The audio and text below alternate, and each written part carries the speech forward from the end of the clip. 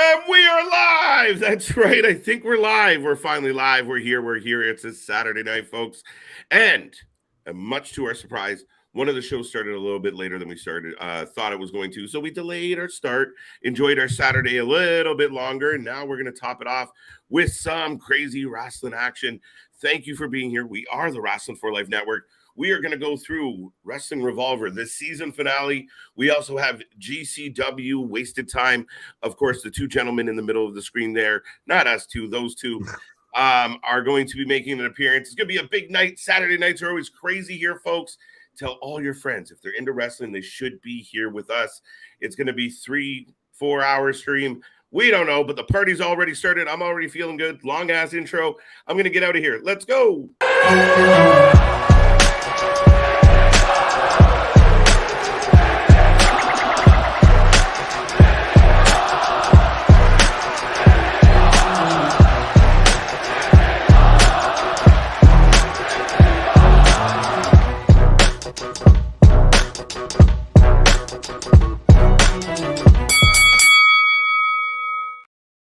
Ding, ding, ding. We are live, and we are back at it again, folks.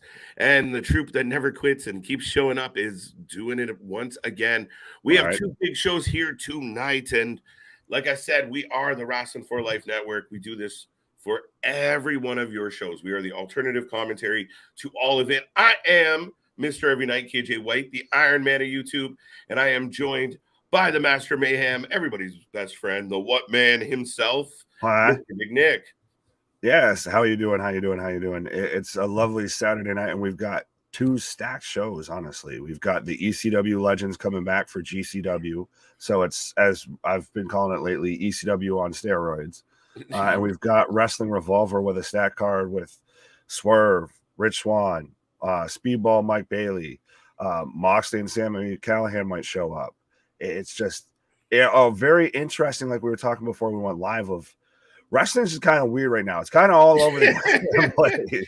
It's like the Bray Wyatt. It's going through a Bray Wyatt situation here where it's just all over the place. Every minute there's another tweet. Somebody said something. Somebody was wearing something. Somebody was mad at somebody. Like, social media, like everything else, has turned the volume completely up on everything. And it just feels like chaos. Who's going where? And Tegan's back, and this one's back, and this one's going there, and Regal's gone, and what the fuck? And Kurt Angle's coming back for a party. That's why I didn't even think about it. Yeah, we were back like Mordecai during an AEW Lumberjack. For anyone that was watching last night. Man, I watched back that clip. It was actually funny. Mark Henry, big shout out to Mark Henry. I'm a huge fan.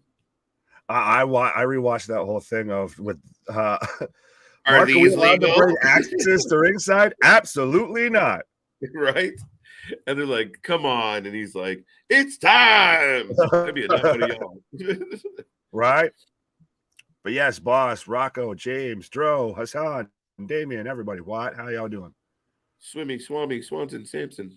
Boss Monster, how you doing tonight? So what else? Folks, happy Saturday night. I hope everyone out there is safe. You're happy. You're feeling good. Whatever you got to do to put a smile on your face. I hope you are doing it tonight. Again, as always, we're going to bring you through all the action. We're going to talk about it. We're going to make our predictions on every single match. We're going to keep track and brag about it. Maybe for Christmas, Santa will bring us like a Wrasslin for Life belt or something. We'll figure it out. Well, then we'd have to actually remember and pay attention. Like, we get about halfway through, and then we're kind of just like, oh, the vitamins take over. We're like, yeah. I think I had that. Wait, no. And the way this has been going, I changed my pick. Right. So, I mean, we could we're kind of on screen, so we get held to a different standard. I feel like some of our friends out there are very quiet during prediction time, but very boisterous during guess what I got right time. So, right. Yeah. When it comes to tallying the marks out wink, there. Wink, wink. What's up, James? How you doing tonight? And again, folks, we're just going to kill about 30 minutes leading into the show, a bit of a pre-show here tonight. Both shows are kicking off at 9 p.m., so we're going to set it up as a little Q&A with, Nick and KJ. So just talk some wrestling and everything. Well, you would figure, though, how we have CJ, our brother from another mother who lives in the Central Time, that we would have caught that they had it at 8 Central Time instead of 8 Eastern Time. That is very true. So when I made the thumbnail and I made the call out for this, yeah, I didn't check my clock and I was an hour early. So we met you in the middle. We compromised and made sure you got your We just money's like worth by. talking wrestling that much, so that's why we're here early. We're the honey mustard barbecue, Pizza Hut, Domino's, KFC, Coke Zero, all the sort of WWE sponsorships, pre-show. Right. Hi there. What's up? What's up? Nick Gage versus Cole Roderick for the GCW World Championship is going to be amazing. Listen, anytime, and I know there's a lot of critics of Mr. Gage, but anytime he's in a GCW arena, it's fucking chaos. So strap in, strap on. Like it's going to be good. Cole's an up and comer. It's not his time yet, but I mean, Cole's done good as of late, become a bit of a darling. Yeah, I don't really see him. Who's going to be the one to take the title off of Nick Gage though? That's the thing. Is because we watched him when he put his career on the line. We were here live for that, and that was like, seeing the Savior come back and be walking through the crowd is the way that they treated Nick Gage there. So, whoever beats him for the title, they're the biggest heel to that whole crowd. Yeah, well, that's the thing. Like, it's a select few people that can pull it off. Moxley did it, and people kind of respect Moxley and like Moxley enough where they're like, okay, fine. But he didn't beat Gage for it originally. But then, or you have the Cardona reaction where people just fucking go ballistic. But there's a small pocket of guys. I mean, there's, I think, a couple that if they had upset Nick Gage or got the win on Nick Gage, people could be okay with it. But it's a very small few. Oh, I think give the title to Yema Shida. Honestly, that wouldn't be a bad shout. Right? I mean, she's been a star. No, she's outstanding. So what else we got here tonight, folks? And then once again, thank you for tuning in. And okay, you're back. Where'd you go? It's going to be awesome to see the Sandman. Yeah, I want the old school Sandman tonight. That's all he needs to do. That's all he needs is just the entrance, and then he can fuck off doing whatever else. Still one of my favorite wrestling moments, right? One night only or one night stand. Yeah, sleep with one eye open. Let's go. Right. So no, outstanding. Let's go. So Hassan's pumped. Let's go. I like it. Where are you guys? I'm here. You're here. We're here. We were a little late. I guess you can. This was my diva moment, I guess. Now, no, maybe. Maybe. The It's on Fight Plus is how we're watching it. Fight, yes. Now, do we want to run through the? Well, I'll get a couple more comments, then we'll run through the cards respectively in the next little bit and talk about some of the matches. But so the rumor is after Rumble, WWE wants to show in PR headline by Bad Bunny and Ray versus Dom and Damien and Bad Bunny. That's really okay. That's a interesting rumor. That's a I don't know, Rocco. That's a mouthful there. I don't know if I've heard that. I feel like there's an extra layer on that. I think we're going to end up with Ray and Dom, but now Ray's going to get killed by Karrion Kross. In theory, after he already got his ass whooped by his own son on the holidays. Right. Yeah, no, I don't get the booking of that. So maybe we'll get into that in a bit. But watch Starks destroy Maria tonight. Ooh, James got Starks going over. We'll see. I like this comment here. David Arquette will beat Nick Gage because David Arquette's wrestled again since his WCW days and wrestled in GCW, and I believe actually faced Nick Gage. So he did. An interesting show. I mean, this guy, another guy that almost lost his life in a ring, taking,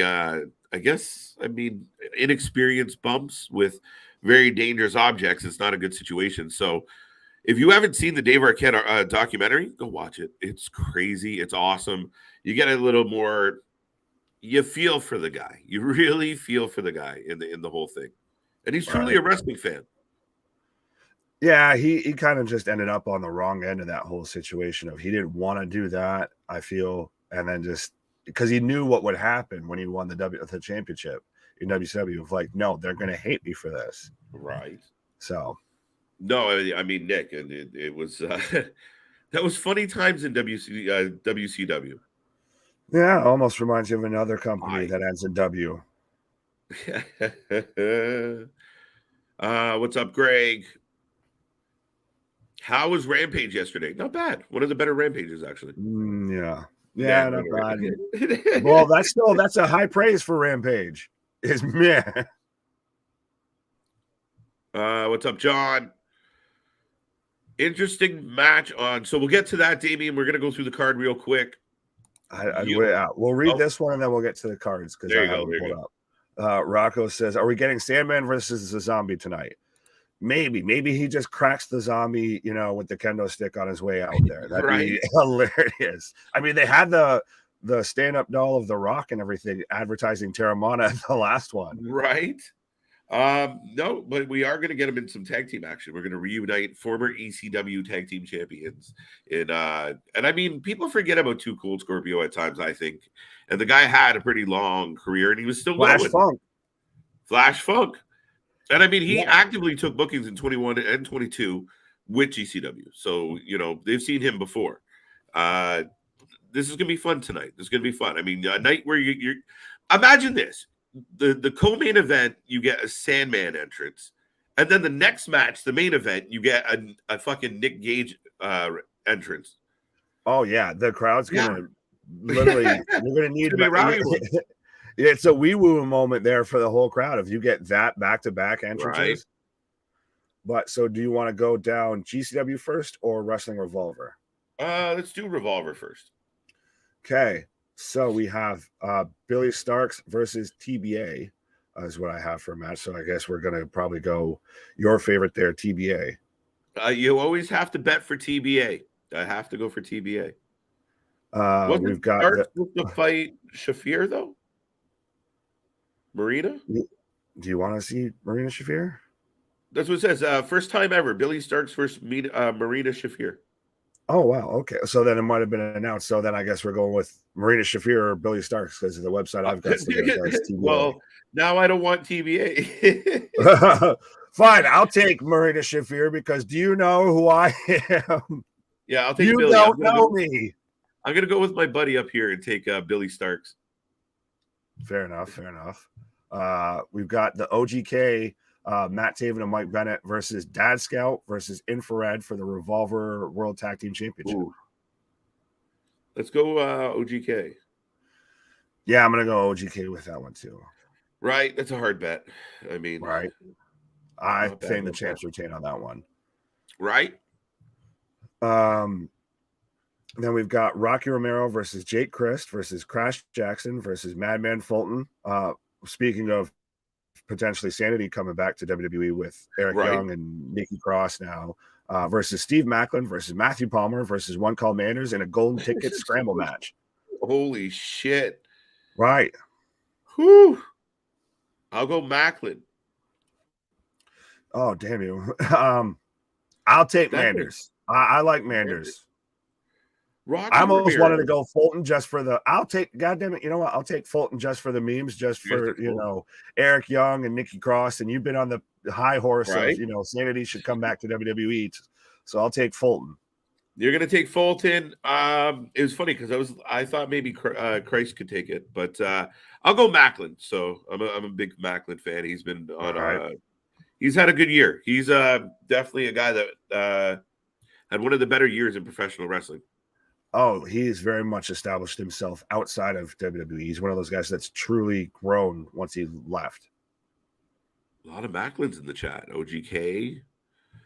Okay. Ooh, no, I just like. Oh, yeah. Rocco, you guys remember Juggalo Pro Wrestling? Yes, we do. Or at least I do. Man, I had a friend and we wrestled. And he had the Running Man on both shoulders, the logo running in the way. Oh, the Hatchet Man. The Hatchet Man, the little running man. I remember having VHSs of GCW, but it's so hilarious. And then I remember that. Do you remember the Backyard Wrestling video game? Yes, I had that and played that. Hard as shit. All right. And then now is going to be the interesting match because we've got Jessica versus Alley Catch in an Iowa death match. Well, I mean, KJ's match of the night, match of the week, match of the year. I've been looking forward to this one, but you're Right. taking Jessica, I guess. So yeah, I know I am. That's good. That's good information right there, because kind of sets me up for who I'm taking. Right. So yeah, I'm going to take Alley Catch. Though actually, I do think there's a chance that based on how this story's played out, that Allie's in a bit of trouble tonight. But it's going to be a barn burner between two big, heavy hitting women. So I'm looking forward to this. This Donnybrook, this Ohio death match, or Iowa death match. Well, Iowa everywhere sorry, lately. No offense, Iowa at all. Now you've pissed off everyone in Iowa and Ohio at the same time. Don't worry, folks. He's Canadian. He doesn't fully get it. Yeah, I don't. I get a pass. Right, you get the pass just like whenever they do a show in like Toronto or Montreal. So I'll need one for when we do like Elimination Chamber. Quickly, side note: do you see like Elimination Chamber in Montreal is almost sold out? I'm not surprised. I remember even once they announced Survivor Series in Boston, and since that's around the corner from me, I looked and it was already like almost sold out by the time I looked that night. And then we've got Ray Fenix versus Zachary Wentz. Phoenix. I feel like it's a cheap pick. Like I just think I'll take Phoenix with you. I'll agree with you on that one. I think we don't have to disagree on everything. No. Can we be friends? Wow. All right. Can we be friends? So then now, and the match that I think we actually even got wrong when we watched it last time, the match that ended the last Revolver show that we watched with Alex Shelley and Trey Miguel for the remix title.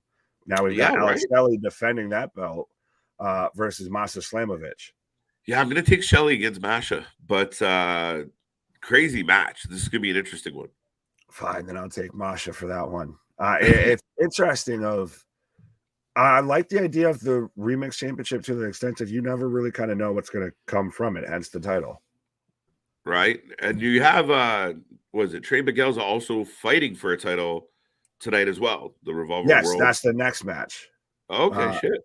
Him versus JT Dunn for the Revolver World Championship. Ooh, this is going to be a good match, folks. Tune in for this one. I'm going first. I'm taking Trey Miguel. Fuck off. I'll take Dunn. There we go. So you want Dunn to retain. And then we've got Swerve versus Rich Swann in a Hell of a War match. Hell of a War match? What the fuck is a Hell of a War match?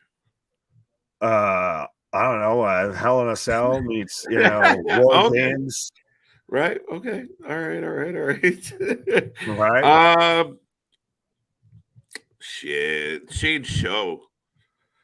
Yeah, I'll take Swann then. Fine. I was gonna say I'll take Swann. No, if you're taking Swerve, okay, I'll take Swerve.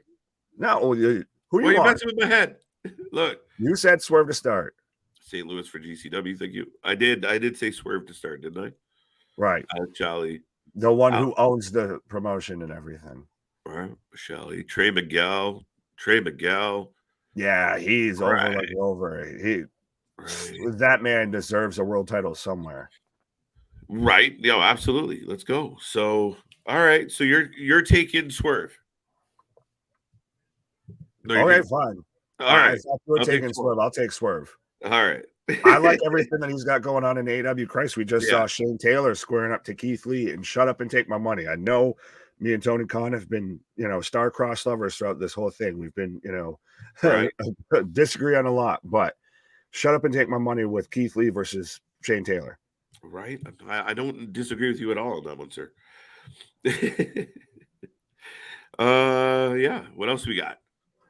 Last match, Kenta versus Speedball Mike Bailey. Kenta. Oh, you bastard. Why did you take the Canadian? Because I'm humble. I took Swann, so I'm taking Kenta.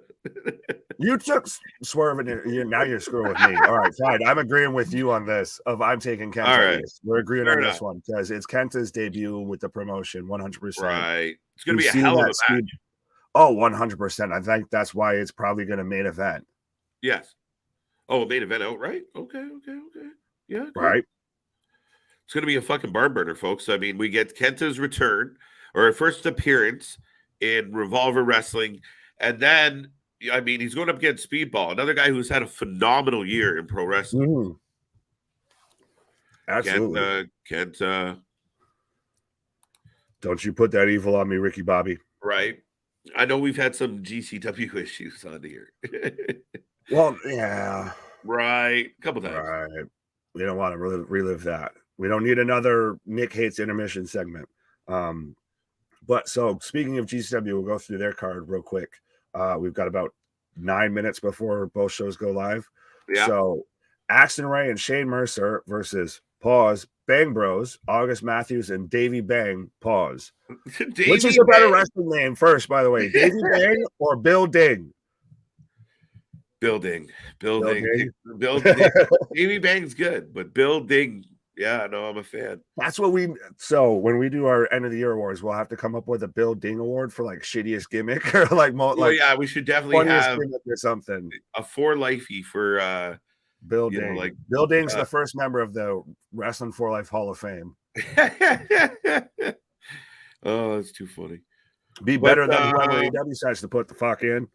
Who we picking between? What? Axton Ray and Shane Mercer versus Bang Bros. Pause.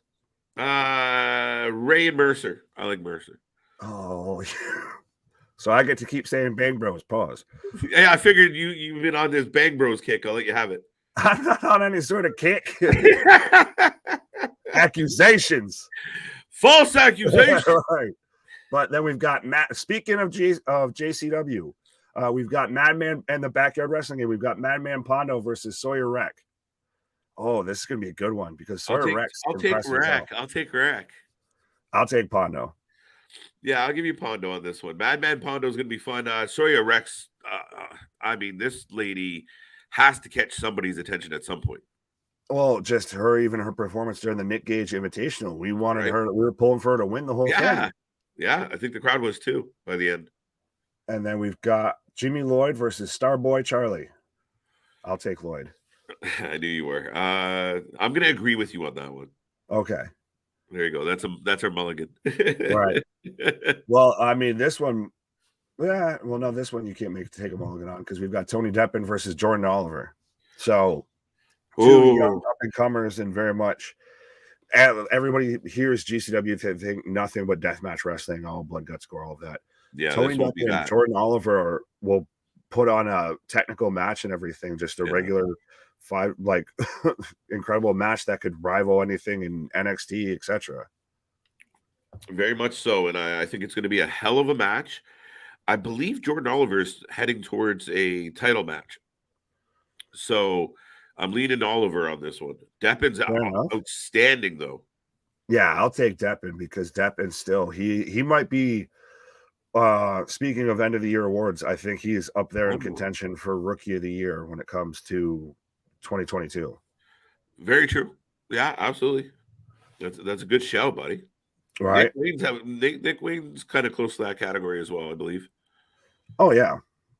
And we've got Effie versus John Wayne Murdoch. Are you taking the other half of Bussy? Pause. I'll let you have Murdoch. I don't think this is the winner of the Nick Gage Invitational, by the way. Yeah, this is going to be a bit of yeah. I'll take Effie just in loyalty to Boosie, but I think Effer is going to have a night. Beautifully put, sir. Eloquent. Right. You are a gentleman and a scholar. Sometimes. But then we've got now the GCW Tag Team Championship of Los Macizos. I'm sure everybody loves it when I say that name, which is Ciclope and Miedo Extremo versus Two Cold Scorpio and the Sandman versus Second Gear Crew, Mance Warner and Matthew Justice. That's so crazy. You get Sandman and two Cold Scorpio to come back, and they're in a triple threat. Right. Well, I mean, I don't think they're going to take a ton of bumps. I don't think we're going to see a Canadian Destroyer from Sandman. Don't count it out, man. He's nuts. Don't count it out. You get to pick first. Second Gear Crew. I'm a huge fan of Mance Warner. Okay. He's my probably one would be contention. Your indie darling, huh? Your indie darling. I guess so. If we're going, well, I mean, he has challenged Moxley for the world title. He is a guy that I think is very much, again, we're talking about guys that have had breakout 2022s and everything. He 100% has. Yeah, absolutely. I don't disagree with that at all. And I mean, again, he won the battle royal. He got a title shot. I mean, he has good matches. He has good matches plus really good death matches at times. I mean, a good call. I'll take the champs to retain. So Los Mezizos. Just because it's fun to say. Gotcha.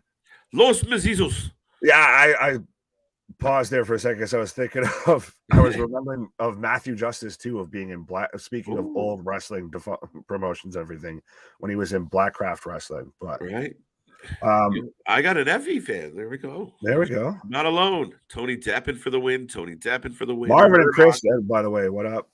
What's going on, Chris? Damien, they've been here for a minute. Marvin, by the way, if we haven't said your name yet.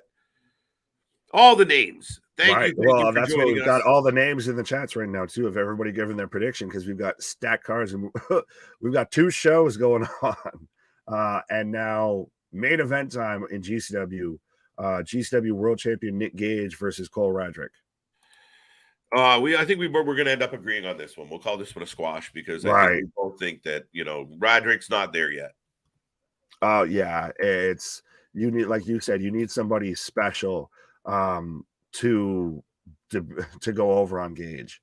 Absolutely. Need a moment, folks. Yep. Boop.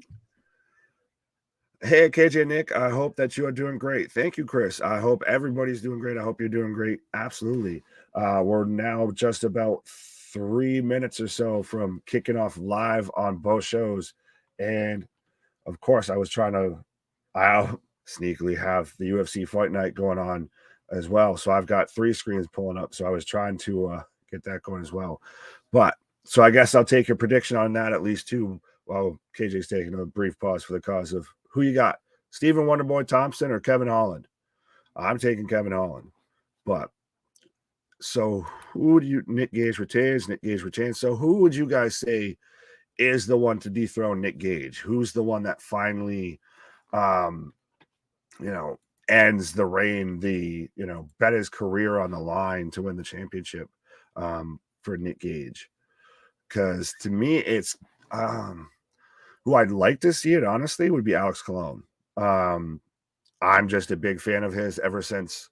Well, I was a fan of his before, and then that match that he had earlier this year with Yamashita, and between Yamashita and him for the Ultraviolent title was probably, honestly, what I'd say my underdog match of the year.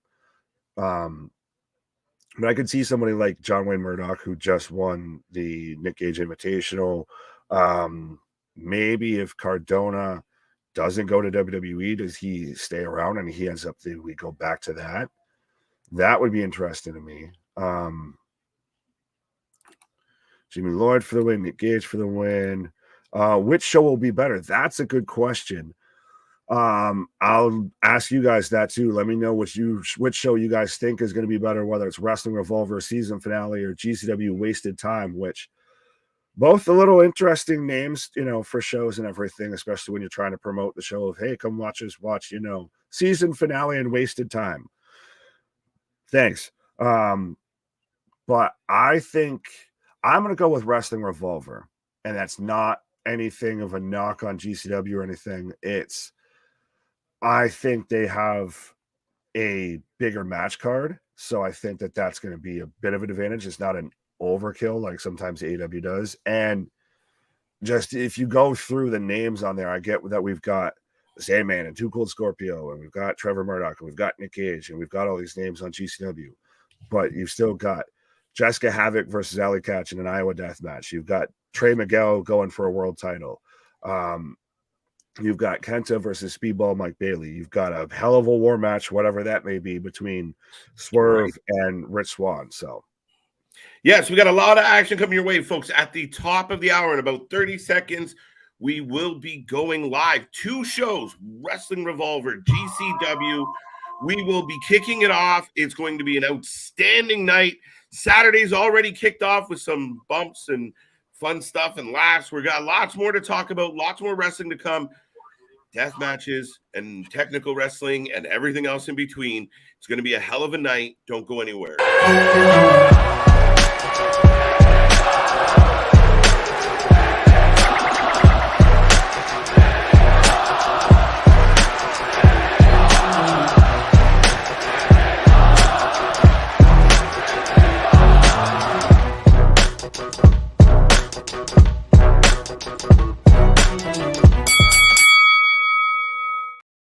Ding, ding, ding. We are rolling, folks, and we are ready to go on yet another live stream, watch party, watch along, call it what you will. We are your alternative commentary to all your favorite wrestling.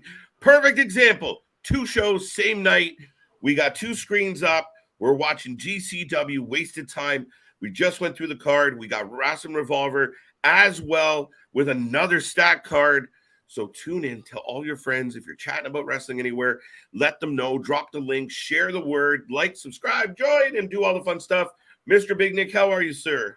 I'm doing good. Right now we've got Fenix and Zachary Wentz starting off on Wrestling Revolver. Good match to start the show. Right.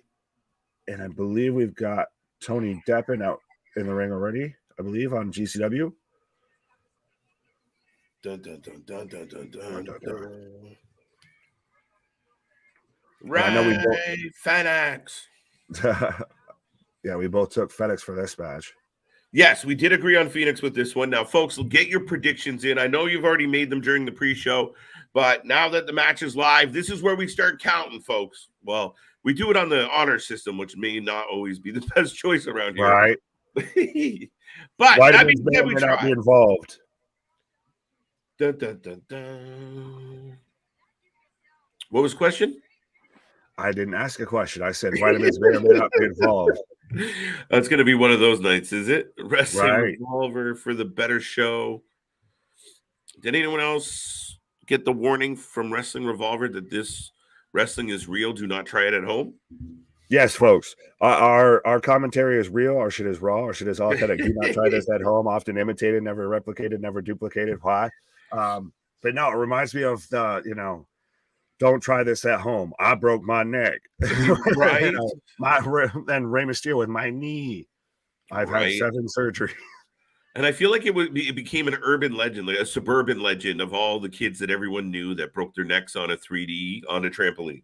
Like didn't pile driver like Austin. The pile driver, like, I had a friend that happened to. Took a tombstone. Right? Do you remember Mark used to live on the 2nd floor? Right, now he goes like this. Fucking hell. But it actually did happen to a few. Ah, shit. So, yeah. Match 1, ready to kick off. I like where they're at. I like the setup here tonight. Right. They're in Iowa. I got it right this time, I think. Yeah, there you go. Because Iowa. All right, Iowa. We get an OHIO like you had earlier.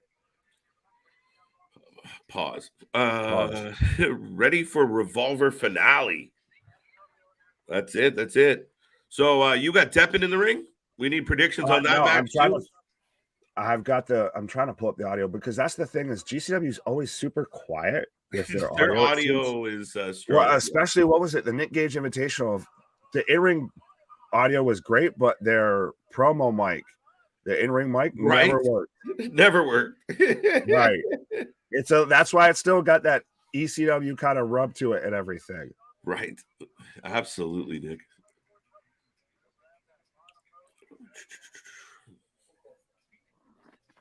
Now, what else we got going on? Chicka boom boom. What's in the womb? What? Pause. What? Pause. What? Yeah, no, I have no idea what you're talking about. All right, Phoenix off the ropes, up and over, around, back, down, up again. Right. I do this all now, how do you think that Wesley feels if he's in NXT as North American champion and he's got Zachary Wentz out here doing this? He's got Trey Miguel. Again, another part of the Rascals and everything that's probably going to win the world title tonight. Well, it's the reverse of how Liv and Sarah Logan are in WWE, and Ruby's still stuck Well, at AEW, I mean, fixing her nose.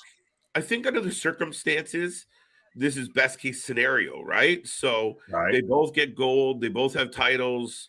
One got to stay in the company, the other one at least found his way, even though it's semi-controversial. Little bit. But I mean, at the end of the day, here he is, and I mean, they're putting on a show. Oh, And to absolutely. be honest, I haven't seen too many singles matches.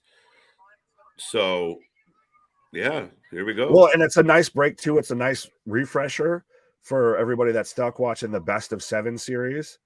That they see Fenix not wrestle the Elite or not wrestle alongside the rest of Death Triangle. Oh, dude, it's killing me, Smalls. Killing me. Yeah, and in case you don't worry, you've still probably got another 4 matches to watch of that. I'm still surprised. I think that they stopped on their own comeback a little bit. Like I was like, You're surprised that they weren't that big of an asshole that they swept them on the back end after being down 3-0. Yeah, I am. Sure, I just really am. Straight blatant with that. Right?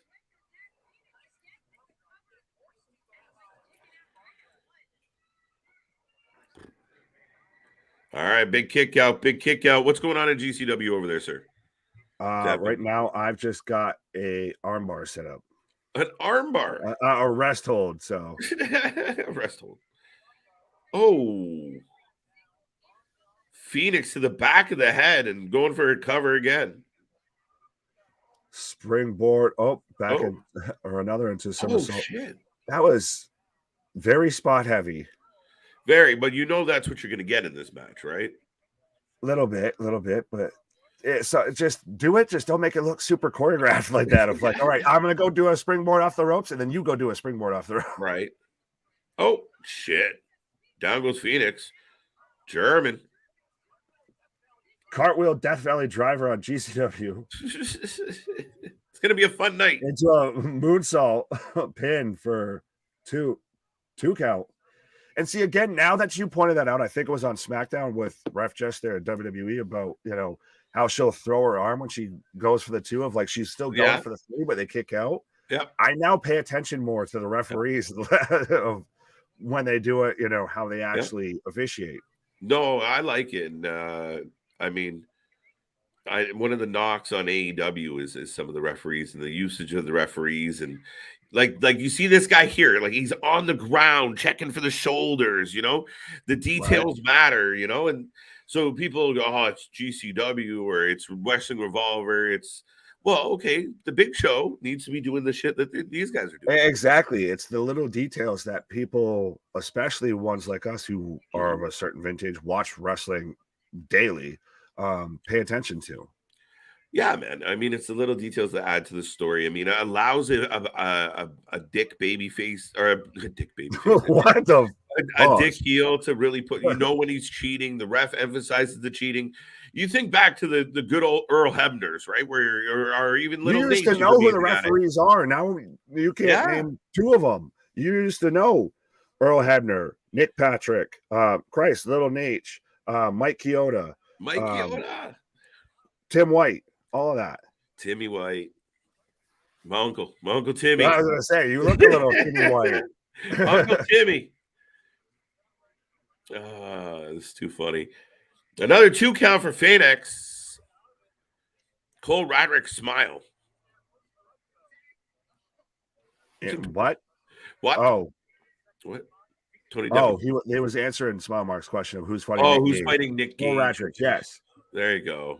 Oh, and I've got Clay Guida coming out right now on UFC, by the way. Sneaky. Well, what?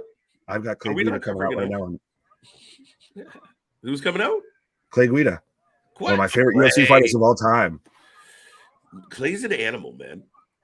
Oh, absolutely. We're getting Clay Guida versus Scott Holtzman as well. So, see, I even sneakily added a 3rd show on myself. Extra fun. So let me know, I guess, who you're taking, Clay Guida or Scott Holtzman. If you guys might want to get a pen and paper at home. Right. All this shit. It's that meme of just all the equations passing by the woman and everything. Yeah, I'm doing Steiner math over here. I'm doing Steiner math. See, now you got a 33 1/3% chance of beating me in these predictions.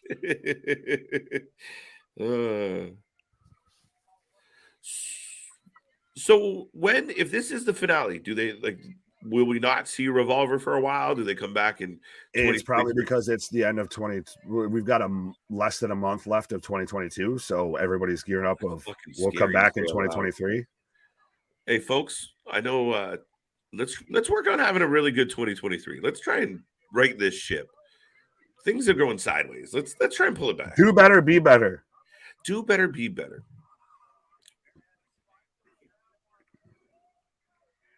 Oh, suplex by Fenix.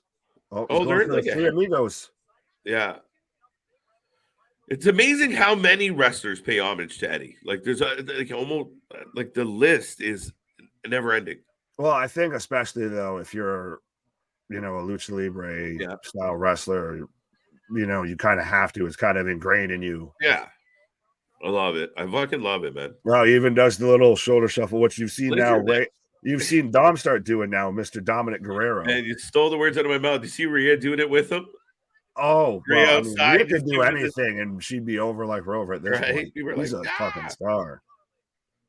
Cutter! Oh, huge cutter by Wentz. 1, 2 count. Wow, that was huge. Suplex on GCW. I'm gonna end up watching UFC Fight Night on my other screen. I'll be already ahead of it. Told you, I warned you. Clay Guida's 40. Damn. Yeah, man, he's been around for a minute. Oh, that's what I remember. My first UFC fight that I remember seeing on TV that got me really into it. It was either the Forrest Griffin Scott Bonner fight. But I think that might have also been preceded by. Or I remember seeing Clay Guida versus Diego Sanchez. Yeah. Oh my God. That fight was a fucking war. A war. And I mean, the thing, Clay's getting up there, and a couple times now he's been caught, and that kind of happens late in your career where all of a sudden, like, you used to walk through some of this shit, and now every once in a while you don't quite have the same resolve that you used to. Especially, I mean, I would love to know, what the stat is. Like, how many fucking shots. Wow. Big ass driver from Fenix for the 3 count. There's the dubs. Well, Clay Guida is just a goddamn caveman going in there fighting and everything. That's what he looks like. The old Geico commercials before Flow with Progressive. Well, no, it was before the Geico Gecko. You had the Geico caveman and everything. Well, yeah, but he's monster. He just needs a drum kit. Wait, who's what? The fucking Muppets. The Muppet, like the Animal. That's him. Give him a drum set. He's good to go. But so Fenix picks up the win on Wrestling Revolver. Right now we've got a 2 count on GCW, and we've got Clay Guida versus Scott Holtzman kicking off on UFC. This man, hilarious.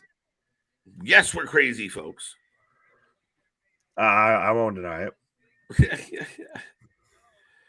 Oh, that is. Nick, I have a question for you. Sorry, go ahead. Ooh. Do you hear the problem with this microphone? Oh, with Wrestling Revolver? Yeah, I had to mute it because that was blowing out my damn eardrums. Yeah. 2 count. WWE best of seasons beatings. Pause. But so do you think WWE would sign Zachary Wentz back? Not a snowball chance in hell. No, because again, it's the same thing where people talk about other, Velveteen Dream or. Well, Velveteen Dream's gotten even worse. Well, he's fucked altogether. Oh wait, it's rumored I'm heading back. Let me fuck that completely. Torso rumor is Velveteen Dream. And then you have, there's been there's few. Chelsea Blanchard's probably another one, or Tessa Blanchard. Yeah, I got it. But I mean, because of who they are, Triple H still can't get over those hurdles. Even if he wanted someone like Wentz back, corporate's going to have an issue with it. Period. Right. The way it is. Right. I think it'd be a cold day in hell if you ever saw someone like the Briscoes, as unfortunate as it is, because if you gave me Briscoes, Usos, I'll sign up for 7. Shut up and take my money. I'll take a 7. I'll take a 7-match series of that shit. Right. I'll do that and throw an FTR, and I'll be silent every time they're in the ring. Man, it's fucking crazy what's happening. But so Small Mark asks, watching Santos Escobar versus Ricochet last night reminded me of Eddie Guerrero versus Rey Mysterio Jr. I mean, I get the comparable, not bad. Right. It was a hell of a match. It was a great match. And I mean, some people said Escobar should have won. Some people said he shouldn't have. I thought they did it great. And you know what? Ricochet went through a lot of, he was just the flippy guy that had to do his tricks and get in and out. Now we're watching really good fucking matches with Ricochet. It'll be interesting to see where it goes now. Does he have an actual shot to beat Gunther? I think I proposed a possible way to get to that outcome. We'll see. Right. I want to touch on that more, but we've got Billy Starks versus Marina Shafir starting up on Wrasslin Revolver. Corkscrew moonsault, shooting star into now a crossface on GCW. Goddamn. Starboy Charlie. That's the match we've got going on right now. Okay. So Starboy. Right now, yes. But that's not Jimmy Lloyd. So Jimmy Lloyd's not here. That's what threw me off. God damn it.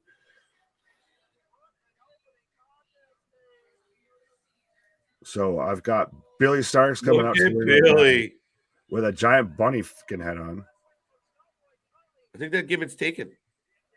Yeah, now it's Uncle Howdy. So, well, fuck. I mean, I'm not even sure I want to get into that tonight. But, well, does Marina Shafir come out with the wicker hat on and everything, or She needs a T-shirt that says "You know me." You don't know me on the back. Right. It says "You know me," and then on the back it says "You don't know me." You don't know me on the back. It's the fucking edge gimmick of "You think you know me."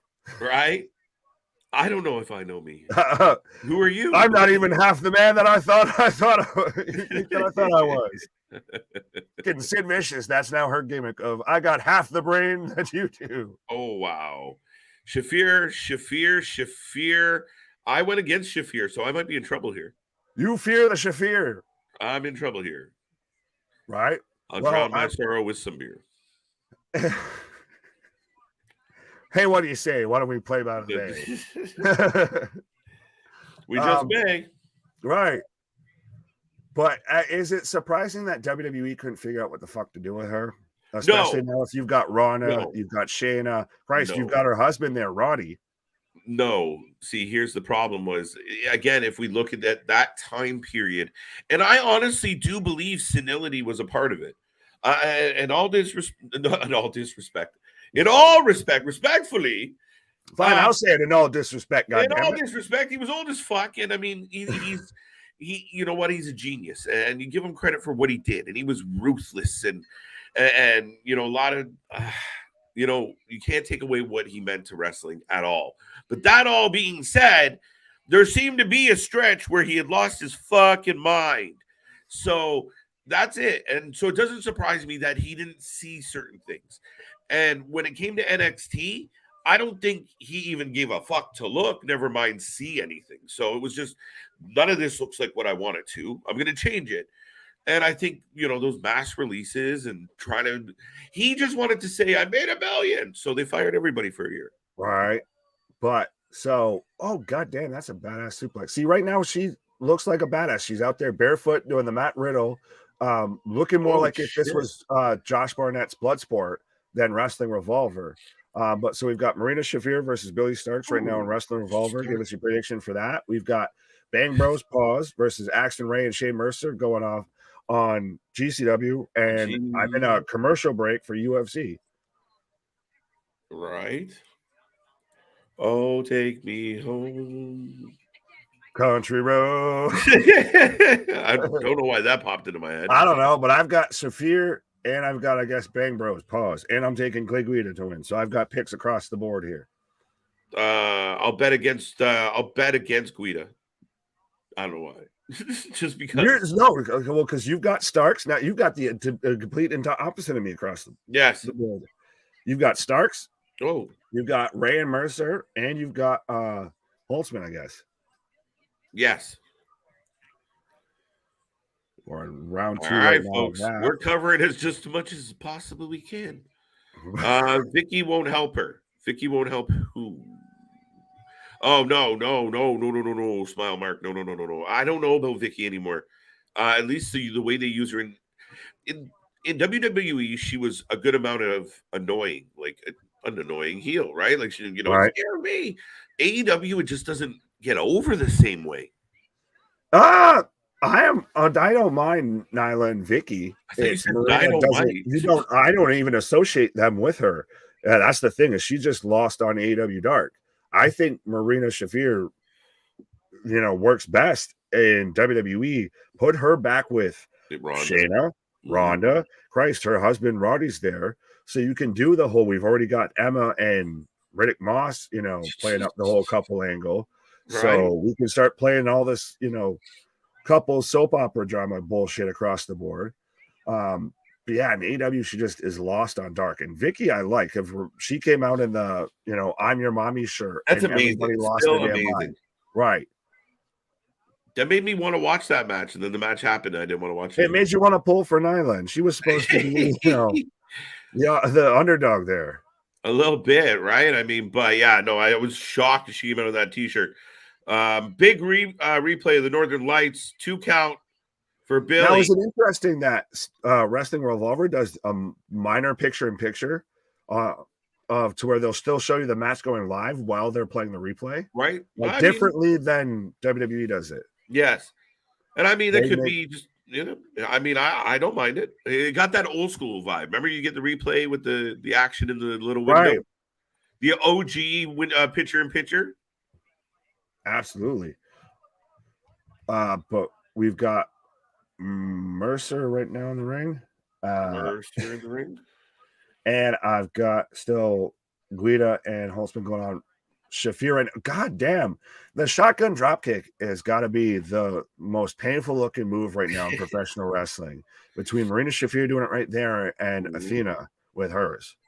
Yeah, I mean, they just it's that very thin line move between this is crazy and oh my god, like it's that perfect. Good job. Line between safe and unsafe.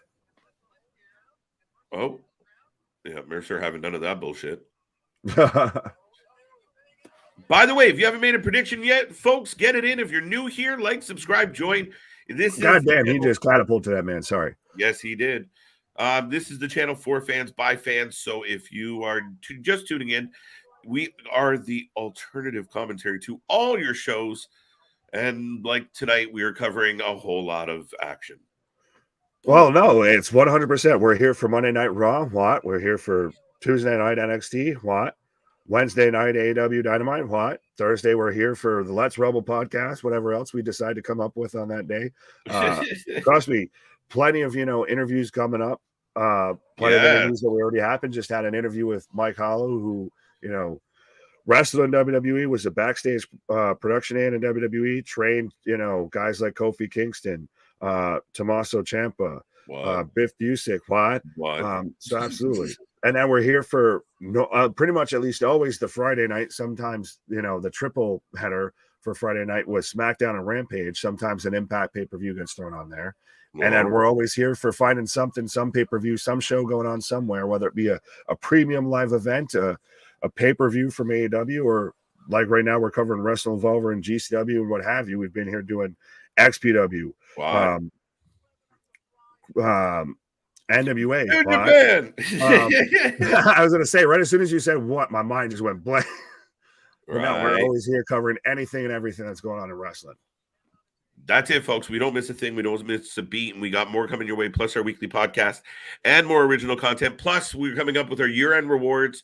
The 4 lifeies will be back. The Golden KJs are here, and we're going to give out some awards to some wrestlers to recap the year. And then I believe we're also going to have some year-end review kind of stuff. So stay tuned for all that. And yes, right now we got 2 sets of pay-per-views going and UFC kind of in the backdrop.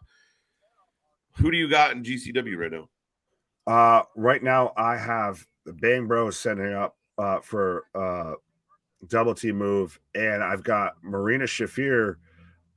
Looks like she just took Billy Starks Out. just instant tap, just straight on guillotine. Like eyes, there was more mixed martial arts right now in Wrestling Revolver than I feel like there was in the UFC that I've seen in this fight. How's the clay fight going? I don't have it up yet. I'm in a commercial for Walmart. Commercials. Hashtag not sponsored. But I've got the Bang Bros pause for a 2 count. So Marina Shafir picks up the win. So I'm 1-0 so far on my, triple parlay here. But it looks Mercer's now back in control, and Mercer looks like just a whole different animal compared to the other 3 men in this match. Right? 2 count. That was it. Boot into a twist out power bomb. Say that again. A boot into a twist out power bomb? Yes, or a spin out power bomb. Nice. Guido right now attempting to throw bombs in air. Both men just thrown right now. Guido going for a takedown as we're getting the whole shebang match there. The golden ticket scramble match is coming up right now. I'm not trying to read off all those names again. Oh! Johnny Nitro, John Morrison, Johnny Drip Drip, Johnny whatever promotion he's in is on my screen right now for Wrestling Revolver. Okay, did you just see that fucking move in the Mercer? The fucking, look at the replay. Look at that. The man goes up for a vertical, tosses him out into a fucking German suplex. That's kind of nice. That's a goddamn carousel move. That move looked better in real time than it did on the replay. But yeah, a release fucking vertical, and now that didn't go well. You got Johnny Drip Drip. Oh, he popped up on screen. I missed what he said because I've got the audio for GCW. Again, because Wrestling Revolver fix your mic problem. Bang Bros with a 2 count pause. Pause, he says. And right now, Holtzman kind of just backing down Guida. I washing the same thing. Wash on, wash off, sir. Wash on, wash off. All right, strap on, strap in. Strap in, strap on. Thursday night Impact Wrestling. Yes, it's on. If there is enough demand for it, we might try and make adjustments, but I feel like we've had a few people mention it. So, but that's the problem is with Impact is that it's like taped like 3 weeks in advance. Yeah, a little bit. So I can know everything that's going to happen for the next month and seem like Nostradamus of Impact. Listen, I mean, I'm a man of the people. If we can make it work with our schedules, maybe one of these weeks we do an Impact and we put it on. But if we do that, that'll be our holiday Christmas. It's the one time Christmas of year we cover Impact live.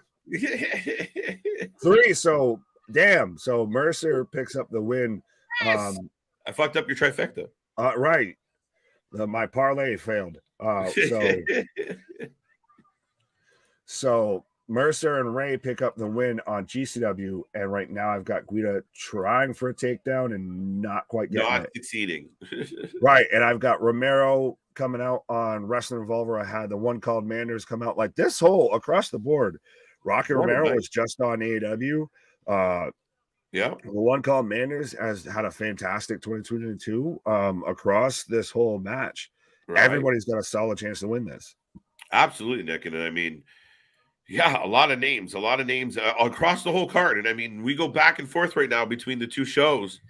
And I mean, legitimately, you can't miss a moment right now. Both shows are full. Both shows are stacked up. Lots of names involved. And like you said, this scramble is full of wrestling. Trust me, trying to watch 3 shows right now, trying to call all this action, plus talk to everybody. It's all over the place. So as my man, Madman Fulton's coming out, with the Christmas, sweater and everything. Bring this guy back with Eric Young. You're so set on that Sanity's coming back. I don't think set on it. I want it. It's a desire. Desire. You know, I just think it'd be cool. And I don't think they ever got a fair opportunity to do anything on the main roster. And I think they'd be outstanding. Fair, but so what? And then what? Their Judgment Day. That's really what better they are. Yeah. Well, no. They're the Yeah. Heirs. Well, no. Completely different. Yeah, they don't have purple. That's true. They are not the House of Purple. Right.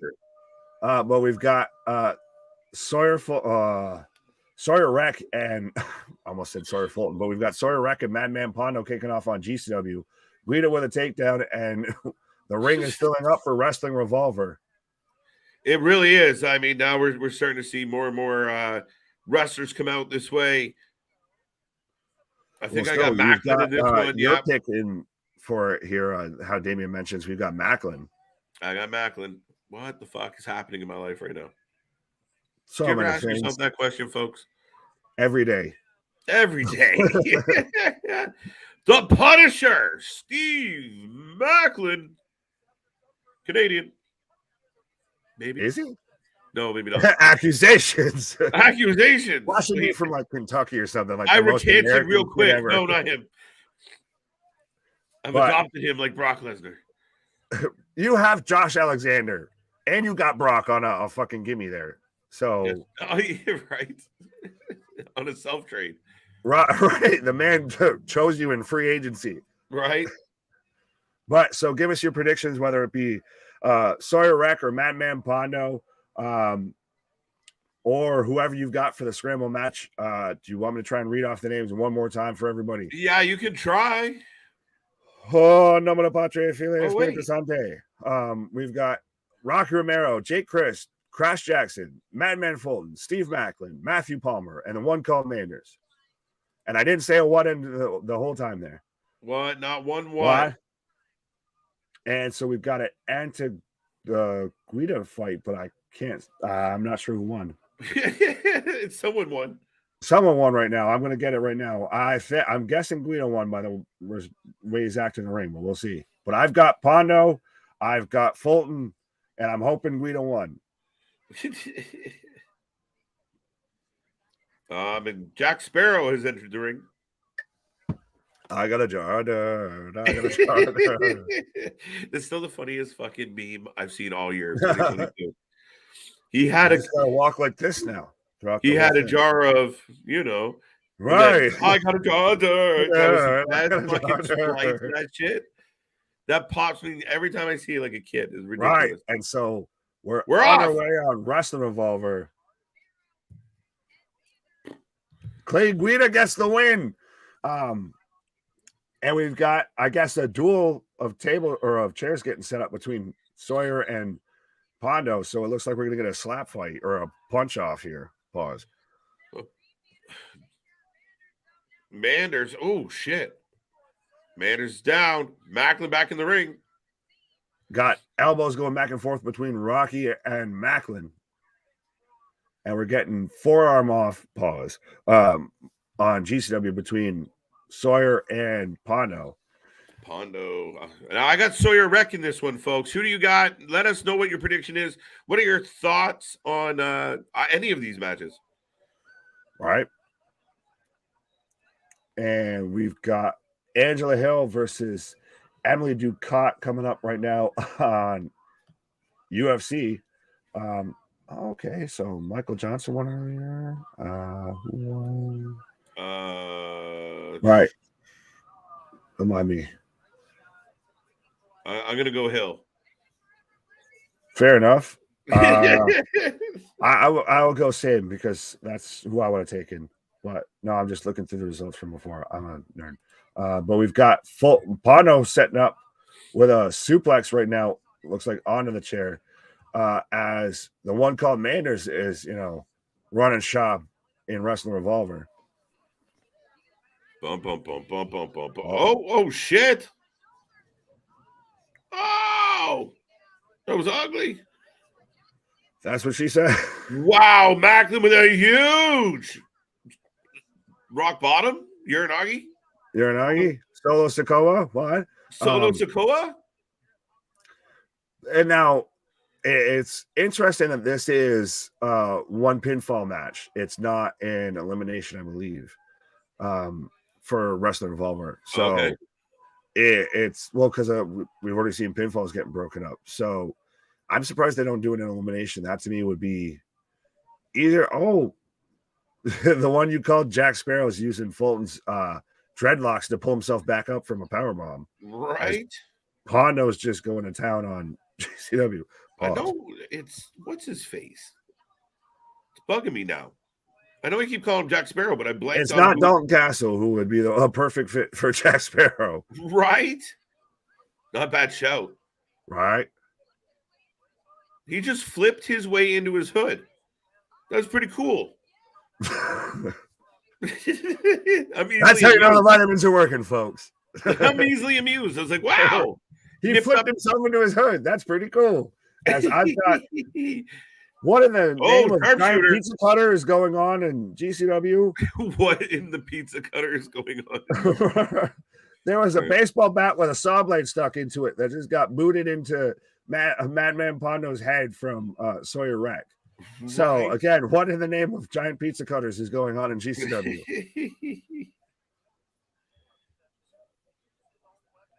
And I've got right now my pick. Sawyer Fulton just now has a man on his back in a submission hold and is now putting in the lion tamer on your boy there, Jack Sparrow. Oh, okay. Well, we got trouble. Rocky Romero going for guillotine choke right now as Macklin's got now Rocky Romero in an ankle lock. So submission holds all the way across the board. Everybody's being choked. And pause. Accusations. Come on, false accusations. Right. Oh, and the saw blade that Pondo's had after he just got his ankle Pillmanized. Dun, dun, dun. I'm getting the entrances for the ladies here in UFC, by the way. Sawyer Wreck for the win. Good shout, Marvin. Are you on the entrances too, or am I slightly behind you with the UFC? You're ahead of me, I believe. I've got a commercial for Walgreens right now. Shout out again, not sponsored, but I've got the one called Manners and Crash Jackson right now. Just Slapfest doing their best Ishii Chris Jericho impersonation. Oh my lord. Except no one's bleeding from the nipple yet. Pause. But Pondo's bleeding from the head. How do you feel about the man, the man the one called Manners? No, Jericho. Cut his own boobie. Cool. Watch it yourself. Fucking do whatever you need to do to that. I mean, it seems like something that egotistical prick would do, but that's neither here nor there. That's my just boy. Have your own private screening, Chris, and just keep it to yourself. He bladed his boob. I didn't catch it because we usually, get focused on multiple things. Right. But yeah, I mean, after watching the playback, and he nicked his own boobie. I just assumed Ishii had a long fingernail. I was gonna say, I think we called it a long thumbnail or a long pinky nail or something like that. Right. I've never seen someone that bruised that it burst through the skin. But right now, Sawyer Wreck dumped onto a chair as we've got a tossed cutter into everybody on the outside right now in Wrestling Revolver. And ESPN hates me. Pondo's just gushing blood right now. I've got the intros for the women's fight right now. I got the intros. I got a dollar bill stapled to Pondo's head right now. It's a good night's work right there. Yeah, he's trying to cosplay as Jade Cargill there, except you're doing it in the wrong spots. In the wrong spots. Right. Oh, that's why. My bad. Let's try this. What? Talking to myself. Yeah, I'm getting the intros for the ladies right now. And then, of course, you got Sawyer Wreck, who I'm really hoping pulls off this W. Well, it looks like it right now because she's, Pondo's looking like a late night stripper or a strip club bouncer that woke up, after happy hour. He's got just dollar bills just stuck to his face and everything while he's bleeding from the forehead. But I can't say where he just stapled a dollar bill to on Sawyer Wreck. But boys don't have them. And Macklin right now with the win. And we're kicking off with Ding, ding. Here we go.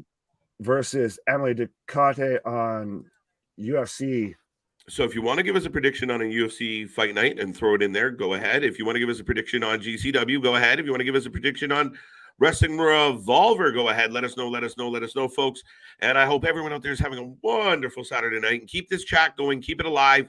And once again, let everybody know. If you're in a chat, if you're talking about wrestling, if you're on a Discord, drop the link. Let them know we're here. You're only doing them a favor, a service, a kindness. It's Christmas. Give the gift of wrestling for life. Well, I was going to say, so you're talking about a Discord. What? That's what a Discord. What? Of course you would do that right now. Right. I'm trying to find the thing. There we go. It was right underneath it. But so Macklin picks up the win as Fulton right now is taking a knife to Sawyer Rex forehead and everything and her mouth right now. So what in the high holy hell in GCW? And we've now got Steve Macklin running around Wrestling Revolver like fucking Charlie Bucket with a golden ticket. So I guess what in the name of Willy Wonka is going on there? But folks, let me know what you're thinking of both shows so far tonight. We've obviously got blood, guts, and gore right now. We've got a baseball bat with a saw blade attached to it going on in GCW, and we're getting Masha Slamovich versus Alex Shelley for the remix title kicking off in Wrestling Revolver. And right now I've got the women fighting on the UFC. Damon says GCW is crazy. I love it. Yes, it's very much in the vein of ECW. It does have that. It scratches that itch for, the violent matches. I just had a Sawyer Wreck just get hit with a stop sign. So it does scratch that itch when it comes to that hardcore wrestling, but it does also have a lot of really good technical wrestling. And it does still, even though it is deathmatch wrestling or garbage wrestling, as some people say, and everything like that, it does still very much get its story, get its whole point across and everything. And like I said, I can't praise some of the matches that they've had and that we've watched throughout this year that would be sleepers for match of the year, or at least in somebody's, top 10, top 25 list or what have you. But just because they're attached to GCW, they get overlooked. But I've got Sawyer Rex set up in a chair right now with Pano going up to the top rope, or Brett's rope, the middle rope there, the most dangerous of all ropes. But I've got Masha Slamovich and Alex Shelley about to kick off. Oh, Pano misses and goes to the chair himself, but I'm taking Slamovich. I've still got Pano for this match, and I've got Angela Hill for the win in UFC. So let me know what you're taking for these matches across the board, folks. Christopher says Alex Shelley, Marvin Alex Shelley, Damon Alex Shelley. Everybody's taking Alex Shelley. I guess I'm the only one taking Masha. And Sawyer Wreck picks up the win. So especially right as KJ, takes a little pause there, Sawyer Wreck ends up picking up the 1, 2, 3. And she 100% is a breakout as far as like the women go for 2022.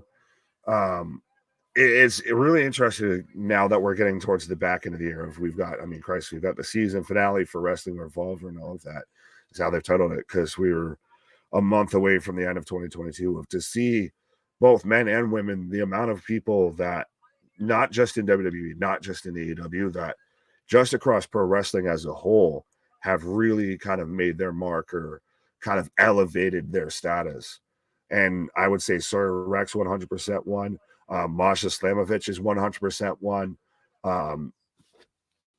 Even people that we're going to see later tonight, don't mind me, like Tony Deppen and Jordan Oliver, like we were talking about with both of them earlier. They've fully, established themselves at a different level throughout 2022. But so Sawyer Wreck picks up the win, and I've got Shelley right now cutting a promo on Wrestling Revolver, and I'm in a lovely commercial on UFC. GCW is a hybrid of ECW, definitely making its mark in wrestling. I'd say GCW is almost the third biggest wrestling promotion. GCW has surpassed Impact in its current state. Smile Mark, I would 100% agree with that. I think I've said that honestly on this stream before. To me, GCW fills that void of, if we're going to do comparables, of WWE is still WWE, WWF. AEW is WCW, 100%. I've been on here plenty of times. WCW.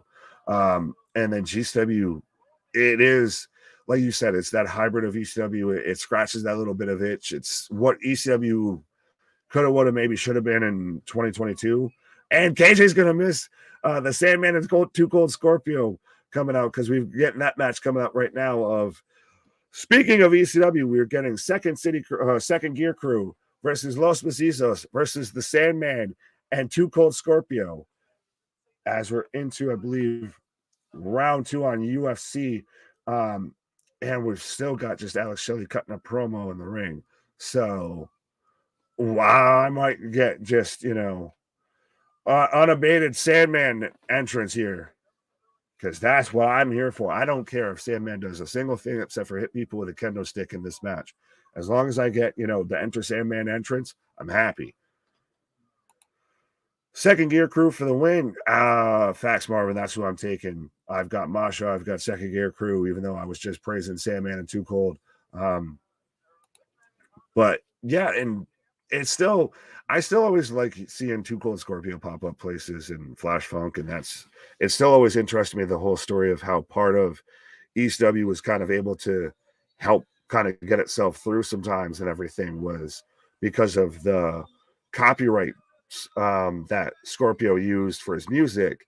And so that when he went to WWE as Flash Funk, then Paul had to make the deal with Vince about, the earnings and all of that, because he would have lost that revenue, what have you. So it's all that whole interesting, the inner workings between WWE and ECW is still always a fascinating story to me that I don't think we ever fully will get the truth on.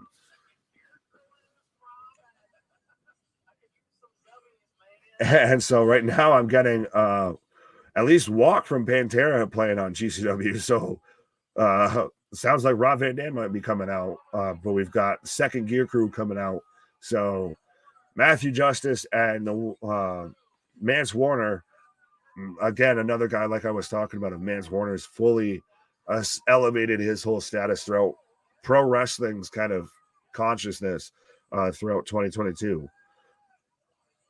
But they're my pick to win this match, and we've got the match underway with Slamovich and Alex Shelley. Shelley right now in control. Oh, and Hill just working knees right now. She's got a clinch going on. The fact that Too Cold Scorpio, or Flash Funk Too Cold Scorpio, is still wrestling in 2022 is crazy. I recall watching him in early 90s WCW. He's the first person I ever saw do a 450 splash and top rope leg drop. Facts. Also, the fact that Sandman is still wrestling in 2022, just because it's the Sandman, to me, 100%, that he's still having a match in 2022 is astounding. And the man hasn't done any sort of DDP yoga, none of that. GCW, are you still watching? Yes, Netflix, we are still watching. Thanks for that. But yes, no, I've still got Wrestling Revolver, like I said, right now, with Masha Slamovich versus Alex Shelley. I've got the Second Gear Crew out right now on GCW, and we've still got UFC going on, kind of in the background there. But so give me your predictions for these matches, folks. And what do you think of the comparison to GCW and ECW? Are you interested that, there's that kind of, do you think that there's kind of a need for that kind of hardcore promotion to still be a prominent promotion in professional wrestling, like with the Impacts, like with the AEWs, the WWEs even? There was even the rumor that WWE was going to work with GCW. Slamovich with a big boot to Shelley. But I've got Los Macizos coming out right now. But yeah, do you guys think that that's something that has its place and needs its place. He needs to still at least have a bit of the spotlight, not maybe the full spotlight, but at least a bit of that spotlight when it comes to pro wrestling. Nick saying it's an awesome show, GCW. Small mark. It is Stephen Wonderboy Thompson versus Kevin Holland. So a hell of a fight kicking off or on the main event for the UFC fight night. But like I said, I've got a drop kick into a roll up pin into a knee bar from Slamovich. But I've got Los Macizos, Ciclope, and Miedo Extremo coming out right now, the reigning GCW tag team champions. But so this is a tag team championship match, and now we're still waiting for 2 Cold Scorpio and the Sandman to come out. But we've got about 17, 16, 15 left in the second round of the Hill fight. So we're still in the prelims on GCW, and we're getting 2 Cold Scorpio coming out right now. Very much looking like a slightly bigger New Jack a little bit with the bandana.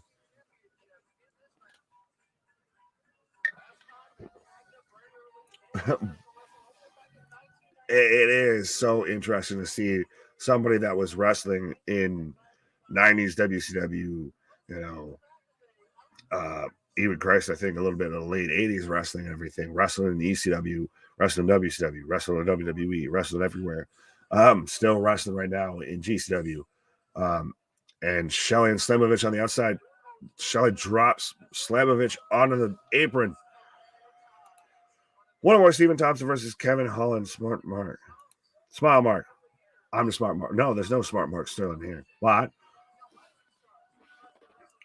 But Shelley right now in control on Wrestling Revolver. And I'm still waiting for. I just need the Sandman entrance. It's just a cathartic thing of to hear that the Sandman's coming out in a professional wrestling ring in 2022. Just it's a nice little nightcap, I guess, on the year. Oh, we're already kicking off in the ring while Scorpio's looking for something under the ring. He's got a chair, but we still haven't even gotten the Sandman. Is he? What the hell's going on here? This is what happens. Yeah. Oh. Yeah. See, I thought you were about to miss it here.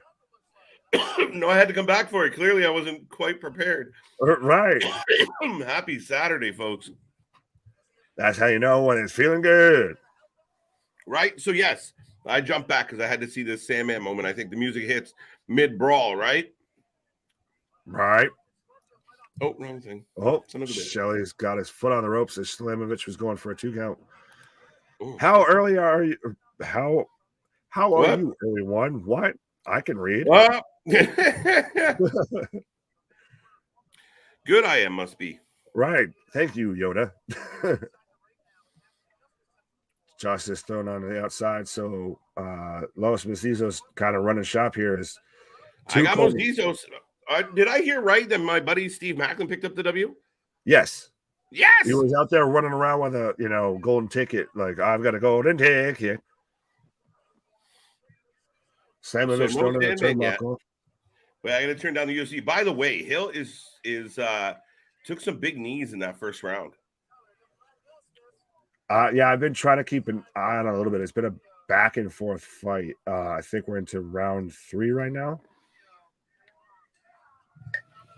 Chopped a Scorpio from Warner. Sandman no-showed? Could you imagine? Could you imagine? I mean, it's still hard to believe that Sandman would be having a match dragging Neymar onto Slamovich. But yeah, to see that the Sandman's still having a match in 2022 just because it's the Sandman is insane. Right, but Scorpio trying to fight back, but not going so well. Submission hold from Shelley on a Slamovich. Matthew Justice with a chair to Scorpio. And it's not astrology. Mm. Oh, who'd he hit? Second just throwing chairs. Oh, that throw chair shot is a doozy. Not familiar with those UFC fighters. I'm anticipating Patty the Buddy, also known as Patty the Batty. Fight. You see, Jake Paul offered him $1 million to square off with him. Patty also said after UFC is open to be a pro wrestler. Patty the Batty is the new Conor McGregor. Right. 100%. There it is. Patty would fuck up Jake Paul. You don't know where it's coming from, Paul. Where's this guy been? And why is the announcer talking? Shut up. The music's on. Trying to listen to the It's so they don't get copyright. It's so they don't get copyright. Right. I do admit they might have waited a little long on this entrance. Well, and it's a little bit of you start it from the beginning. So now we have like the Undertaker entrance of a 7-minute entrance of Sandman just coming out while he drinks a beer, smokes the whole cigarette. Right. There's a guy dead center on cam right now, just rocking it out. Sandman just pour one out to a homie there.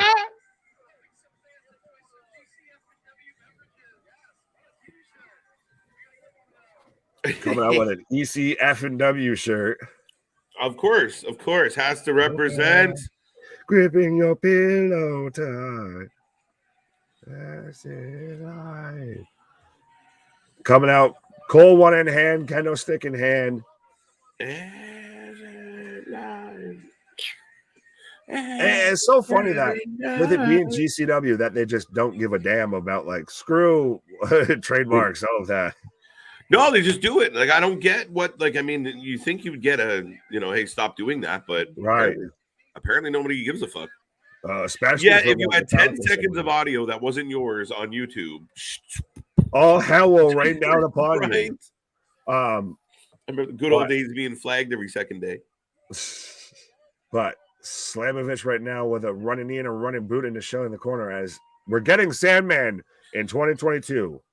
Now, I think the overall audio of the situation is it's not the biggest of moments, but it's still pretty cool. Yeah. It's interesting. Well, like I said, does Sandman not drink anymore because he's giving the beer to everybody but himself? No, he's tipped a few back a little couple swigs there. He doesn't want to be fully bloated when he goes into the match and everything. Yeah, good shout. Armbar from Masha as Sandman's just raining down kendo shots. The one arm kendo shots, everything. There you go. And the ladies have wrapped up their fight, by the way, at the end of 3 rounds, going to the judges' scorecards. And look at Sandman go. He was supposed to go through the door, and he kind of just went splat like a fucking bug. That's 2 for boarding. All right. Oh, man. That bump went nowhere. He just kissed that. He just went splat. Right? He looked like the Minion meme.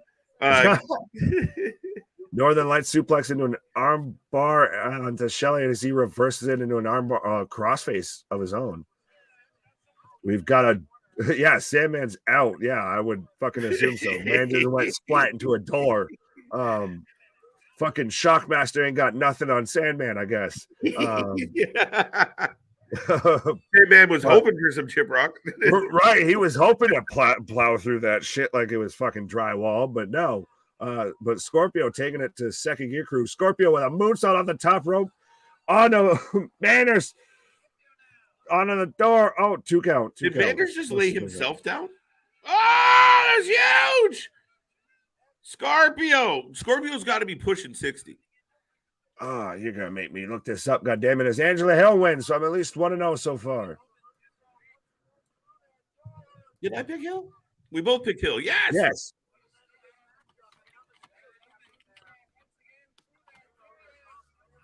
All right, folks. We got matches going on everywhere. Scorpio's 57. 57 doing a moonsault through a door. Hardcore hack. Yes, I love that. Someone remembers that was his name in the brief period he went to WCW. And then he was Shelley retains. They retain. Wait, what? Yep. What the hell across the board here? Shelley retains. Los Mezizos retains. Yes. I'm sorry. The reaction on Mr. Mozizos here was I was a little confused. Mr. Mozizos. What? Son of a bitch. But it's still funny to me do you remember when it all came out that Raven was actually like a spoiled rich kid? And yes, that was the SANDMAN was like the buddy, like the dorky buddy that he kept along. Remember how upset people were when they went that angle? Like, wait, what? Like, right. Like Raven betrayed them. Like, it was funny as fuck. And speaking of age and everything, SANDMAN's 59. Holy shit. But yeah, he where was it? Jason here. If SANDMAN went through the door, he is out. No, he didn't go through the door. No, he went into the door. He went splat, and that's why he's out. Yeah, that was knock knock. Who's there? SANDMAN. Nobody. No mas. Nobody. Not tonight, bro. Yeah, SANDMAN didn't even roll back in the ring for the fucking. Because he's splat, man. He's still just trying to get to his fucking feet. Oh God! Now here, I'll leave you alone here for your, your private time match here with Ali Catch and Jessica Havoc in the Iowa Death Match as we're getting the cold open. And I'm waiting to see the man that's on the UFC screen right now, Tai Tuivasa. I'm still super impressed. Always been a fan of that man. But yes, that we get the KJ special here of Jessica versus Ali Catch in an Iowa Death Match coming up right now on Wrestling Revolver. ECW. By the way, folks, not you series like I like ECW. All right, folks, I will remind everyone out there we are rolling through. If you were just keeping track at home, we had another 2 wins. Alex Shelley retains his belt. So if you had Alex Shelley on your bingo card, point for you. We also had the big W for Los Mezizos. They retained their titles. I had that on my score sheet, so another point for me, even though I think I'm like batting 500 right now. That being said, like Big Nick said, we do have Ali Catch as soon as I can find it with my thumb. Ali Catch and Jessica Havoc coming up. Chris has got Jessica for the win. Damien's got Ali Catch. What's up, Steve? How you doing? SANDMAN. Yeah, SANDMAN played a small role in this whole thing tonight. So Scorpio doing moonsault, SANDMAN hitting some people with kendo sticks, smashed his face and did a rollout, and that was about the end of SANDMAN's participation in Wrestling Revolver this eve. Or sorry, GCW. Bump, bump, bump. Let's see what we got here, folks. Get on my nerves. There we go. Thank you. There we go. All right. Now I'm ready. Ali latches the win. Okay. Jessica Havoc for the win. No, I'm with Smile Mark. Nick's on the record for Havoc. Jessica Havoc for the win, Chris says. I thought you were my boy, Chris. What happened? Zob. We already got tables in the ring. Or, sorry, doors in the ring. Jessica with a C and a K.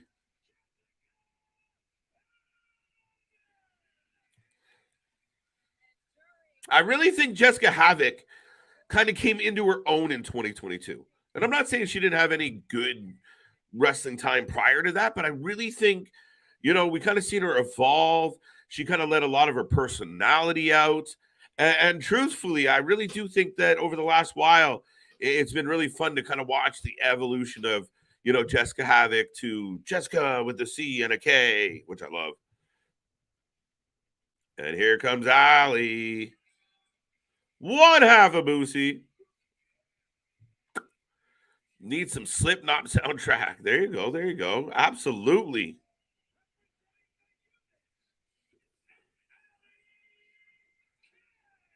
Ali Catch in the building. Do you guys like Christmas? I like anything with food and gifts. I'm easy. My two favorite independent women wrestlers from 2022 are Ali Catch and Sawyer Wreck. No one heard of them in 2021. I'll second that motion, Jason. Good call on both. The only catch, and I mean, she did have a bit more of a name, but as far as to the North American market, I think Yamashita had a big year as well. Maybe later in the year, but yeah, Sawyer Wreck's a good shout. We all know how I feel about Ali Catch, so they are nose to nose, and you can see how imposing Jessica Havoc can be. But yes, get your predictions in if you haven't already. I see a bunch of people. Ali, John's on my team. I like it. Oh, Ali went to roll out, caught the rope. Da, da, da. Tomorrow, GC's good. It looks, Damien, it looks all right. It's all right. Do you guys like gifts? Who doesn't like gifts? Know what a wicked gift is? A Wrasslin for Life t-shirt. Ali Catch with a light tube. And I don't know what she was trying to prove by sneaking back into the ring. Has Taya Valkyrie and Ali wrestled before? Yes. Not too long ago, actually, to my recollection. I'm pretty confident. Fact checkers. No. Now Jessica's got a light tube. Ali dodges it. Big kick to the... Oh. Light bulb down. Ali Catch into a headlock. Cranking on that side headlock. Ali Catch played. I mean, I give her credit. I mean, 2 weeks ago we saw her take on Charles Mason, play a baby face, down and out, in distress. Hell of a wrestling match. And now, tonight she's playing a heel, very much, obviously be going up against Jessica. She's playing a heel perfectly right now. Oh, locking that headlock, letting go. Oh, another door that didn't break. Did they go to the Oak store? What the fuck is happening? Ali, so she just throws it at her. So it's two doors, didn't cooperate. And Ali Catch looked to ring her bell a little bit as Jessica's popping her with jabs. Do you like toys? Hassan, this is going downhill real quick, buddy. Pause. Do you like games?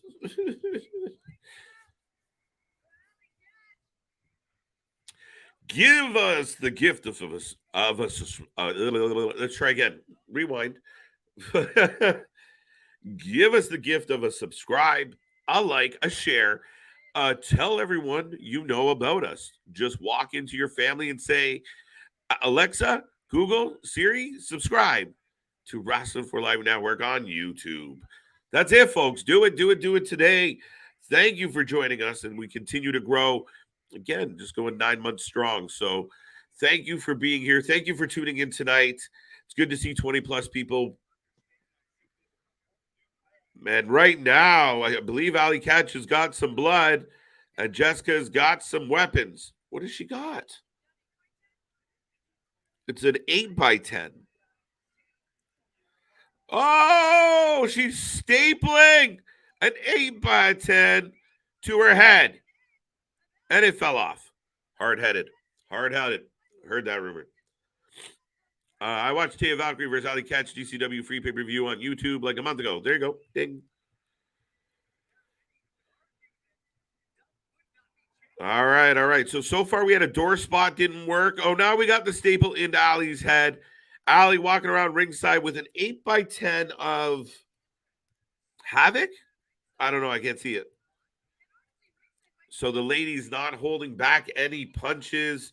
Folks, the action is rolling on. It's outstanding what we're getting here tonight on both Wrestling Revolver and GCW. Boom, boom, boom. Just want to check in. And just if you were wondering, GCW wasted time. Look, Nick, you played it perfect, bud, on an intermission of all things. So I'm going to head back to Revolver. I know we were talking about UFC, but I'm kind of distracted right now with the Iowa death match. But yes, we do have an intermission happening in GCW as well, folks.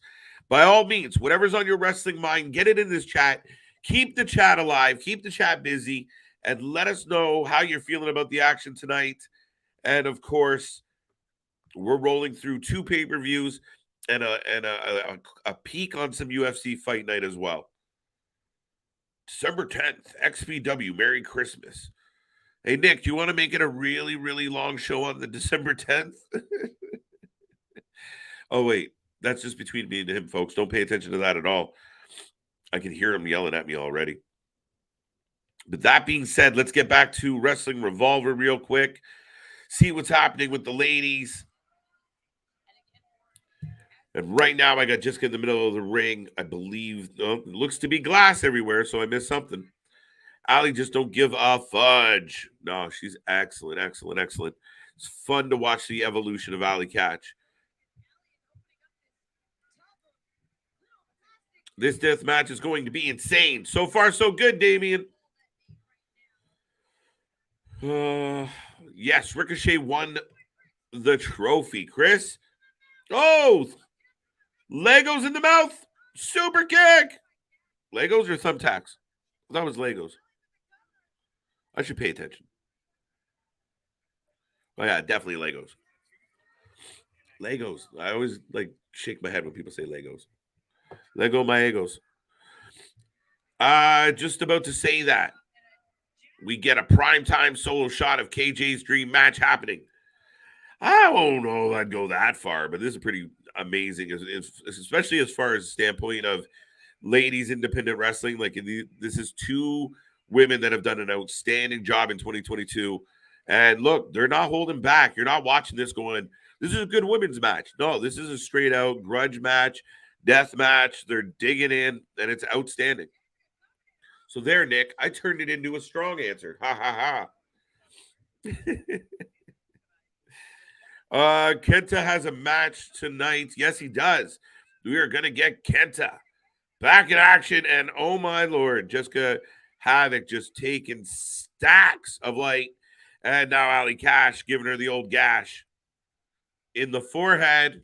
Stop it, Nick. I think Ian versus Axel Rotten glass taped first match was the most hardcore I've ever seen.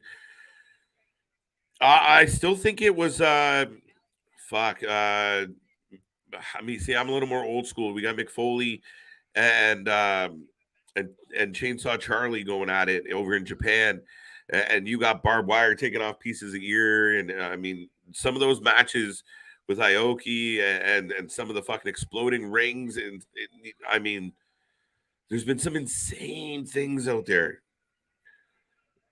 Before the time of, civil litigation, a lot of shit happened. Oh, the Legos are on the ground, and this is going to suck a lot. Ali rolling out. Maybe the Sabu versus Terry there. That's a great one, Smile Mark. Right? That might actually be number 1. They're neck and neck. But Sabu put himself through some shit. And it's amazing to think the number of times people were this close. Oh, chair to face. She ate a chair to the face and then caught the chair and threw it back.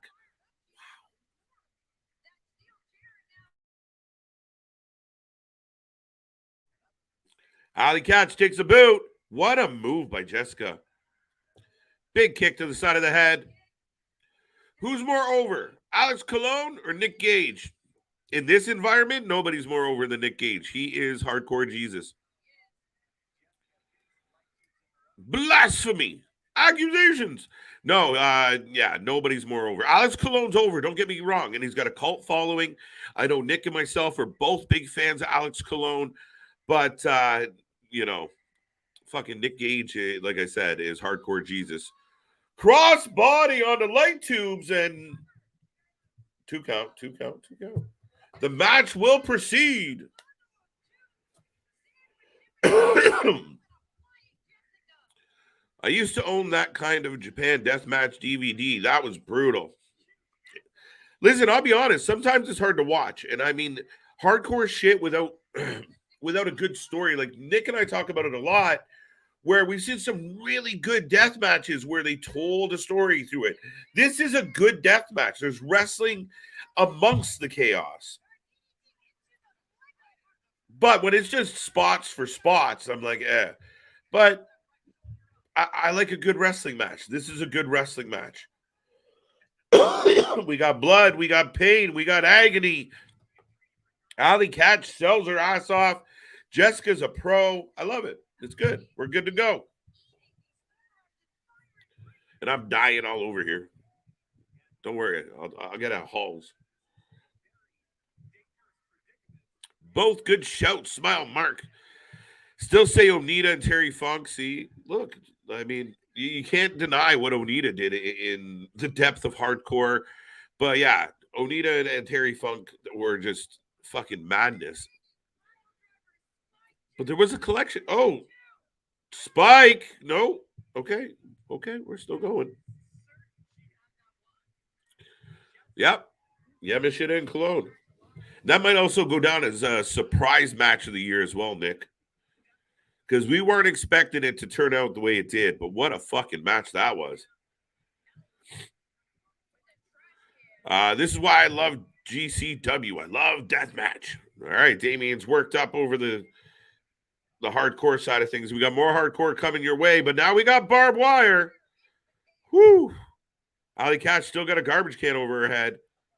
And just, oh, no. Havoc having none of that bullshit. Not today. Not today, sister.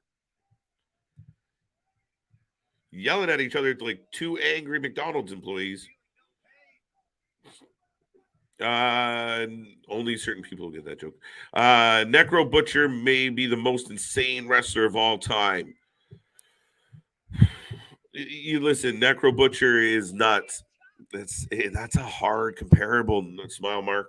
But yeah, I think if you put a list of Alley into barbed wire, glass, Lego. Holy, she rolls out. Fuck. Yeah, roll out. Roll out. Roll out. Nope. Jessica's got a hold of her. Wow, what a match. All right, now we're getting another table. Oh, a table with barbed wire. Let's hope this table breaks. I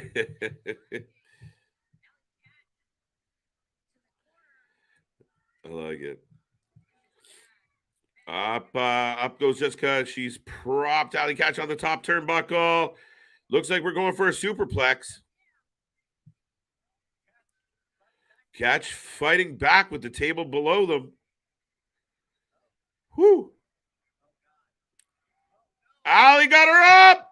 Powerbomb. Alley going for the pin. Down. Whoo! Listen, this is hell of a match, folks.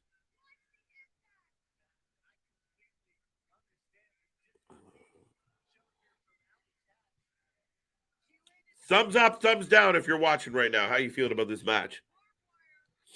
This is awesome.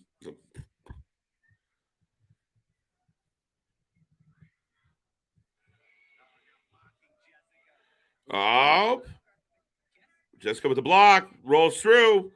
What else we got, folks? Keep it coming, keep it coming. What is more brutal, thumbtacks or Legos? We've talked about this before. Oh, shit. And Jessica Havoc with the W. Lands the finisher right on the Lego, right on the barbed wire. What a fucking match, folks. Thumbs up. Fire. I like it. My contention on this question, Damien, is I'd take the thumbtacks. Thumbtacks pierce and they go in. You get, Legos take chunks. Fuck Lego. Oh, I guess that's not going to be a sponsor. I was about to say, and so there goes that Lego sponsorship deal. This is not the PG era of the channel.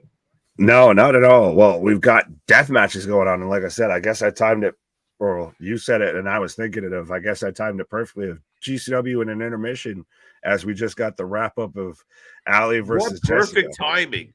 GCW was on an intermission. Let's me enjoy. I saw UFC. I ignored you a little, but man, like we can. I know we joke because I'm a fan of a particular lady, but I mean she's great in the ring, and you give them credit. That was a hell of a match, male, female, doesn't matter. I really enjoyed that wrestling match. Oh, we've got both women right now and doing the wrist tape and everything. I think showing the sign of respect and everything. What is happening? Oh, hit you. Jessica's got the hand out. Like I said, we're going for the sign of respect. Right. No, Ali Catch 100% has established herself as probably the top women's independent wrestler, I would say right now, to be honest. JT Dunn having none of this. Random. Give a little love to Ali. A little jealous. A little jealous. Get off my woman. Respectfully. What's your name? Right. I don't know you. That's my purse. Christopher says the match was awesome. Damien's got some flames. Jason's got a thumbs up. Some more flames. Also, I've got to remake a choke on UFC. Tap. Oh, that was in. He didn't get it under the chin. He had it on the chin. But yes, so Jessica picks up the win. So I'm 1-0 on that. What? Right. I have no idea what my record is for tonight. Like I said, if we need a stat, I have no fucking clue, man. I need one of those things. You know, when you were in like school, you had the little thing with the beads that you'd slide across. Albacus? The Albacus. Wait, isn't that a wrestler in NXT? Yeah, that's what we need.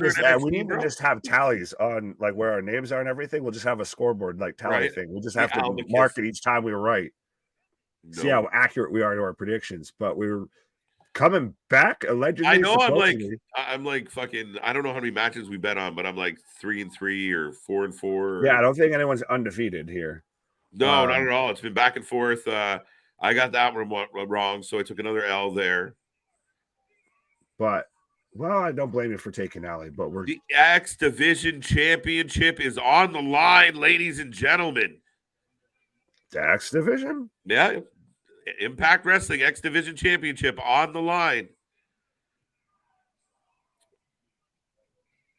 Oh, this is from Tales from the Ring, is what I'm getting right now. We're getting a replay on Wrestling Revolver. That's why I was like the Impact with my emotions. Right. But no, I like that they do this as an intermission. I know we've had the whole segment of, the what grinds my gears type of thing of about how I hate intermissions. But right now we've got Billy Starks versus JD Griffey as an intermission match, wrestling replay from Tales from. Why do the indie shows need the 15-minute clean up after a death match? Okay, well, no, that's right. Now that's a stupid comment on my part. I completely forgot. We just had the ladies destroy the place, so that's valid. I get it, but I don't believe. Did we have a death match in GCW prior to that? Don't believe so. Okay, Jimmy Lloyd is the ring, by the way, does folks. that. Same thing with XPW, or like to where they have the Juventud Guerrero intermission before they have the actual intermission. Oh no, don't even start me on that shit. That's just bad. Oh, to where we had the ring announcer that was leaning against the ropes because the man was too hammered to stand upright. Oh God.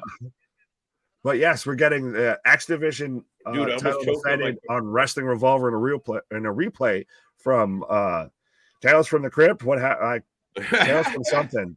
I know we were here for it. I know we watched it. I can't remember the exact pay-per-view's name. Tales from the Ring? There we go.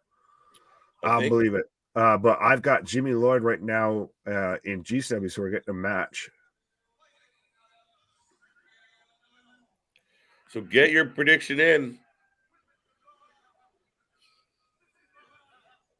I just find it super interesting. This is just, I guess, a you and I thing of that we're to the point to where Wrestling Revolver is replaying matches we've been on live covering. You're right. We're So, like, fuck, we're still here. Right. So it's one of those of folks, if you don't think we cover anything and everything in professional wrestling, we've now come full circle within 2022 of we're watching a match twice.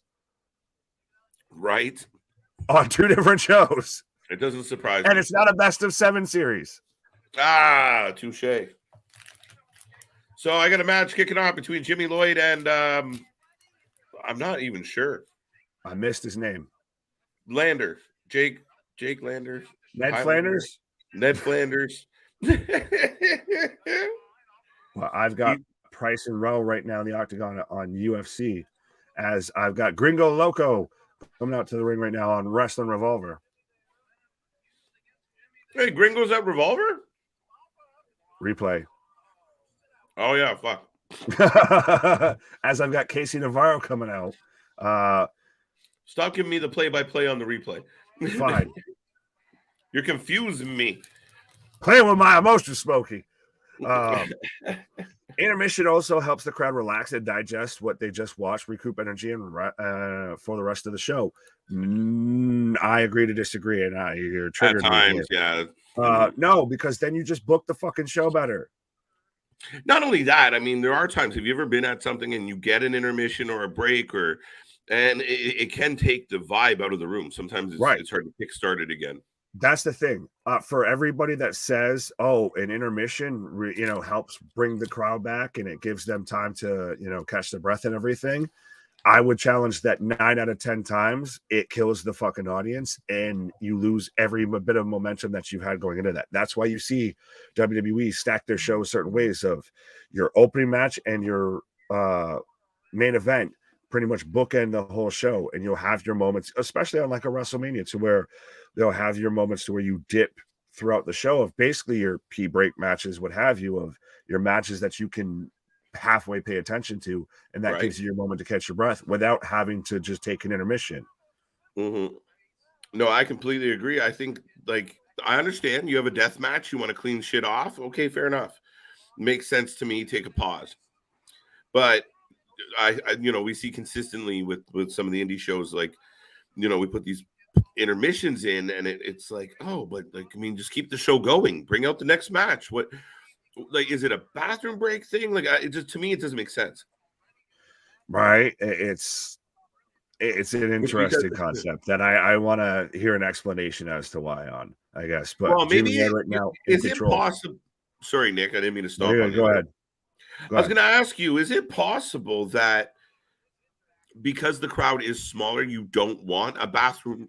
You're trying to avoid a bathroom break match by giving them, this is the time we would like you to go to the concession and take a piss, because we don't want you all, a group of you up and leaving. You can quickly be down to 5%. Again, and I hate to put it this way, that's a loser's mentality to look at that. It is. It's one of those of, well, I can't have half the crowd leave on my hard cam to go and grab, concessions. Well, that's your problem. Maybe you give them booking and give them a show that they're not going to want to go up and get snacks and everything from, or that they're going to try and do it really quick. If they're going to send that one buddy to go and grab snacks for the whole row and shit like that. You want to book it to where you put asses in seats and everything. If you're planning that stuff's you're already gonna have these breaks, these pauses and everything. You're already, to me, planning that you're not gonna nail it. Sorry, Nick. Poison Raw on Jimmy Lloyd. Holy shit. Are we getting we almost got a UFO onto Jimmy Lloyd. Oh, yeah, right? Oh, there we go. Is that Johnny Hungry's brother? He has a brother? I just made it up. Fair enough. I should have just gone with it. Damn it. Just be like, yeah, exactly. That's who he is. Usually you do, homie. Usually you do. Yeah. Jimmy Lloyd for the win. Intermission. Oh, no, we touched that one. Yeah, we got that. Jimmy Lloyd again. The next match, the intermission needs to be a banger. Banger after banger after banger. Well, this isn't quite the banger you're hoping for out of the intermission, though. Oh, well, for GCW, yes, I'm interested because, like I said, would you rather the intermission with the countdown clock or the intermission to where you're watching a match from the promotion from earlier, from say a month or so ago? I don't mind you slipping in like a little match. I think it's a nice touch. Instead Right. of just sitting there staring at the clock, and especially if you're not a regular fan, to like show you, oh, by the way, this also happened.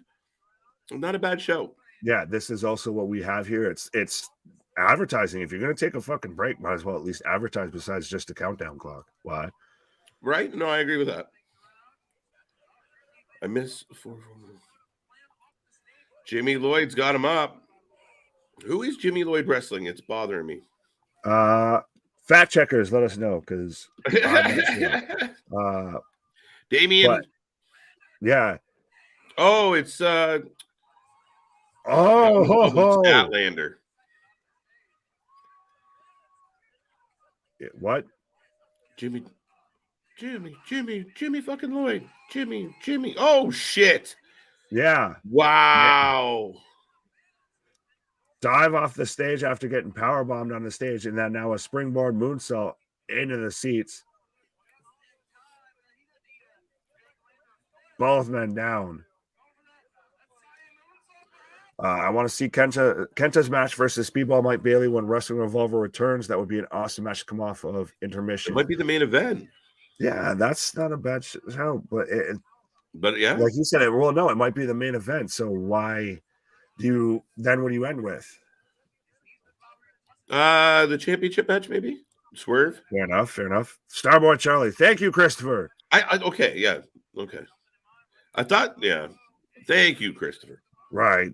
That's the problem at times. Live and the way GCW has their mic set up half the time and the card of always changing. That you're trying to catch everybody, and sometimes Death Valley Driver 2. Starboy putting on a show tonight. A powerful little fucker. That's what she said. Oh shit. Accusation.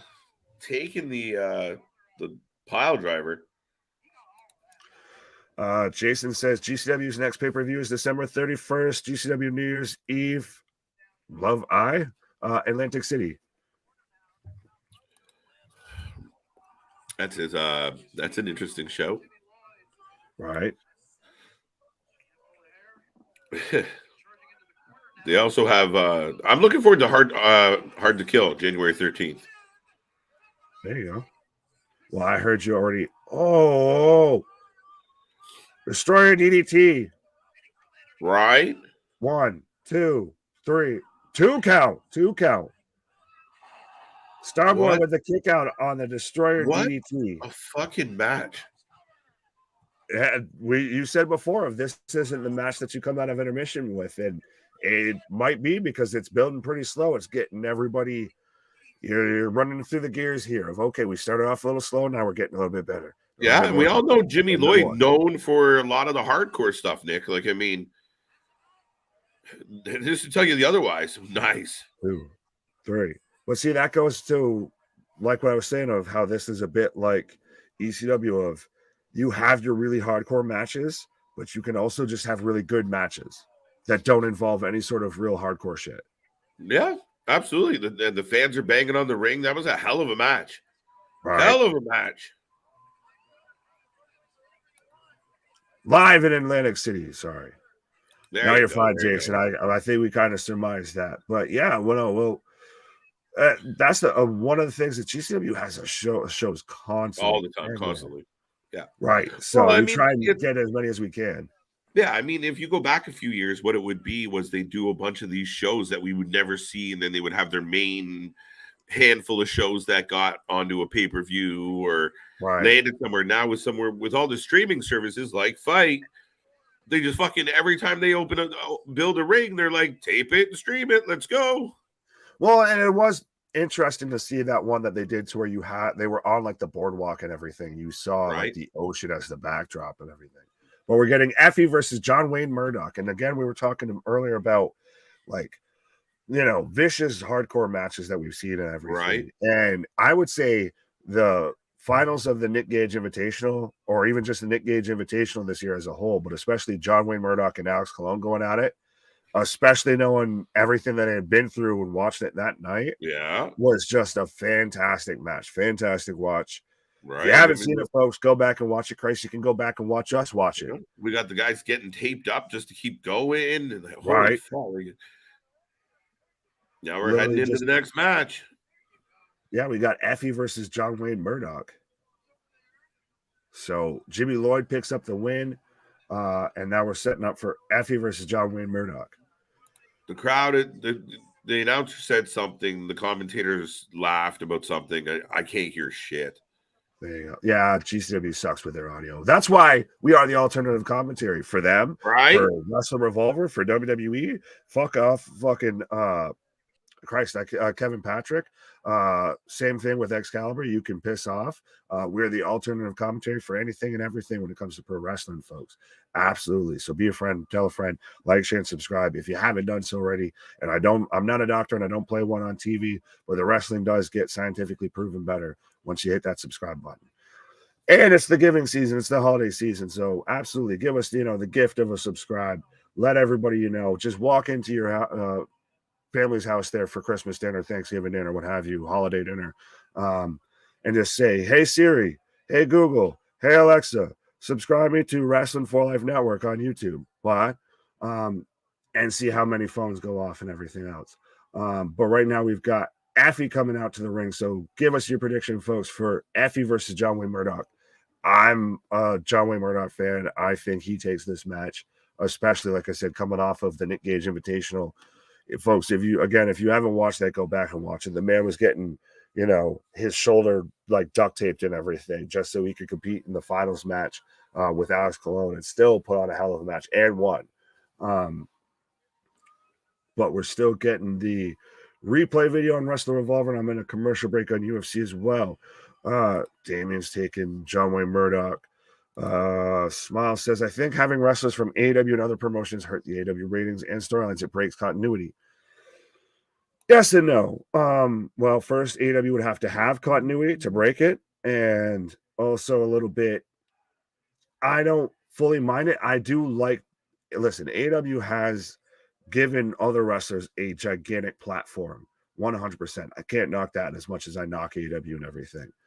But it does focus a bit at times on other promotions besides focusing in-house of your top tag team. And I know everybody likes the Acclaim, but your top tag team with FTR doesn't have AEW gold around their belt or around their waist, but they'll show off every other company's title. It took until just, I want to say, a month or two ago to where Moxley was pretty much wrapping it up with being involved with GCW. We've still got, I think on Dynamite with Shida, we're getting another company's title defended.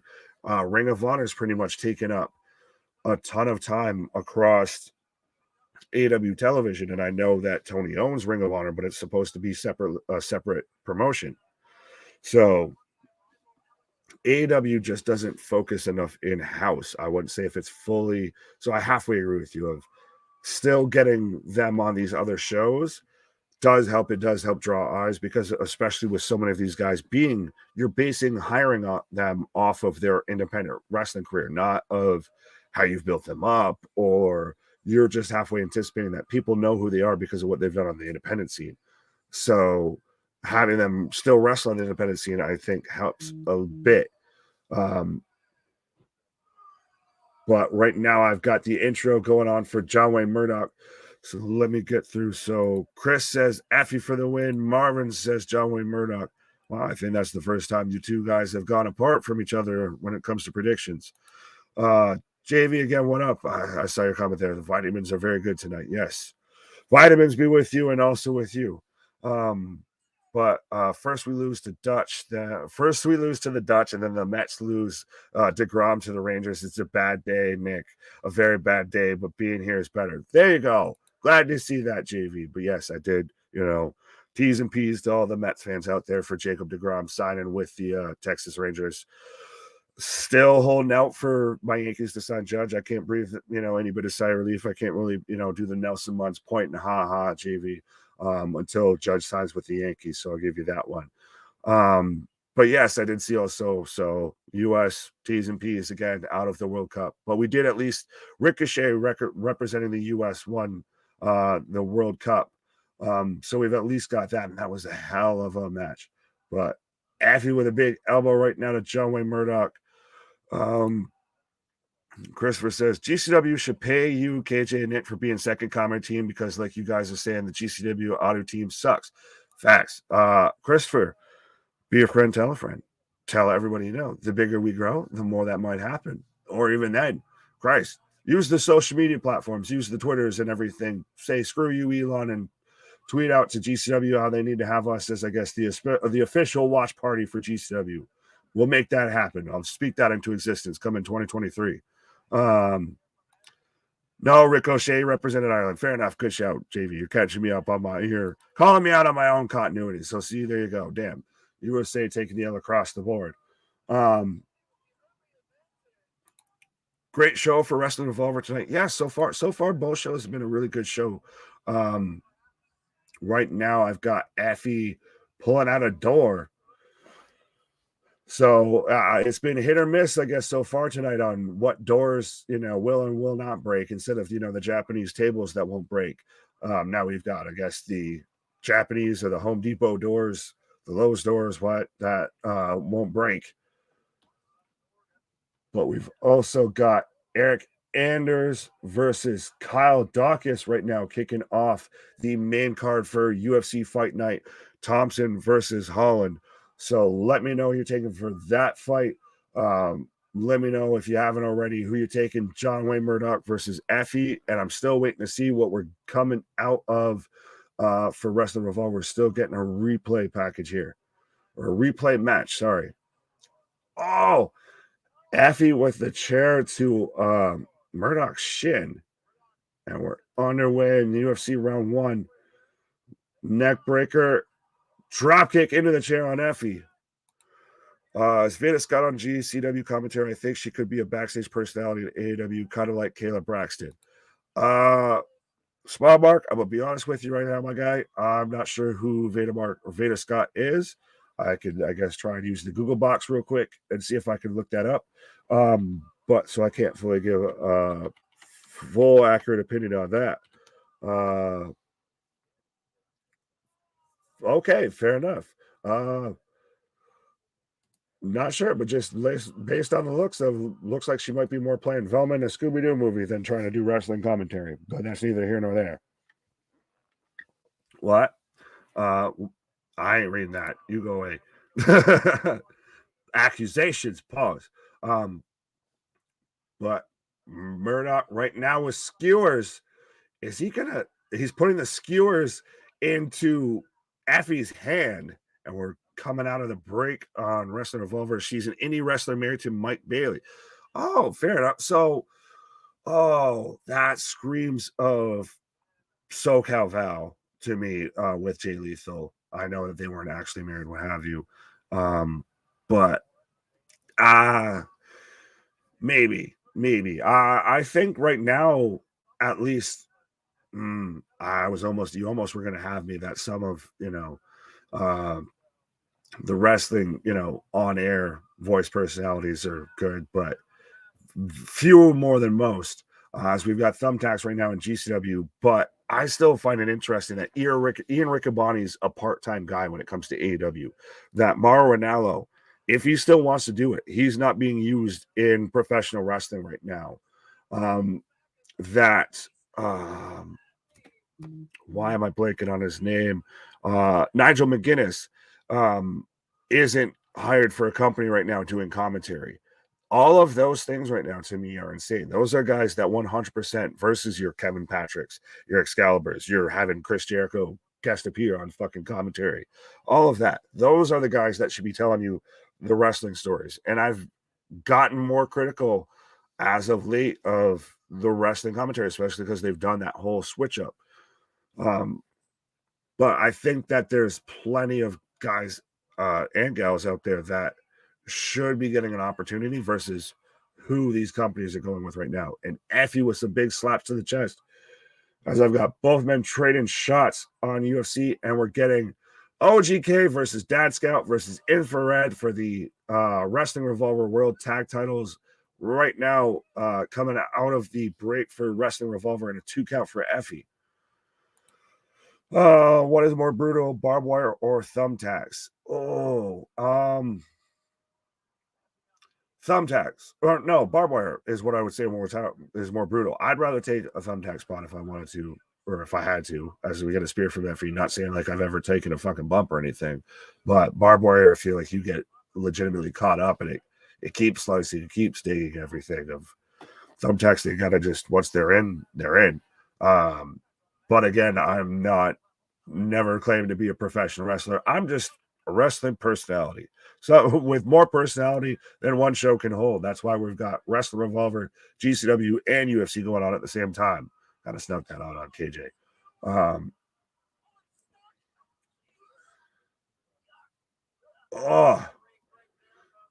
And Murdoch right now getting back in control of this match. He's got the chair. It looks like there's something. Oh, leg sweep from Effie on a Murdoch, as we've got the tag team match kicking off right now on Wrestling Revolver. So let me know who you're taking, folks, whether it be OGK, Dad Scout, or Infrared. Who did I took OGK. I think we both did on this one. All right. Dun, dun, dun. So how do you feel about SANDMAN's big performance? Maybe he's conkied? Oh, he's out on Dream Street. He's off to Neverland. Off to Neverland. Dude, I just came off break. What are you doing?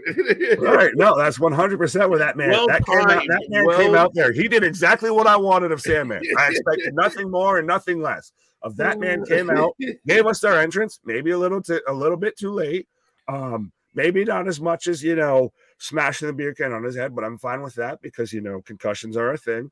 Yeah, then he took one anyway. Right. Oh, facts. And then he just sat there and just, like fucking Steven Seagal with his Aikido, just smashing everybody with a kendo stick, and then just took a terrible spot into a door that just said, "Thank you, fuck you, bye," and he went off to Neverland. Off to Neverland. Right. Oh, Effie rolls through, and we're still on intermission at Wrestling Revolver, folks. No, and you're I know not. the UFC is still happening, but I gave up on it. I've still got UFC right now, and I've got Dad Scout right now coming out on Wrestling Revolvers. So you might want to try and refresh, update, what have you, because we've got the tag match kicking off. I'm publicly giving it shit, and everyone's like, "Wait a minute." Right? No, I'll say. I didn't do that. Fight does this weird thing where it takes you back to where like you left something, right? So it doesn't. So you got to like manually jump yourself forward. See, just don't leave. Why? I had to do something. I know. I'm working, man. OGK for the win. OGK for the win. OGK for the win. Wire or tax? Tax, because at least the gimmick of the barbed wire. If it was legit barbed wire, which many use, I'm going tax again. Yeah, so that's fair enough. Well, because JV was saying that you could gimmick the barbed wire, and I mean, most of the stuff is supposed to be gimmick. Doesn't mean it always is. You can gimmick I'm not trying to say anything of, I've taken bumps, but I always viewed it of the thumbtack goes in, and then it's done. It's in. It's blocked at least, so it's something. That's not what I mean. The same thing with the Lego, right? Like, I mean, Lego takes chunks of flesh. Oh, Jesus H. Christ. Canadian Destroyer from John Wayne Murdoch on Effie. You scared the shit out of me. A table bridge for a 2 count. Effie with a Rough Rider. I literally turned to look back, and I just see a fucking Canadian Destroyer off the top rope. And wow. The men are down. Effie's underrated scrappy. And I know I took Effie to win this match, even though I think it's a long shot as shit. But, I mean, look at that bump. And we've got, just goddamn. And I've got OGK out right now. Are you surprised that the reaction that they got when they showed up in AEW and they've proceeded to do fuck all in AEW? Yeah. It was a big return that meant to nothing, and then just you go away and Tony keeps signing more wrestlers. Yeah, I mean, it's kind of been the thing of like, thank you, dark is this way. Thank you, dark is this Right. way. Don't Don't forget worry. the top. In 2025, we'll have Ring of Honor, maybe allegedly Maybe. accusations. But Objection. right, objection, hearsay. Oh, what a move! Dragon Sleeper. But and by the way, we do have thumbtacks on the ring mat. So these men are also doing all of this into thumbtacks and what have you. Just on a quick side note, I feel like that's kind of just confetti when it comes to GCW. All right. Murdoch. Oh, brainbuster on the chair. 2 count. What do you got to do to beat this man? Pause. I don't know, because if a super Canadian destroyer through a door doesn't do it, I don't know. We're getting FB chance now at this point, Nick. Right. But so we've also got Mike Bennett right now kicking off for OGK. And again, we've still got, I hate this when they do a triple threat tag match. Evie Sticks to win. Hey! I got it right! Yeah! Effie! Wait. Effie! Yeah, Effie got the win, but I hate on a triple threat tag match that you only have 2 teams in. But yeah, so Effie sneaks the win on John Wayne Murdoch. So hot damn. Effie! There you go. KJ with the W. I think we had a buddy in the chat side with me on the whole FE deal here. Let me know. Remind me who it was. The vitamins are strong. FE for the win. Smile mark right there. Smile mark. There we go. Oh, right there in my face. Hilarious. Yes, yeah, I got you. It's all right. But right now, Anders is laying a beating on Dawkins. Danhausen. Oh, it's over. Right. So we've got the first fight over in UFC. We've got Bennett doing, the Val Venus in Wrestling Revolver, and we've got a sponsored cleanup. Dude, from GCW. I'm sending GCW an email. I want to know how much it costs I want to sponsor the cleanup. Oh, well, where was it? Christopher here said a fantastic idea, and I want to get your opinion on it. GCW should pay you and KJ, you and KJ. I read that right. Vitamins aren't a thing. For being the second commentary team, because like you guys are saying, the GCW audio team sucks. Yes, they do. Listen, we'd love to be the official alternative commentary to all the shows. And think about it. I mean, when it comes to Monday nights, at least you're getting some entertainment on this side. Because, you got to put... Right. You don't have to mute Kevin Patrick. He does it for you. Thank you for coming. If you want to make it through the 3 hours of Monday Night Raw, just mute him and then just have us on in the background. He talks like Stewie. Not Stewie. Look what I can do. Stuart? No, that was Nikita Lyons with her god awful. Oh, that was fucking hilarious. While we've got the tag match going on, we've got Tony Deppen versus Jordan Oliver coming up on GCW, and I've got a commercial on UFC.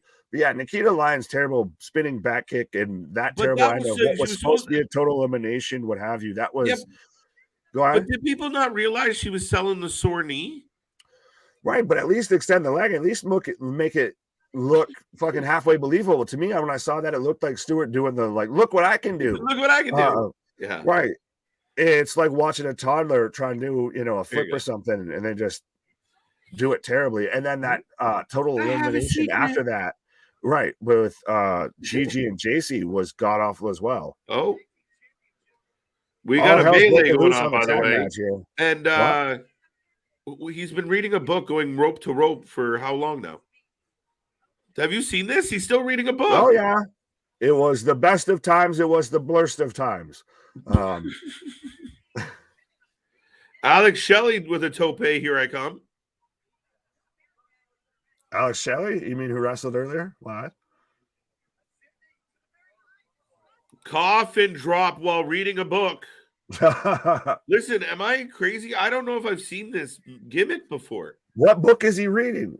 No, I remember this. I'm trying to, but at least not with reading the book though throughout the whole match. Is he reading a menu? What is it? No, it's a book 100%, but I wonder what book it is. Right. But we've also, like I said, we've got Tony Deppen versus Jordan Oliver kicking off right now. I've got Deppen coming out to the ring. I know I messed it up and thought Deppen was wrestling earlier. Stop. Let me do it. Look what I can do. Right. But so give us your predictions, Tony Deppen or Jordan Oliver. Give us your predictions on the tag match. And the next fight we should be having on what? Is it the dad dude that's reading the fucking novel? Yes. Okay. Listen, I haven't seen I guess quick shout out Dad World Order and everything like that. Right. Talking about dads and everything. Big Rig and Mike and all that. But yeah. It's again little past the suspension of disbelief if you're reading a book the whole match. It's a little weird. Dan the dad just literally got his head blown off. Tony Deppen for the win. Tony Deppen for the win. Tony Deppen for the win. Right. Well, first JV was talking about how to gimmick barbed wire, which I'll take your word for it, sir. I don't want to fuck around with either. But I want to paint you a picture that you can't not unsee. What are the name of double negatives? Kevin Patrick in a death metal concert smack dab in the middle of the mosh pit. And he goes splat like Sandman did into a door. Yeah, like I don't. Okay.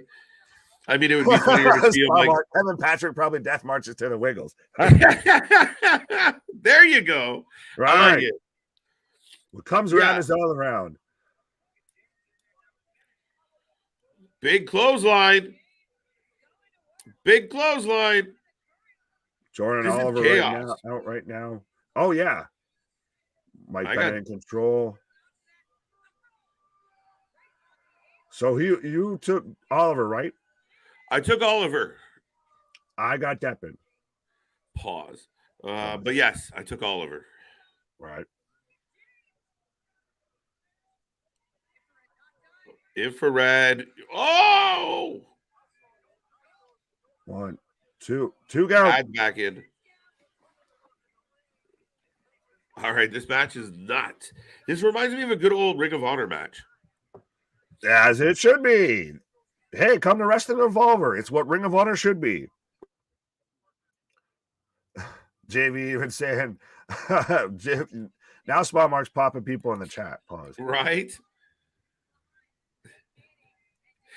Comment of the night so far. Right. Not that one. But yeah, so we've got Dad Scout, Infrared. We've got the OGK. We've got Jordan Oliver, Tony Deppen. What? See, I haven't done that much because trying to save the throat. Save the vocals. I was gonna say I don't know if you can, like we said earlier, I don't know if you can catch May 19th through how do I virtually make you sick? Right, virtually, but tis the season to catch the flu, I guess. What have you? Tis the season not to feel. Tis the season to be coughing. Fa la la la la la la la. I need a tissue now. Fa la la la. Oh, OGK get dumped to the outside. Oh, sunset flip bomb. Yeah, sunset turnbuckle bomb. Are the dads gonna win? Back stunner, double pin, 2. The dads with the dub. Nobody picked the dads. Did you pick the dads? No one picked the dads. Nobody picked. Yeah, even Alex Shelley said what? I don't know. We both picked you mean Matt Taven? We picked OGK. Who'd I say?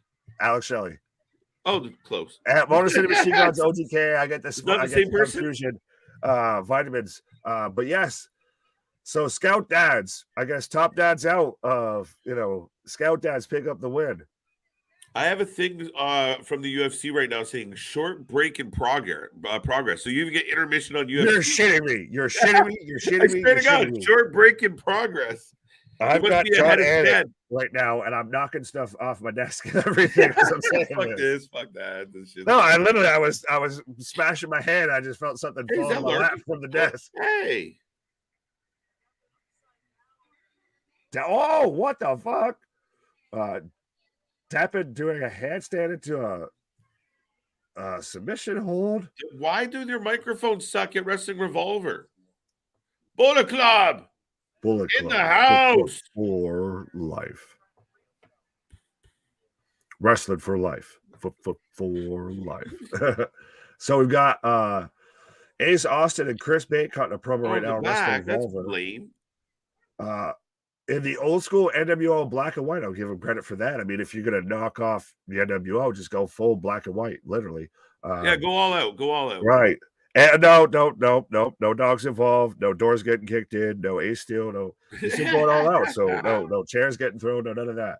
But we've still got Jordan Oliver versus Tony Deppen going on. And this is a hell of a match. Of both of these guys have really made a name for themselves in 2022. We've said that several times, which I Right. mean, it's a testament to the shows that we're watching because you are seeing a lot of up and coming talent.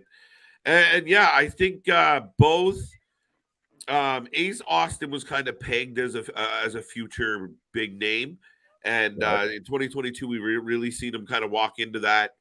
And yeah, you can't dispute Chris Bay, who I always call Trey Miguel. I feel so bad, but it's this thing that clicked.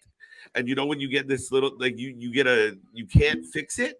That's what I'm stuck in with this bullshit. Kind of like how I've now just stuck with Coke and Diet Coke for Daddy Magic. And listen, that's one of my favorite shouts ever. Where I was like, "You're like Coke," and I'm like Diet Coke. Right. Like that's fucking sick. Let's go. But yeah, it fits them so well. I wish they could come out with like that gimmick. Right, but so Dad Scouts are the Wrestler Revolver tag champs. Oh yeah, we should mention that, by the way. Good job, Dad Scouts. Right. And we're getting the world title match coming up right now. We've got so we're saving the Speedball, or no, we still got Swerve versus Rich Swann, and we've still got Speedball versus KENTA. So we've still got two matches for Wrestler Revolver after the world title match we're getting now. There we go.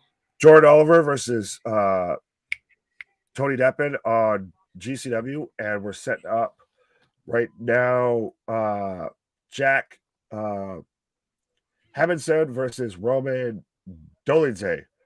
I said names right.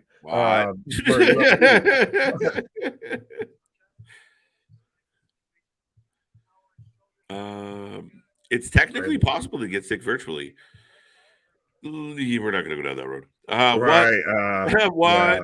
We'll just chop it up to, hey, folks, I'm a little under the weather. So that's why I haven't said what that much. So you can say it for me in the chat. I'll just hold up the sign that says what. What? Yeah, we should get you the Roadrunner fucking sign. I'll be Wile E. Coyote. I've Wiley. joked with my wife about, like, I could just at this point do a whole fucking show. I don't even need to say anything. Just I need a whiteboard. I'll be side guy. That's what you do a half an hour of you just saying random shit and following it up with what? Bad booking again? What? Nick Wayne will be in AEW in a couple of years. He's 18 years old. He is they call him the Prodigy, and he's had a hell of a year as well. Really true. Yeah, it's gonna be interesting. That's the thing, is especially now because we're even doing our, golden KJs, by the way. But absolutely, AKA 100%. There's gonna a whole list of people that could be rookie of the year, up and comer of the year, what have you, title of it, breakout star of the year, however you want to look at it. It's been a fantastic year for professional wrestling, to be honest. Absolutely. Would you see Haku and his kids come to WWE and attack Judgment Day? No. If you're doing if you're doing Haku, if you're doing Ming showing up in WWE again, if you're having Gorillas of Destiny, Tama Tonga and Tonga Loa show up in WWE, they're going after Roman. They're either going with Roman or they're going after Roman. Roman. I hate to do the Samoan soap opera on SmackDown, but why so many S's. But 100%, that's where I think you go with that. That's the best story that you're going to tell. because unless you're going to force a Bullet Club storyline, which they've tried multiple times and botched every time, I think you get the Spider-Man meme match of you get Tama Tonga versus Roman Reigns. And they both just point at each other to start off the match. Right. You look like me. No, I look like you. What? You are who? Who are you? And I am you? Right. Yes, and Jacob Fatu in a triple threat. Yeah, we've been dying to get Jacob Fatu in WWE. Please. Right? Again, I would like to see him oppose. Like, even if eventually they absorb him, but he has that initial, I'm here to claim the table. Man, right. I'm all for it. Let's go. Fine, JV. I won't gimmick infringe. Well, then again, technically that's halfway gimmick infringement of, Sign Guy, Dudley, Lodi, the Roadrunner, Wile E. Coyote. So I got Jack Hermanson heading into the ring, by the way. I'm still in a commercial, but I've got Trey Miguel and JT Dunn right now in the ring for the Wrasslin Revolver World Championship. So let us know who you're taking for that match. And I've still got Jordan Oliver and Tony Deppen going on. And this has been a very tactical match, Nick. Again, I know I'm beating a dead horse here, but that's what you get with I'm Rocky Balboa just hitting the slam. Hitting the slams. But that's what you still get with GCW, and that's why we still try and always fit it on our schedule as much as we can and everything. Because you don't just get the blood, guts, and gore, the death match, the extreme, the hardcore. You still get good matches across the board.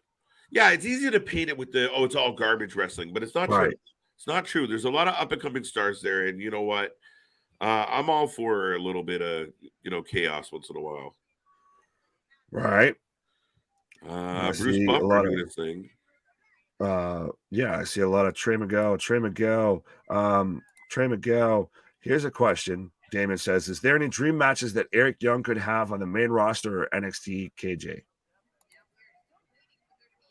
Oh, you're waiting for me to go? I'm just curious what your thoughts are on this one. AJ, Impact. Fuck, dude. I like that right away. I hate to jump on your answer, but AJ. No, go ahead. You're giving me shit saying he should because I mentioned he could be backstage, and you're like, oh, you're saying his career's dead. No, I'm saying he could still have a match with AJ. I think he would be outstanding going up against Seth, especially like Seth with this babyface pocket he's in right now. Mm-hmm. I think it plays well against he's the. The fans love you and they sing with you, but we're the anti-fucking superstar. Fuck you. We're going to do something about it.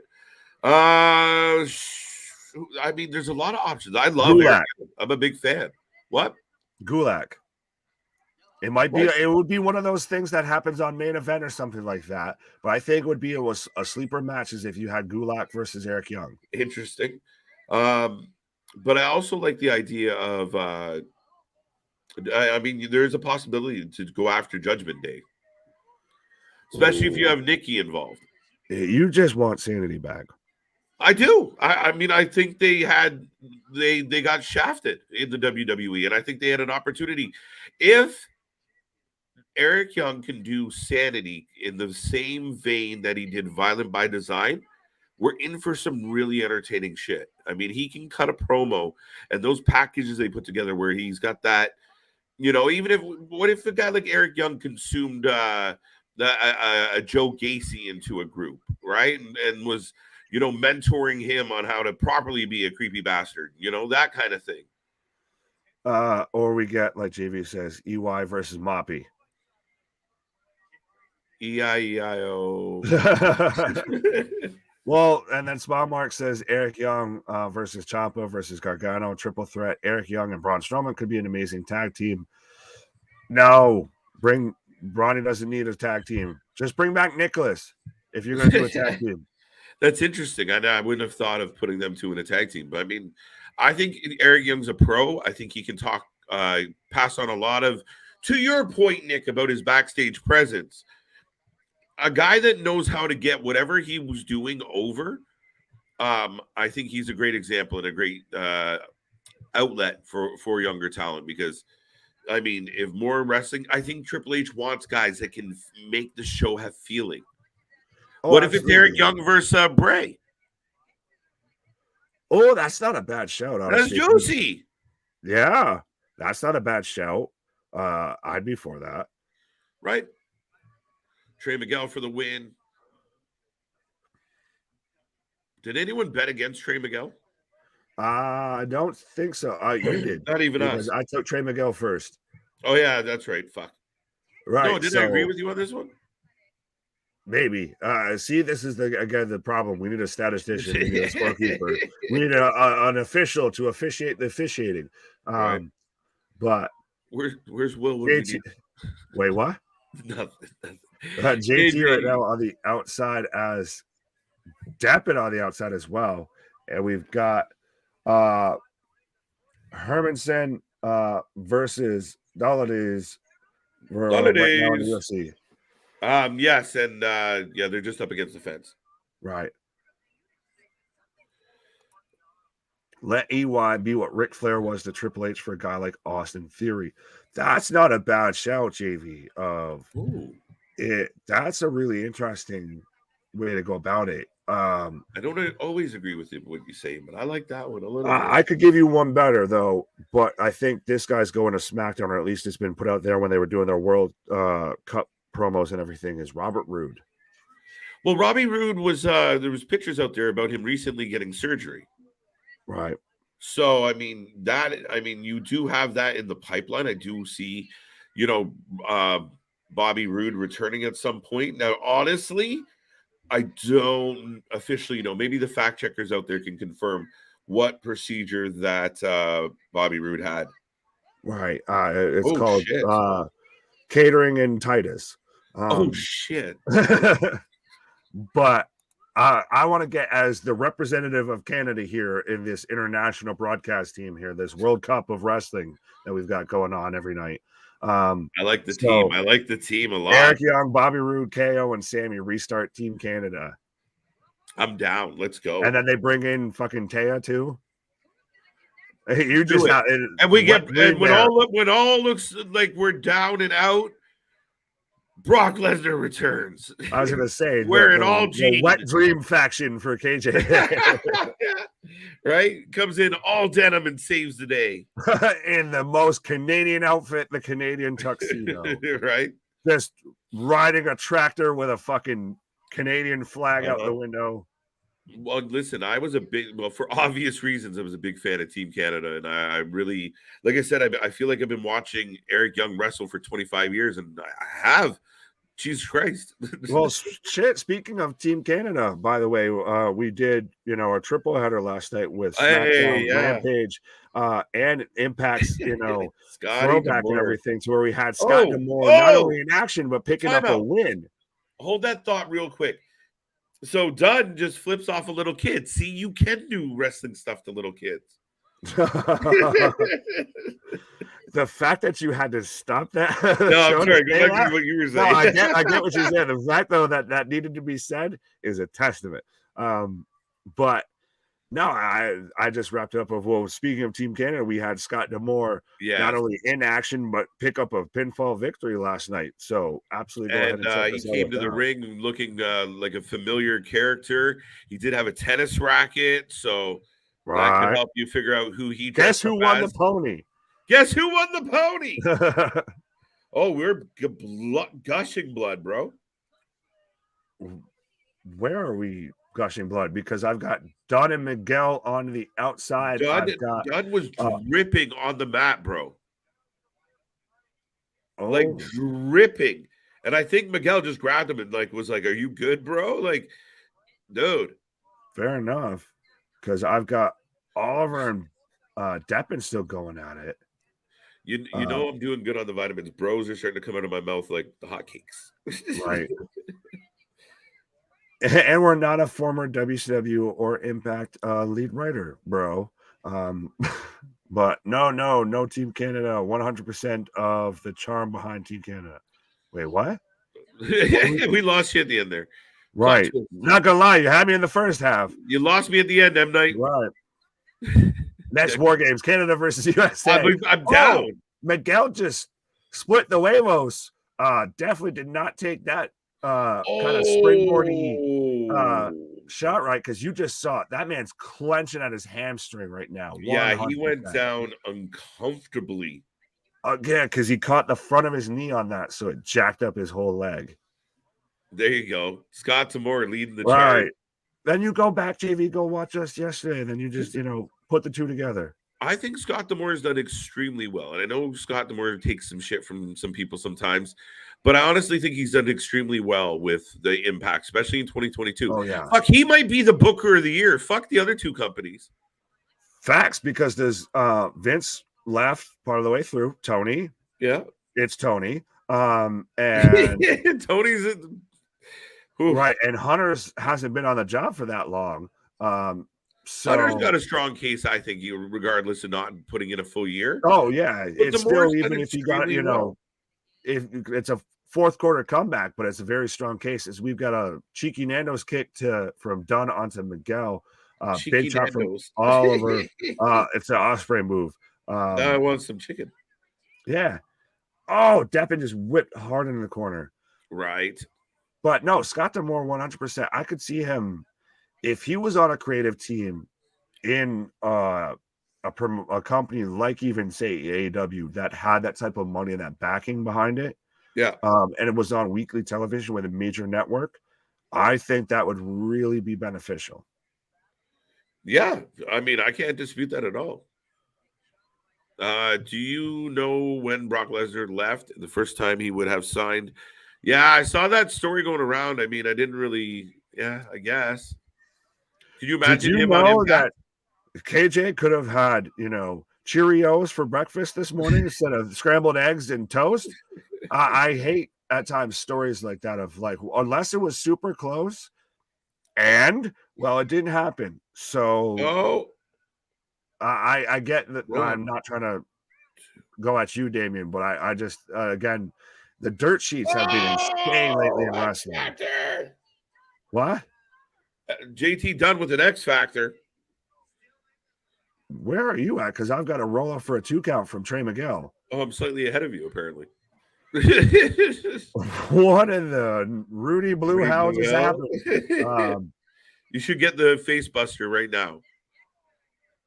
No, I've got JD in the corner looking away. I've got Deppen with wannabe codebreaker into a high kick. Right. And I got the two men rolling around, not doing a whole lot of much. Nope, I've got Big right Boo now trying to get.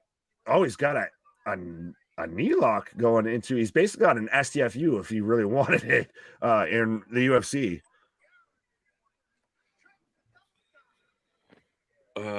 I'm a huge fan of Scott D'Amore. He is one of the few people where I would rage at TV when I was younger. He played the part of the heel perfectly. He was a pain in the ass. Oh, Miura. Trey Miguel with a 2 count. I'm way ahead of you than I think. Son of a bitch. Are you sure? I've right now got both men down. Well, Trey Miguel sitting up. I got Trey Miguel on his knees and Dunn bleeding onto his hand, kind of. I've got Dunn trying to get himself up. Okay, so right now running like a house of fire, running knees into Oliver. Oh, is the match over or the fight over? I'm trying to see right now. I've got big shots. The fight's over. What did he end it with? Was it ground and pound? Because he had his back. Dun, dun, dun. Yeah, and he's just raining down shots here. That's what I'm getting a replay of him just raining down shots, and he's not defending. And he had the knee twisted up. That's the first time I've really seen that to where somebody had their knee locked up. Right. Like that while they took their back. So, okay, so you double can't get the fuck out. Yeah, look at that move, dude. He hooked in like a figure 4 style lock. Right. Like I said, literally all he had to do was grab him by the crossface and he would have had an STF. That's one of the most unique finishes I've seen. Right. He would have been awesome to tap him out with a solid STF. The referee is down in the Trey Miguel match. From somewhere. Right? The referee is down in the Trey Miguel match. I've got a reverse chokehold, a rear naked chokehold right now from Deppin onto Oliver. There you go. Oliver getting up, he bumps Deppin into the corner. Ali catches back. She gave something to Dunn. The championship. Dude, are Dunn and Ali a thing? I don't know. I don't stay up to date with the wrestling gossip. Ashley, where are you? Ashley, where are you? Big shout out to Ashley Rose. Right. Big shout out to CJ Brand. JV. Trey's got a title too. Is when you're asking about what happened to Noam Dar, I'm Ali gonna say Catch Google it. eats the belt, Mr. Nick. Oh. But to answer your question, JV, if you want to know what happened to Noam Dar, Google it. I don't feel like talking about that whole situation on stream. He got very much caught up in some shit that should not be doing so. Next question. Right. And that's right there the most attention you hear me give to pieces of shit. So that's about it. Right. But Death so yes. by elbow coming your way.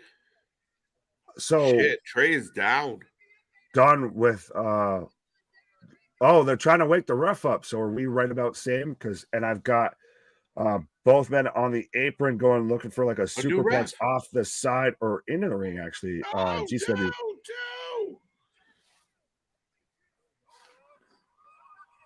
Wow, we got a 2, folks. Why does the guy helping JT Dunn look like the lead singer of Disturbed? I thought it was Luther.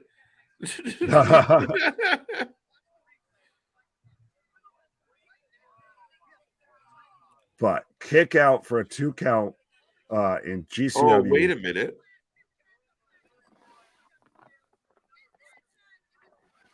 Pile driver onto the apron, and then Oliver throws him in and gets a 2 count, though, after a springboard cutter. Yo, Dunn just laid out the ref on purpose. Hit her with his finisher. Damn. Decked her in the back of the head. Now, well, if that should be technically a disqualification. Right? As we've got 2 refs down versus, if you just shove someone out of the way or you hit somebody who's not in the match with a steel chair, NXT looking at you. Because you knocked the ref out, she can't disqualify you? Well, isn't there a backstage official? Right. How many people work back there? That's a DQ, not to be picky. Right. He drilled her. Again, it's the little continuity things that I guess, us of a certain vintage pick up on. Yeah, it just picks at me a little, right? What the Shining Wizard from Oliver onto Deppin. Now, right now, Shining Wizards, we had Tegan Knox come back looking like female Jeff Hardy. You good, my guy? Yeah, I think so. I'm hearing noises. Okay. As long as you don't talk back, you're good. But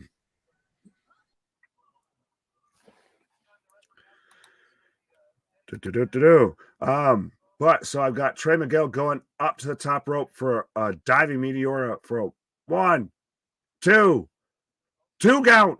2 count. So Trey Miguel kicks out, and we've got still Deppin and Oliver going on. This has been a fantastic match. This match has been back and forth. I know we've been talking throughout this whole thing, but this has been a hell of a match between these two. And it's honestly, it's gotten a lot of time. And again, that's what happens sometimes when you just let wrestlers go and let them tell a fucking story. Like you saw with Escobar and Ricochet. That's probably the most TV on-air time that those 2 men have gotten in 2022 to have a match. And it was easily match of the week. Could be match of the month. Granted, we're just in that month, but it was a solid match. Even just, I said it could have been a slight dark horse for match of the year in 2022. I think a lost soul of wrestling is Austin Aries. So much talent with a bad attitude. Austin Aries would be slaying in AEW right now. Austin Aries would have been slaying in Jackknife pin for a 2 count, but Austin Aries would have still been slaying even in. And Trey Miguel gets the win. Did they actually call that a 3 count? Did I miss the pin? But so Trey Miguel is your new Wrestling Revolver World Heavyweight Champion. And the emotion on this man's face. And everybody's behind him. Like I said, Trey Miguel has been another guy who, even I don't know, as far as 2021, 2022, 2020, at this point, they all kind of blend together. But 100%, that man has been a star this year. And I'm glad to see he finally has a world title on him. And shout out to UFC right now. And I guess very much T's and P's to one of my personal favorite fighters of all time, Anthony Johnson, who just recently passed away. They're doing a tribute video for him right now on UFC. Incredibly sad that that man passed away that early. But so Trey Miguel with the small package pin to win the Wrestling Revolver Heavyweight Championship. And we've still, again, like I said, this match just keeps going and keeps delivering of Deppen versus Jordan Oliver. It's interesting to see of like Blake Christian, like Tony Deppen, like Jordan Oliver, like Nick Wayne, etc. The young crop of talent that GCW has very much reminds me of your guys of like Eddie, like Dean, like Perry Saturn, etc. Of that really young talent core that can put on good matches wherever they go. Crossface from Deppen onto Oliver.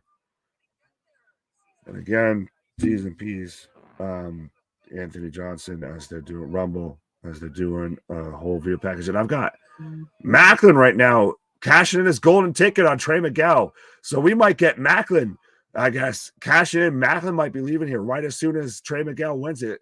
So we've got Macklin already set up with Miguel in the Tree of Woe as he punches out the camera guy for the kill shot, the spear in the Tree of Woe in the corner. So we might be leaving here with the Wrestler Revolver heavyweight title changing hands twice.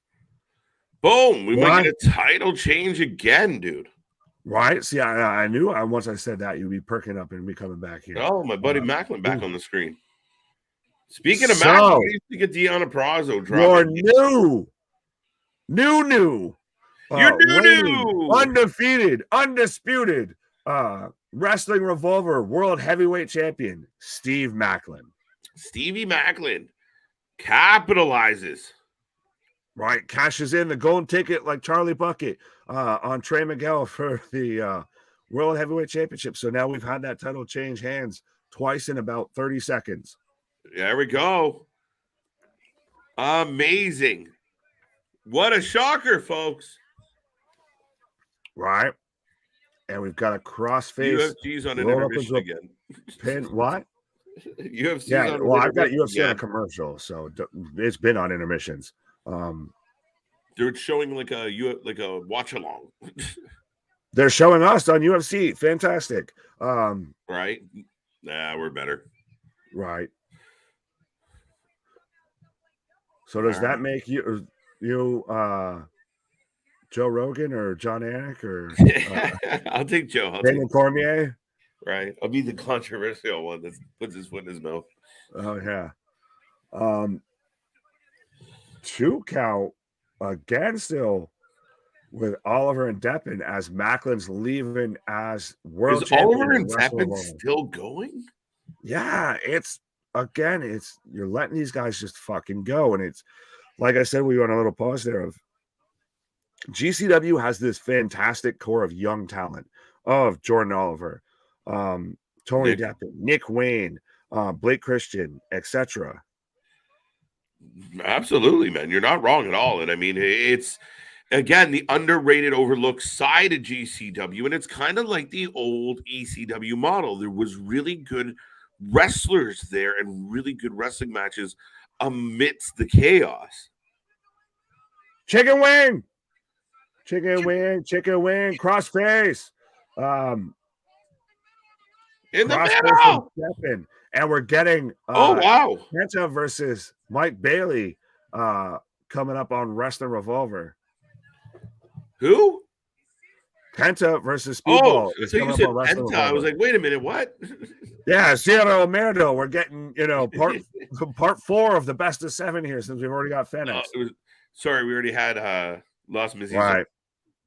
Oh, God. We had So we're getting Kenta's debut in Wrestling Revolver. And we're getting Speedball Mike Bailey. This is going to be a barn burner of a match. 2 arm drops on Oliver. Oh, he catches his technically that touch, so that technically should have been. Oh, breaks him sound, and Oliver's just stomping on him. So we're getting a ref stoppage in GCW. Wow. Because, Tony Deppen had Jordan Oliver basically in the crucifix position. It was just rated down north-south elbows. I like it. Nice finish to that match. That was. I was wrong. Match of the night. That's so. I know we're early into December, but so far, the 2 matches that you need to see in the month of December are Tony Deppen versus Jordan Oliver on GCW Wasted Time, and the match we got last night with Ricochet, and Santos Escobar for the SmackDown World Cup final. I think Ricochet make the top 10 match because you think of Ricochet, Carmelo Hayes makes close to the top 10 this year too. I forgot that match fucking happened. Fucking outstanding match. Oh yeah, I'm already thinking of.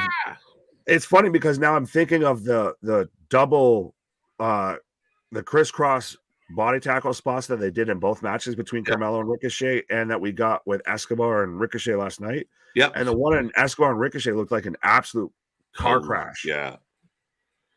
Absolutely. Now, the biggest pop of the night, by my guess, is happening right now. The people lost it when Kenta came out. I can't say I blame him. Which, by the way, are we going to get him shouting out the elite and everything since he was part of Bullet Club, and he did kind of give props to Kenny for doing the GTS in vein of CM Punk. Right. Kenta for the win. Too cold Scorpio versus Mike Bailey New Year's Eve. Yeah, I don't know if that's enough. Trey Miguel got buried. Miguel, he didn't get buried. He had a hell of a match. He had the Daniel Bryan moment of he's the super baby face of the crowd popped his high holy hell when he won it, and then they snuck it right back out from underneath him. Right. You build him up and you just pull the rug out from underneath him. Absolutely. Bailey over Kenta should be a stellar contest. Who kicks harder? Ooh, Kenta. Bailey's a good young and up and comer. Kenta's got some years on him, and I think this is gonna be one hell of a fucking match. But they're having a bit of a pop off. Pause. As I've got Jordan Oliver walking off right now, and he's getting standing ovation, honestly, because that was a hell of a match. And we've got the blink and you'll miss it fight, I think, coming up right now in UFC. We've got Tai Tuivasa versus Sergey Pavlovich. Let's go, Tui. Right. Gotta do a shoey. Kenya. Wait, no, Kenya. Kenya win? Kenta. Kenta. We're gonna go with Kenta on this one. Jordan Oliver broke his arm, I think. Oh shit! No, he didn't. No, he didn't pull the Raquel and get it slammed in a dumpster lid or anything like that. True story. Wow, head kick thrown quick. Both men locking up. Kenta is in Wrestling Revolver, folks, and do remember, we do this for all the shows, so do not miss out. We will be back Monday for Raw, and we'll take you through another week in wrestling. And yeah, stay tuned. We got lots more coming your way. It is the season. To be jolly, fa la la la, hit the subscribe. Ding. All right.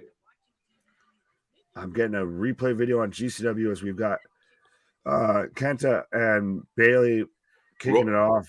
And I'm waiting for trading holds. Right now. Yeah, they're both men are trading holds. The crowd's applauding the transitional work here. Oh, this 100%. This feels like something again. If New Japan Strong had a bigger presence in the US, Right? this would be a main event of a New Japan Strong show. 100% of I would like to see Mike Bailey in New Japan. Yeah, why not? I mean, he fits the mold. Right. But they're throwing forearms.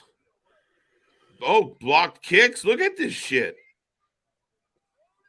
All We're right. getting the main event on GCW. Strap in and strap the fuck on, folks. If you haven't Right. made a prediction yet, and if your friends aren't watching with us, go find them. Let's go.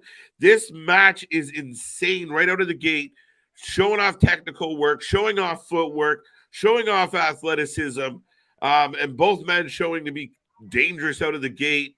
And in addition to that, speaking of dangerous, Tuivasa is flapping his way to the ring right now, or the We've got a octagon. dangerous triple header right now, folks, because we've got Speedball Mike Bailey versus Kenta in the ring on Wrestling Revolver. We've got Cole Roderick versus Nick Gage for the GCW Heavyweight Championship kicking off on GCW. And we've got Tai Tuivasa coming out right now to the ring.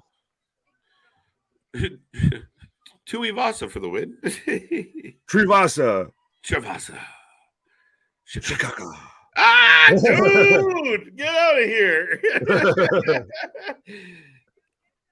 All right, everyone just saw us mark out. No, that's fine. That's always pops in my head. I was halfway thinking between that and like Travago and shit like that in the commercials. No, right away. He's wrestling in 2 weeks as well on House of Glory. I like the House of Glory shows too. Big fan. Oh, and he's about to be overshadowed by when they have Jacob Fatu versus Nick Aldis for the House of Glory World Title on that same card. Nicky Boy's showing up. Yeah, I show up for the show out because that's what the show's about. Right. What? Nick Gage. Get your predictions in, folks. If you're just tuning in, we got Nick Gage on one screen about to take on Cole Roderick. We have Mike Bailey and our old buddy Kenta in a battle right now on the outside of the ring, and we got Tuivasa ready to take some swings. Right, which, by the way, Kenta looking like an absolute badass. Absolutely. Looks in great shape. He's just walking Mike down, dude. Bailey with he got a high kick into the turnbuckle or the ring post right there. Oh, but we've got Pavlovich versus Tuivasa right now in the UFC. Again, we've got Cole Roderick coming out right now, like the Mikey Whipwreck of GCW versus Nick Gage. And we've got Kenta versus Mike Bailey. I'm taking Kenta, Gage, and Tua, obviously. Yeah, I'm Kenta, Gage, and Tua. So we're going out together, buddy. Right. Fucking Thelma and Louise over here. Thelma and Louise are wrestling. Just with more beards and, more jokes. Better jokes. Right, better jokes. Pavlovich probably looking for an upset here, but I don't know. Tui's got dynamite in those hands, buddy. Tua is just kind of younger Mark Hunt with me. That's why it was always a fantastic fight of watching those two go at it, because it's one of those of just, I'm going to just stand in front of you and throw bombs, and if you can handle them, props to you. But you got to be able to handle them. You got to take it. You got to be able to eat one. Right. Or two. But I'm waiting to see Nick Gage come out here because, like you said, it's like the second coming of Christ when he walks out for GCW. Right. Oh, big swinging neck breaker. One of my favorite moves. I think it's underutilized. The classic, just come out of the corner, neck breaker. Oh, it's beautiful. God damn. Well, there's a lot of moves that 100% that are vintage moves that don't get used and haven't been used often enough. Yeah. That need to make a comeback. But the second Gage comes out with, the bandanas and the pillar of light tubes and everything, he instantly gets mobbed by every fucking buddy there. Oh, both men throwing bombs right now. And Tua's down. Tai Tuivasa right now just eating hands from Pavlovich. Just eating straight shots. But Tua's back up. That's the thing is, though, both these men, they've got to land one hand. And man just did a Nikita Lyons there. Tua did that shot from Pavlovich. It's over. End it. Stop it. Stop it. Wow. Wow. fucking We were so told you, right? But still, that's what happens in the UFC in the heavyweight division is you blink and you fucking miss it. As Cole Roderick's already getting smashed with light tubes. 1, 2, 2 count. But Pavlovich wins over Ty in quick succession in the first round with a knockout. Got pummeled. Right. Sergey having none of He's already fucking looking like he had a war with Nick Gage there. That man got busted the fuck open in all of 30 seconds. Wow. Cole Roderick's got a pizza cutter as we've got Kenta and Bailey right now just throwing elbows. Just chaos across the board here. The action is literally everywhere, folks. Right. Nick Gage. Brutal light tube, barbed wire, and thumbtack. What is more brutal, light tubes or barbed wire or thumbtacks? I take a light tube over the other two, I think.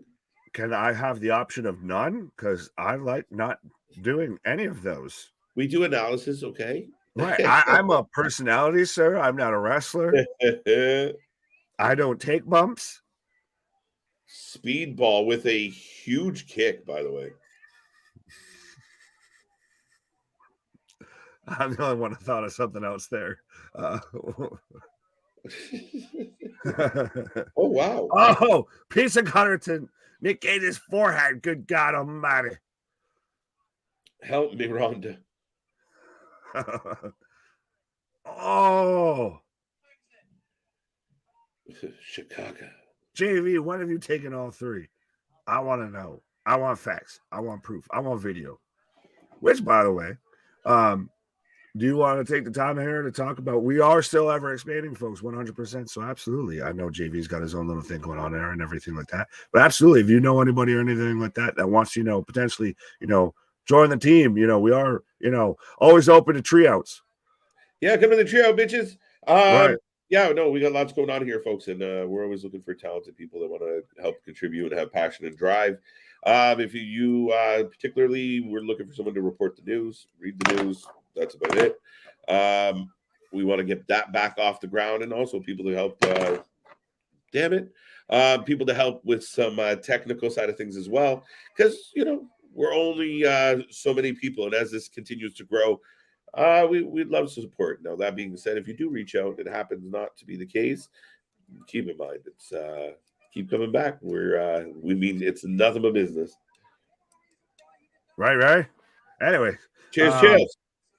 But so we've got the winner getting announced on UFC. We've got tables of glass and light tubes right now set up in GCW, and I've got a crossface between Kenta and Mike Bailey right now.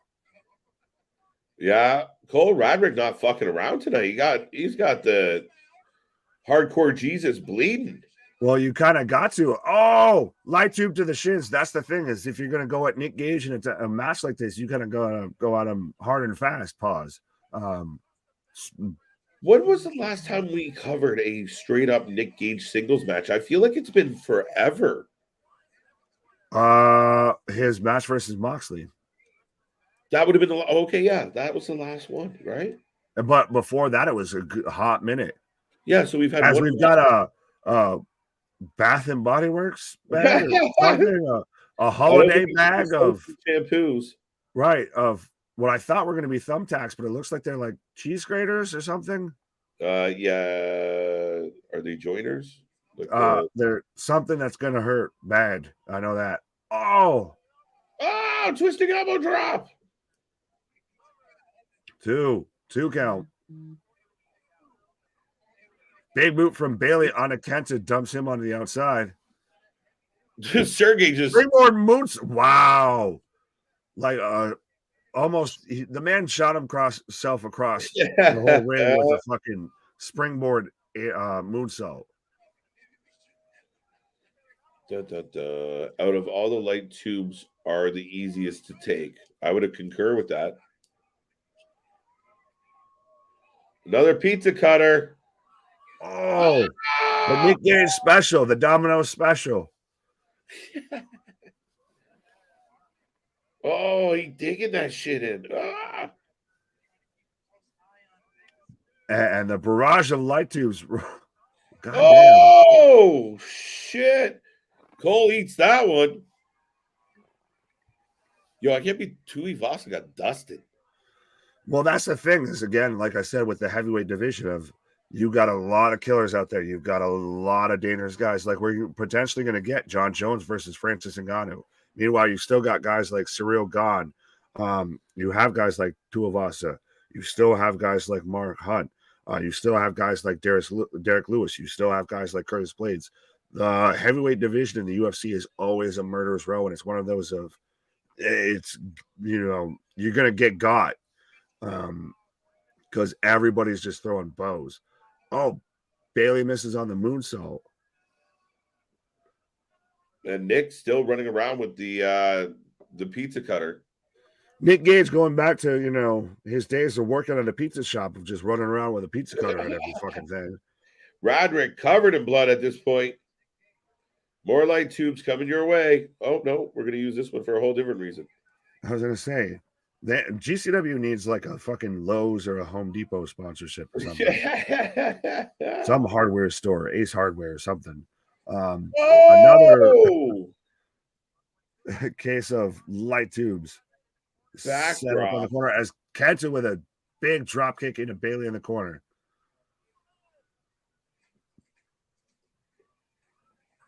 Oh, off the road, running through into the light tubes.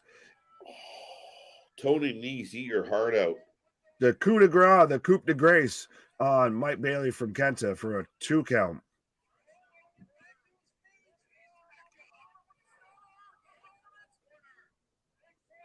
All right, folks, keep that chat alive. Keep it going, keep it going, keep it going. We got, wow, Nick Gage down. Now Cole's got light tubes. Oh, do we get the Mikey Whipwreck story of Cole Roderick upsets Nick Gage? No. Swanton bomb. Huge swanton. Oh, shit. All right. Through light. Oh, Kenta's got Bailey up. Are we going to get a GTS? GTS? Oh, nope. Poison Rana. Boom. Your favorite move, the Poison Rana counter from Mike Bailey. Super kick. Oh, wait. Is there another fight coming up? Yes, that's not the main event, goddammit. Oh, I thought Tui was. Oh, yeah, that's right. Tui's on the undercard. We've still got Matthias Nicola versus Matt Schnell, and we've still got Brian Barberina versus Rafael Dos Anjos for a more light UFC lightweight champion. And then we've still got the main event, Stephen Wonderboy Thompson versus Kevin Holland. That's right. I knew that was the main event, actually, now that you say it. Right. Oh, reversal DDT. Oh! Into the pane of glass. The pane of glass bend? Well, it's that, the tempered glass to where it just marbleizes. It doesn't his head hit the pane of glass and the glass bent, and then his body broke it. Cole Raddick showing up and showing out tonight. Right. Oh! Standing Spanish fly from Bailey on the Kenta. Running knee. Standing moonsault into the knees as Bailey's still selling the knee. He's been taking a lot of pain in that knee right now. Throughout this match, actually.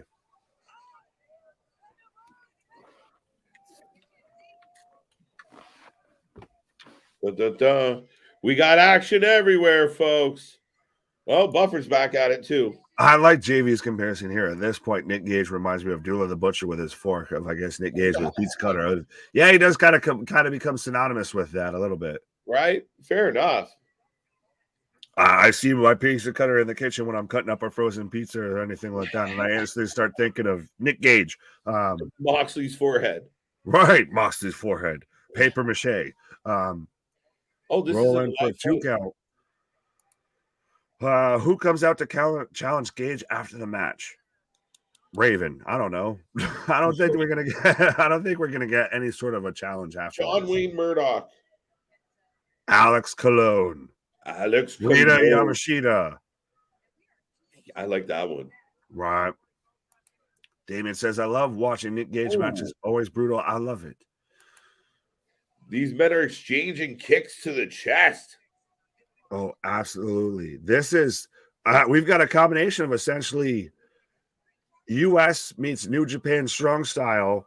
Then we've got death match in the center here. And then I've got mixed martial arts on the far end. It's just got action everywhere.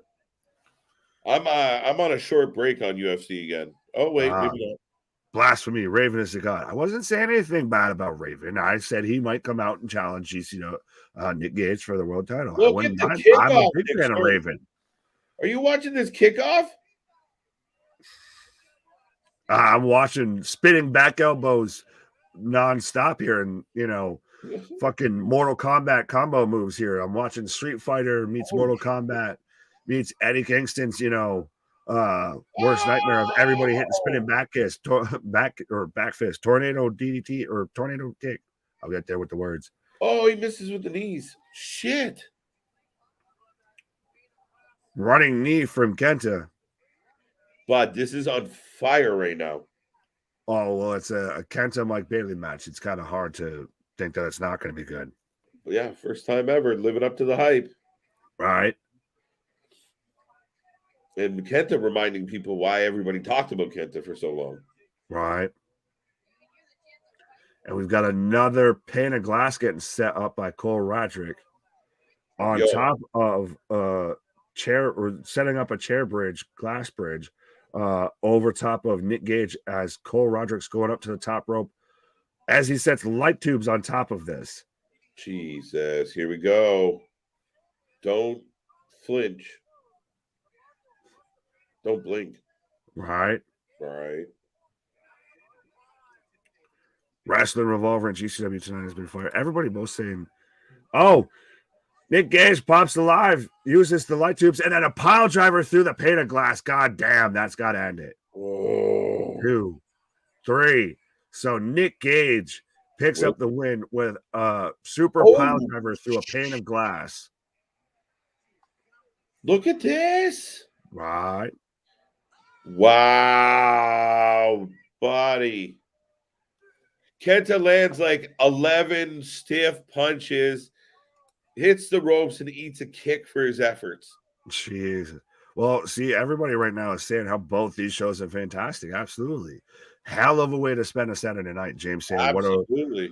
What a show Wrestling Revolver is putting on. WWE needs to take instructions. Both shows been amazing. I've loved almost all the matches tonight. Absolutely. Wrestling Revolver and GCW tonight has been some awesome fire. Why? It's true. No doubt. Still harmless compared to the Cage of Death over at CZW. Well, listen, I'd like these men to still go home to their families at night. This isn't fucking Gladiator shit of 2-man enter, or Highlander of 2-man enter, 1-man leave. 2 count. Bailey gets the arm up. Oh, running Meteora by Kenta. 2 count.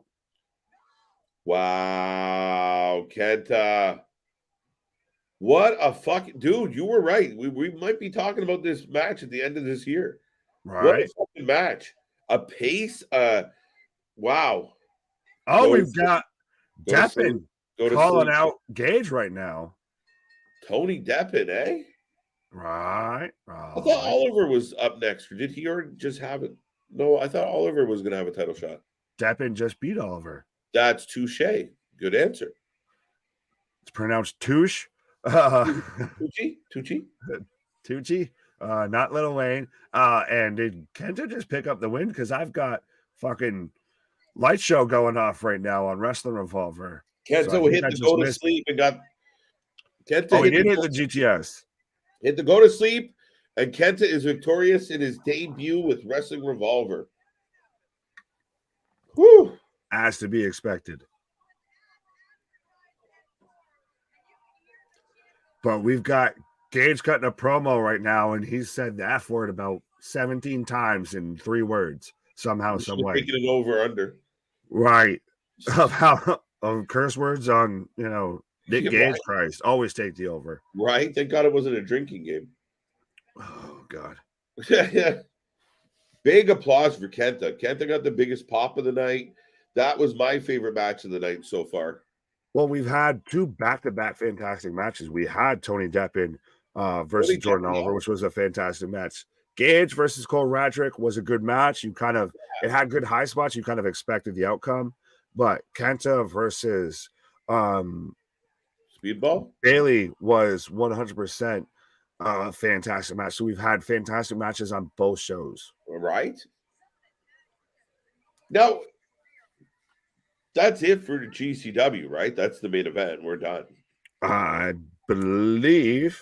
I can't prove anything, though. We could still maybe see something, but right. Nope, it looks like we've gone off the air for GCW. At least I've got black screen. Oh, and we're getting yeah, we knew we were going to get them at some point, but we've got Moxley out right now. And we got Nicolou and Schnell. Moxley having none of this shit. Right.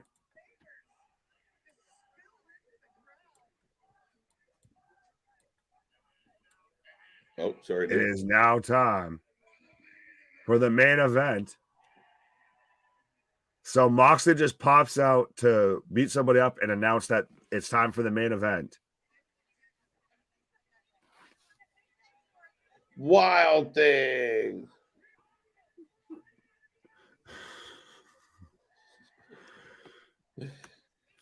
So we're getting Swerve versus Swann. That's a weird way to say it. Stop looking at me, Swann. Swerve versus Swann. Swimmy Schwam. Stop looking at me, Swann. All right, stop looking at me, Swann. Conditioner is better. I go on for her. Shampoo is better. I go on first. Conditioner is better. I make the hair shiny and smooth. But we're getting Rich Swann versus Swerve in a hell of a war match. In a hell of a war match to end the season. Right. So end of the season, but I guess still, folks, give us your ratings, give us your, feelings, your thoughts, all of that for GCW that, has wrapped up tonight. Your GCW waste of time, which certainly was not a waste of time. Ended the show fantastically. So let us know your ratings on that. Yeah, absolutely. Get your ratings out of 10. And folks, we take ratings for all the shows if you did not know any better. And even if you're watching the replay of this stream, you have the opportunity to put in the comments below your rating out of 10 any day of the week. Marvin says 8 out of 10. I guess I should have asked Nick what his rating was prior to him leaving, but whatever. Swerve Strickland for the win. Swerve for the win. Swerve for the win as well. Deppen versus Gage in a death match for GCW title December 16th. KJ and Nick. Gotta do that show. I have no doubt. Listen, if Nick Gage is going to be announced on the card, we most likely will be here because that unto itself is the reason to tune in. Nick's got a 7. I'm going to up Nick and go 7.5. Overall, a really good show. I don't know if the SANDMAN appearance went as planned, but yeah, good show. Good show. 2 out of 3 falls. Final match is a Medivac match. 2 out of 3 falls. Medivac match. Who? What? Jason, you lost me. 8 out of 10 for GCW. Good show. 8.5. There we go. Christopher's pretty happy. Here comes Richie. Not his usual music.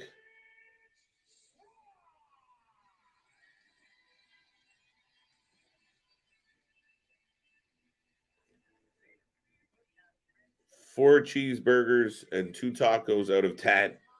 Now I just want fucking munchies, JV. Thanks a lot, buddy. That's what I'm going to have the minute I get off the stream. 4 cheeseburgers and 2 tacos. 8 out of 10 for GCW. Marvin gave it an 8 out of 10 as well. Also, get your predictions in. We got the main event here. Wrestling Revolver, season finale. Rich Swann in a grudge match with his former friend, Swerve Strickland. And it's a hell of a match or a hell of a street fight. I like Rich Swann. I like him too. I think Nick took Rich Swann. I'm not quite sure on this one. This is a hell of a war match. There you go. 2 out of 3 falls. Thank you, Jason. Final fall is an ambulance match. Okay. So we're not going anywhere anytime soon, folks. Strap in and strap on. Thank you, Jason. We appreciate that. So 2 out of 3 falls. Third falls an ambulance match. First time for me. Swann gets a pinfall right away. Hits the crucifix within seconds. Wow. Swann up one, up one. Next match is no DQ.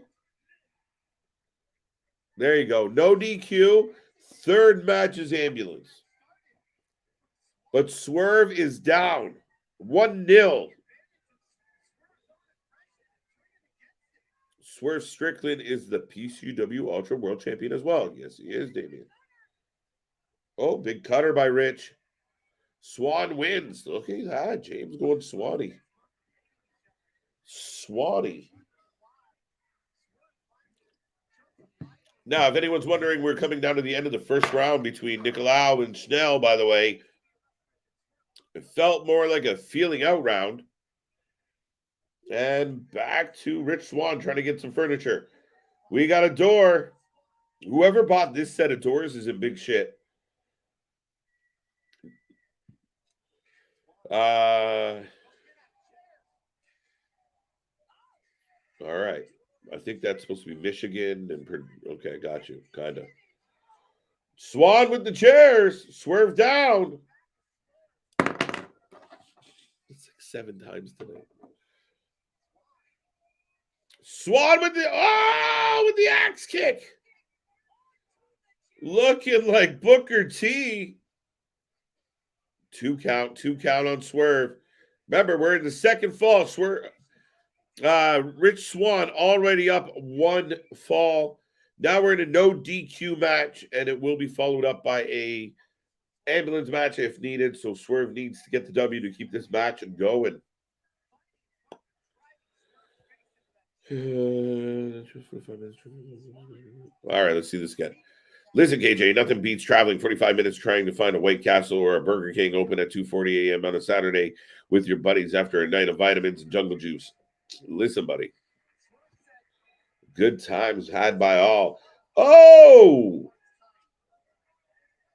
Kendo stick over the head. That sounds like something I might do. So Rich Swann with the kendo stick chasing Swerve down. It's been all Swann to start this match. Already picked up the 1 victory. And folks, just I know we got the ratings, but while you're here, you kick around, give me a thumbs up or a thumbs down. GCW wasted time. How did you feel about it? Oh, that was a chair. So Rich Swann swats a chair between the legs of Swerve. And, little Swerve not feeling so good. Well, another low blow by Swerve. Why Swerve? Rich Swann. Y'all supposed to have my back when I make those fools. Rich Swann taking a look. Getting rid of the chairs now. Wow. So coming out of a death match between Cole Radrick and Nick Gage, we're now getting a no DQ match between Rich Swann and Swerve Strickland. Swerve Strickland putting something in his pants. Pause. Good so far on this one. Rich Swann setting up a door table.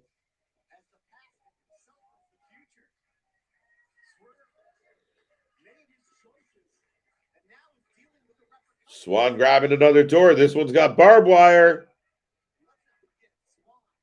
We got the barbed wire back in the ring. And right now, Nicolau is all over Schnell. 2 thumbs up. I like it. Swerve fighting back. And he takes, oh shit, he takes barbed wire to Rich Swann's head. Oh. Do you guys feel like someone like Rich Swann should get another shot at WWE? Let me know, chat. Let me know. We got Rich Swann definitely in. I mean, we didn't see much of Mr. Oh wow, a coup de grace over the top ropes onto the apron, knocking Rich Swann to the floor, landing it himself, and now Swerve has completely taken over.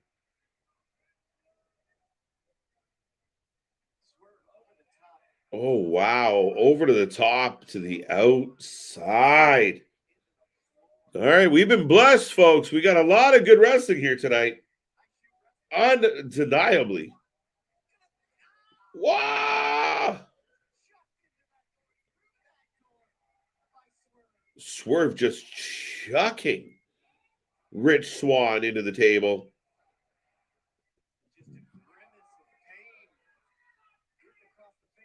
Wow. We're getting more doors. We're not done yet.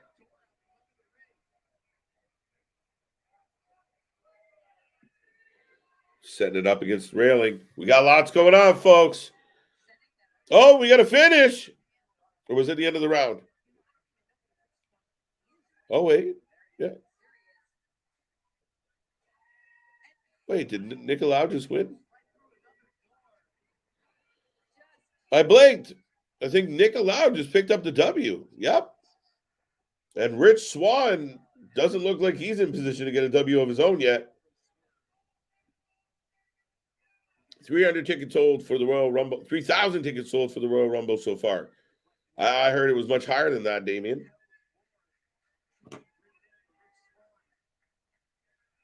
I thought it was higher than that. Swerve has a busted kendo stick.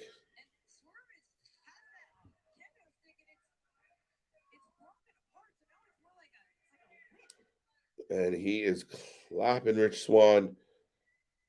Swerve has taken over in this match. Wow, in the face. In the face. 30,000 tickets. Oh, there we go. That makes a little more sense. Yes, they had to open up. They expanded the ticket sale.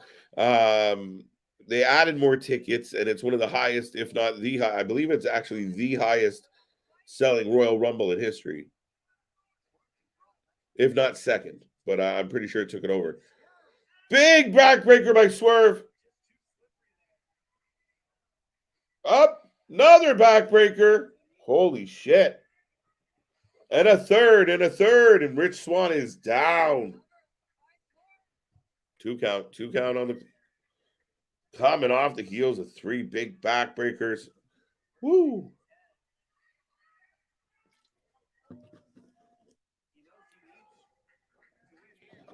And the good thing about UFC Fight Night tonight, they're not going to the referee scorecards very often.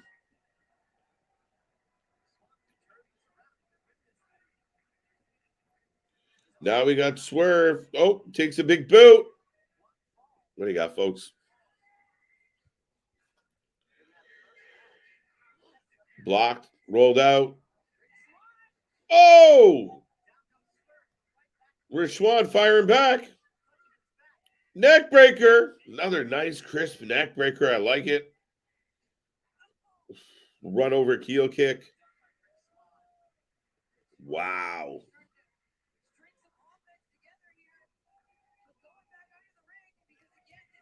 Let me know, folks. Let me know. What do you got? What are you thinking? Don't be quiet. Don't be shy. Rich Swann grabbing more chairs. Another door coming our way. Oh, wait. We're losing Swann. All right, there he goes. More doors. More doors on the way into the ring. And it hasn't stopped all night, folks. And as you can see, I think the average rating for GCW already tonight was 8 out of 10. Woo!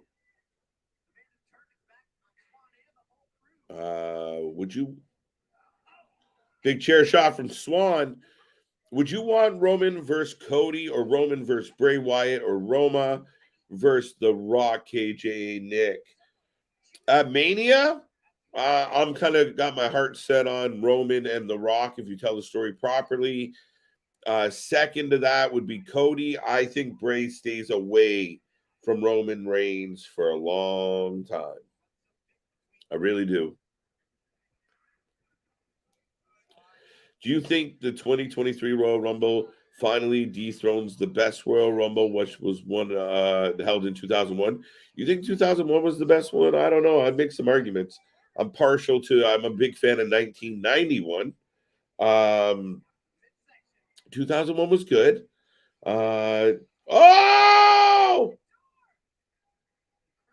Hurricane Rana from the top through the door. Swerve Strickland is down.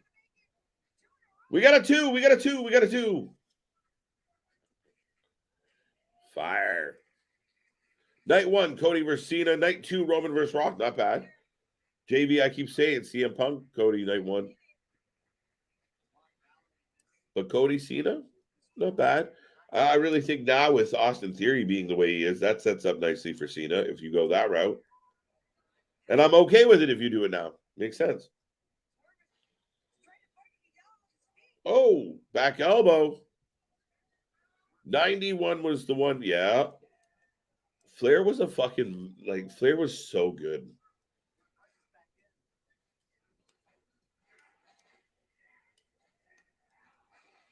Oh, we got a botch. Don't have any idea what that Hurricane Rana was thinking. There we go. They made up for it. Off the ropes into the German. Whew. Big kick by Rich. Yes.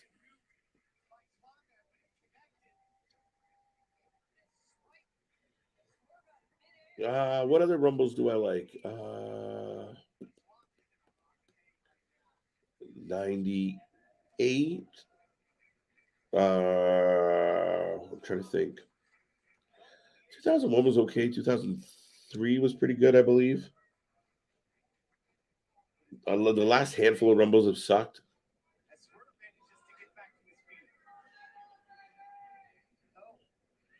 Thank you, JV. 01 was good as well. 2000 was pretty good.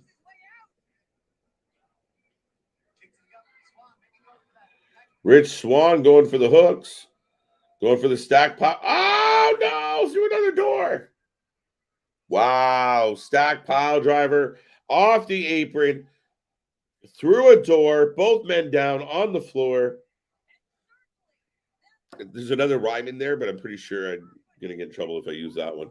My favorite Royal Rumble win, Mysterio's a really, really good one. That's a good shout, Damien.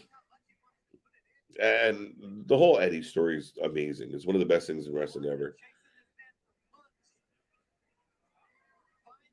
UFC is in a short break.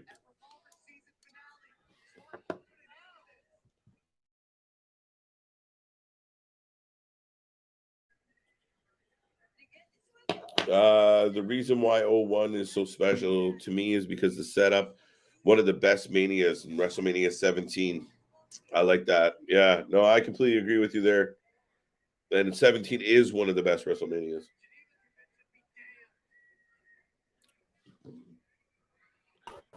What?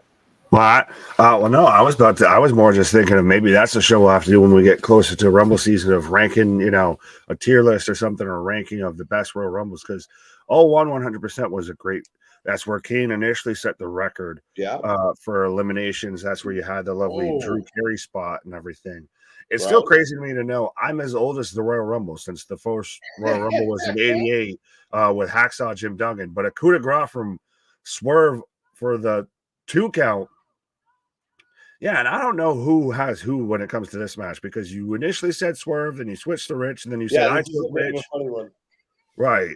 I got Swerve. I think I ended up somehow with Swerve. You ended up with Rich. Of just, it's going to be a good match, and somebody's going to win, somebody's going to lose, I guess. Oh, the arm breaker. Gross. But we're getting, Christ, if we're going to start making. Sorry, sir. No, I Did was you going to. catch Sorry. the formation, the format of this match? I heard it as I started to kind of take my little pause there. Of it's a 2 out of 3 falls, and the last fall is an ambulance match. Yeah, the second Oh, fall is no DQ. okay. So it's a 3 stages of hell match. Kinda. And these guys are going full out, like through barbed wire. Driver, 3 count. Yeah, 1-1. So Swerve gets the second fall. So now we're tied up 1 apiece.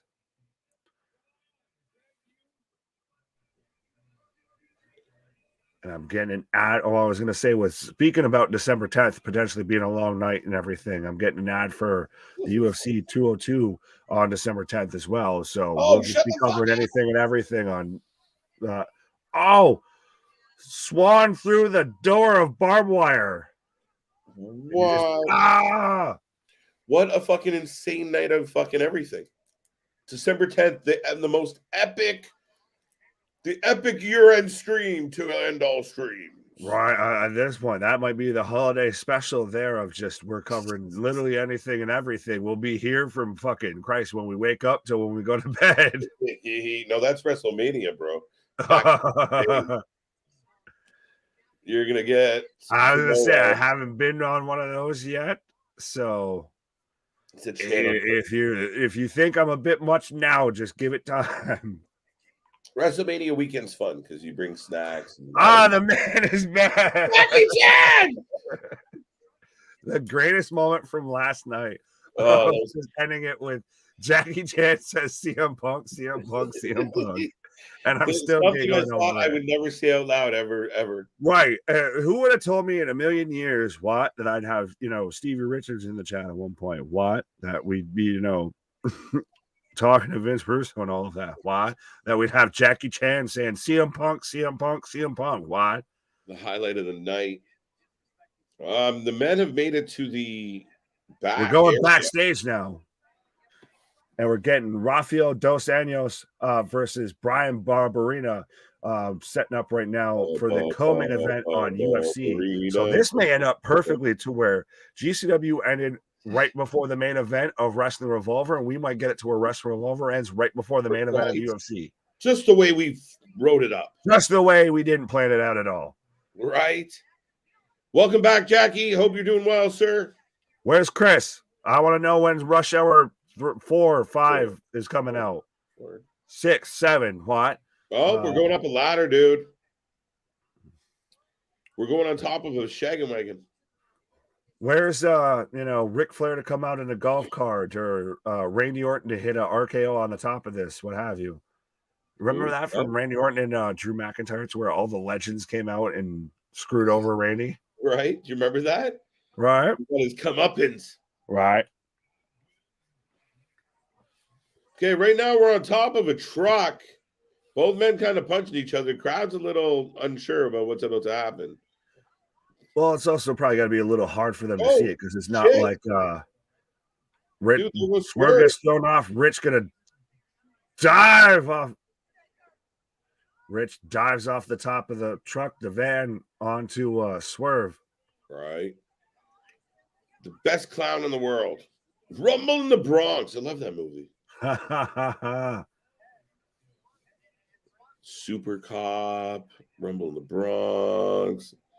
I was just going to say, I do all my own stunts just like Jackie Chan does. It's true. True story. Right. Raven almost ruined Mania 17. Yes, when he almost went over the power cable in a golf cart. Right. Oops. Right. Swerve redecorating the place. Right. He's changing the entrance ramp here now. We've got guardrails on top of guardrails here. Jackie doesn't like CM Punk. Then why were you cheering for the man earlier? Yeah. You flip-flopping more than your, martial arts there. What? All right. Both men looking at each other eye to eye. We've got multiple doors coming out right now. Multiple doors. So we're setting up a bridge amongst the guardrails of doors. What is good God Almighty? Hold on tight. Strap on and strap in, folks. What? Jackie Chan hates CM Punk now. That's almost funnier. Right. So, folks, you heard it here first. Jackie Chan's got beef with CM Punk. Yo, I'll put this clip out on the internet. Jackie Chan hates CM Punk. Right. Just put that quote. But I think CM Punk going to WWE is not a bad shout, especially since we're seeing that it's pretty much all but confirmed that he's out of AEW. He's just waiting for his release. Well, remember, they were apparently from their own buddies reporting that, you know, you run into that risk of having. I completely lost. Oh, yeah, they were talking about the non-compete and how long ago. Now I can hear myself. That's what fucked me up there. Yes. So, I mean, we were still kind of battling over that. Maybe they don't care anymore. And they said, fine, fuck it, go. We don't want to deal with the lawsuit. We don't want the courts and the reporters knowing what really goes on behind closed doors. Right. So just go away. Man, I'm telling you, I sent you that clip today of CM Punk, like the fake CM Punk Rumble entrance. Oh, 100%. Let's go. Absolutely. But so we've got both men climbing the scaffolding right now as Swerve goes through both doors. We've got the Mufasa scar spot there as Swerve was playing the role of Mufasa, just eating it off the scaffolding through both doors. Most polarizing character in wrestling, CM Punk or Vince Russo? Vince is more polarizing. I mean, I'd say Punk in the fact of like relevant. It matters more. No, and that's not an insult to Vince. It's just CM Punk has a different stature in the wrestling world. I think he's more polarizing at this point. Well, see, that's the thing is to me when it comes to polarizing, as Rich Swann's got Swerve up and he's carrying him right now. So he's going to throw him in. That's what they were on top of. They were on top of the ambulance that looked like a goddamn moving van or a hearse with random camo shit all over it, like they're hiding out hunting.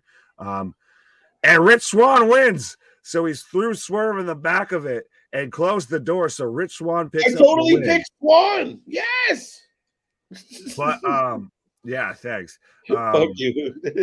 But when I think of polarizing, I think of some people love him, some people hate him. I feel like when you talk about Vince Russo, it's mostly negative response. When you talk about CM Punk, it goes both ways. So I would say CM Punk's the more polarizing. Yeah, no, Ryback's not polarizing for the same reason. It's unanimous that Ryback is an asshole.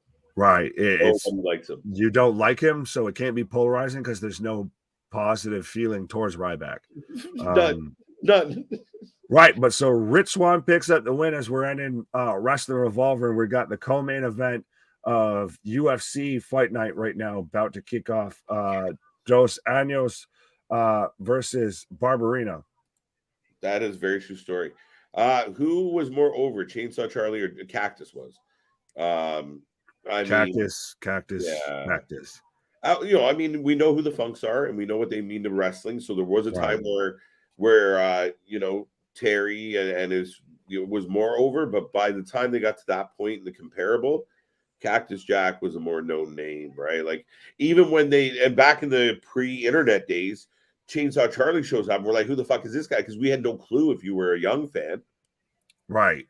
And that's the thing. Well, I mean, you could kind of tell if it's Terry Funk with the fucking nylon on his head. Shit ever. He looked you can't hide Terry Funk anywhere. Even when he showed up as backstage personnel during the Hell in a Cell match between Mick Foley and Undertaker. But Cactus Jack was famous from all his days in New Japan and all of that. That's why you still even had that whole segment with Hunter and Mick Foley going into, I think it was Royal Rumble 2000, to where he goes back to the Cactus Jack character. And it was a huge response and a huge pop. I don't think you'd get that ever really with Terry Funk. Terry Funk you respect, but you're not jumping out of your seat for it. Cactus, you are. You say scaffold, I think of Vic Grimes. If you know, you know. Yes, I know. And I guess shout out New Jack as well. And I also halfway think of Cornette with his lovely scaffold spot. But Yeah, absolutely. Vic Grimes is kind of synonymous with scaffolding at this point when it comes to pro wrestling. Do you think the Young Bucks would ever bring back Necro Butcher and AW to play CM Punk? No. They'd have Colt Cabana play CM Punk, if anything. They'd have Scott Colton show up there and try and imitate Phil Brooks, is what they would do, because they know that it would get fucking clicks. They know that it would rattle the fucking cages. It would, ruffle the feathers of guys like me and KJ and probably some of y'all and everything, of guys who agree with what Punk said, maybe not exactly in the manner that he said it, and don't think that the Bucks really conduct themselves that professional. I don't think they'd hire somebody like Necro Butcher to do that. But right now we are underway as Wrestling Revolver is all wrapped up. So, folks, give us your rating for Wrestling Revolver. I saw the ratings for GCW I gave it a 7, so about an 8. Let us know your ratings for Wrestling Revolver. I'll give that one an 8. I think slightly better than GCW. Not perfect, but definitely a great show. Great shows across the board so far. But also, give me your prediction for you taking, as we're, I guess, ending the night off, ending the week off with some UFC coverage of Barberena versus Dos Anjos. We're 347, 46, 45 if you're trying to sync up, 44 when it comes to the UFC tonight. Barley, no one knows. Chainsaw Charlie, everyone knows Terry Funk. Again, that's a bit of the point of, if we were looking at Chainsaw Charlie compared to Cactus Jack, that's an entirely different argument than if you want to have Terry Funk versus Cactus Jack. I'm going to give Wrestling Revolver a 9 out of 10. Damon says 9. Marvin says 9. Till next season. James, well, no, don't wait till next season. Absolutely. Stay all the way around. But and still, I think with them being the season finale, it's going to be all the way until 2023, which is in all of less than a month, by the way. Which the year's flown by, folks. And don't worry, we're going to have plenty of content, plenty of everything for when it comes to our year in review, our wrap up, countdowns, awards and everything for the whole wrestling year of 2022. It's been an insane year of. This is the first time I've ever done any sort of stuff like this, and we're still under a year as a channel and everything, still hit 1K within that whole time frame, still always moving onwards and upwards. So thank you, everybody. Hope you're having a happy holidays. Absolutely. And I've got right now Dos Anjos in top position, looking for a chokehold right now, looks like, as he's landed some body shots. Wrestling Revolver 9 and 10. So everybody so far with a 9. James with a 7.5. Okay, you're a little more around my area. I say 8.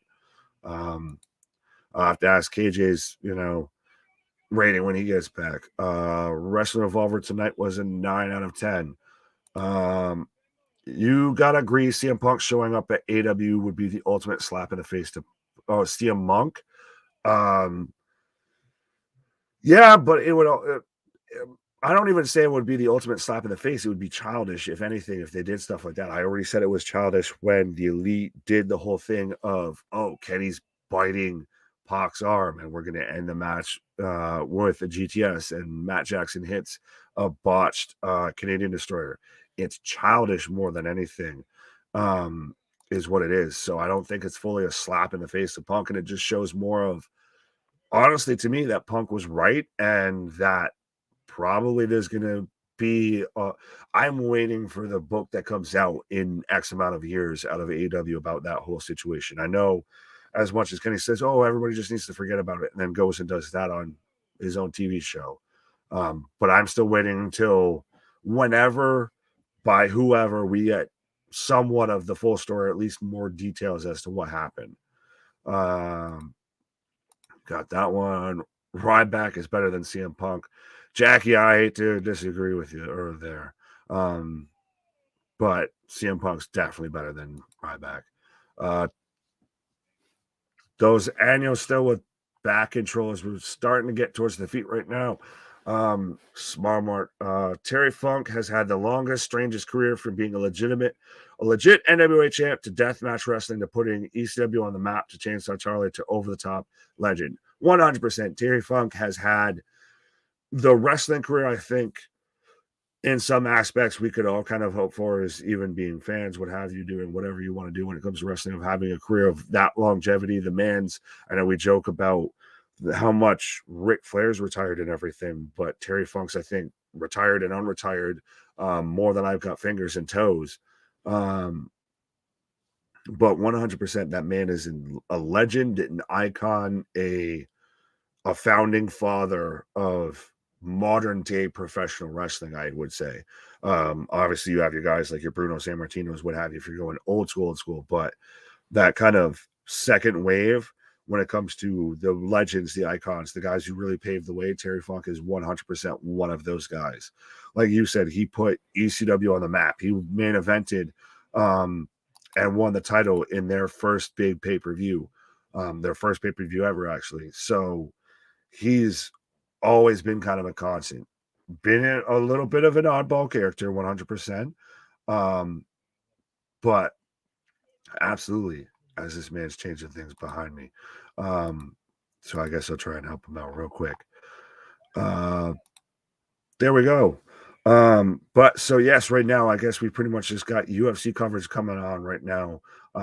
So see, that's why you got to make sure you hit the subscribe button, hit that like button, hit that bell notification, especially because you never know what's popping up, what's going on over here. Because Christ, we didn't plan on watching UFC tonight, but I kind of snuck it in on KJ, and now we're here, still wrapping up a Saturday night, heading into round number 2 of the co-main event for the UFC Fight Night, and both men just throwing bombs right now as Dos Anjos is pinned up against the cage.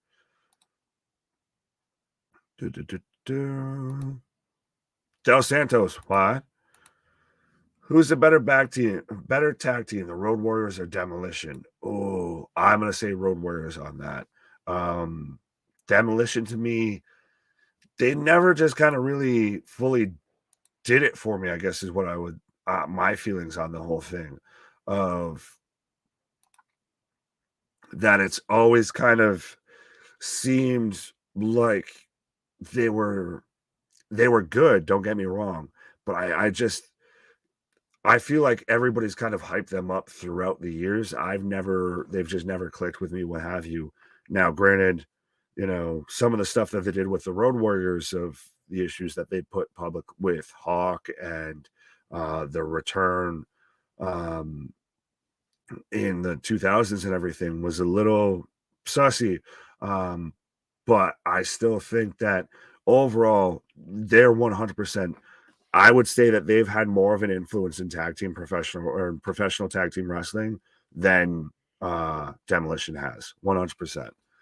As Dos Anjos with a takedown right now. Who is a better ECW wrestler, the Sandman or Tommy Dreamer? Oh, Christ, that's splitting hairs. That depends on how you want to look at it, Damien. That depends on if you want to look at who got more. Well, even then, if you want to say who got more over, what have you, Dos Anjos with another trip for a takedown. So Dos Anjos 100% so far winning this fight. Maybe not exactly, in dominating fashion, but winning it at least on point so far. But the Sandman, he was the most over entrance, the originator. Well, I don't want to say the originator, but very much in that vein of the tweener character of ECW's version of Stone Cold Steve Austin to a minor extent. Tommy Dreamer was the heart and soul of ECW. I'm not the biggest fan of everything that's happened since with Tommy Dreamer. I think he's kind of lost his marbles a little bit. But I think Dos Anjos right now in control, top position. Barbarina looks like he's kind of going for a Kimura. Barbarina's fighting out. But Tommy Dreamer, you can't think of an ECW storyline really without, I feel like, out thinking of Tommy Dreamer, or at least one involving Tommy Dreamer. Dos Anjos with a rear naked choke. Is Barbarina going to tap? He's got that in. Wow. Boom. Oh, dropping back everything. Barbarina taps. Wow. Fight is over. Dos Anjos was having none of it, and I thought Barberina had a good start to this, Nick. Yeah, well, it started off as, like I said, a very back and forth kind of fight. But Dos Anjos was just fully working, top position, was just working on takedowns, what have you. Absolutely. Right. Sorry. Yeah, no. I got to ask that question. So Sandman or Tommy Dreamer, better ECW career? Or better ECW wrestler was the technical question. See, for me, Tommy never really got it's funny because I listened to Busted Open a lot, and sometimes I feel like Tommy's career was bigger than it was in his head than it actually was. Right. And that's not a knock. I mean, I'm a big fan. He seems like a super nice guy. I know my brothers have met him. They spoke highly of him. But at the end of the day, I just think iconically Sandman. I mean, when you think ECW, your head goes to like Sabu, Sandman, like quick. Then you get to Tommy, but Tommy was a very much support guy in his entire career. I don't know the two guys that come to my mind when it comes to ECW, and I'll say this: it's RVD and Taz. That's a huge shout. I mean, I think for me, like I said, Sabu and Taz would be in there. Raven 100% as well. That's the thing, is there's a good kind of top core. Now, Christ, right? You're going to make me go spend the rest of the night after this. I'm still watching ECW after this. Right. But keep in mind, like, I mean, with him, like, he wins the belt and he really wasn't even supposed to win the belt. It just worked out that way. And, right. They had to put it on somebody they could trust. But I mean, that's a great thing. And we talk about a guy like Razor Ramon, who was never the top guy. He was a support guy that pushed people over. And I mean, Tommy very much did that in his career. Oh, that's an I halfway want to dig into that while we're in a commercial right now for UFC as we're waiting the official decision. But I would 100% say Razor over Tommy if we're going that route. But Razor. No, I mean, Razor's a Hall of Famer. Tommy Dreamer's not. Right. You know what I mean? I get you. In the spirit of, like, he was in ECW, in the Indies, and some of it, obviously his own promotion. He puts guys over. He supports guys. He gets in the ring and gives you something. I mean, now we see him come out and he's still kind of doing his thing, but he's moving very slow. Those knees aren't what they used to be, that kind of shit. Right. But so I'll ask this real quick so when it comes to when you think of ECW storylines and everything, do you think more Sandman stuff, or do you think more Tommy Dreamer? Because they're both pretty synonymous with a lot of storylines when it comes to ECW. You know what? That's a funny question in the sense of it almost makes me rethink my previous answer in the sense of, yeah, you think about like Dreamer and Raven, Dreamer. But yeah, no, you think about, there's a lot of really good stories involving Dreamer. Sandman wasn't necessarily a big story guy, and I'm not saying he didn't have any angles. He had rivals, but he was more about the match, more about the entrance, the over top persona. That's a good question. I still think overall, as far as impact and where you would rank the people that did what they did in ECW, I think Sandman is taken higher in my regard. Demolition wasn't doing more games against the Four Horsemen teaming with Dusty Rhodes. That's also true. But listen, I mean, I like Demolition. Demolition was good. They were a good heel set, especially when the Legion of Doom showed up in WWE. They were a good counter. The other face painted team. Funny that, it definitely it felt like a Kiss ripoff a little bit. But I mean, they were good. Good tag team offense, a classic tag team.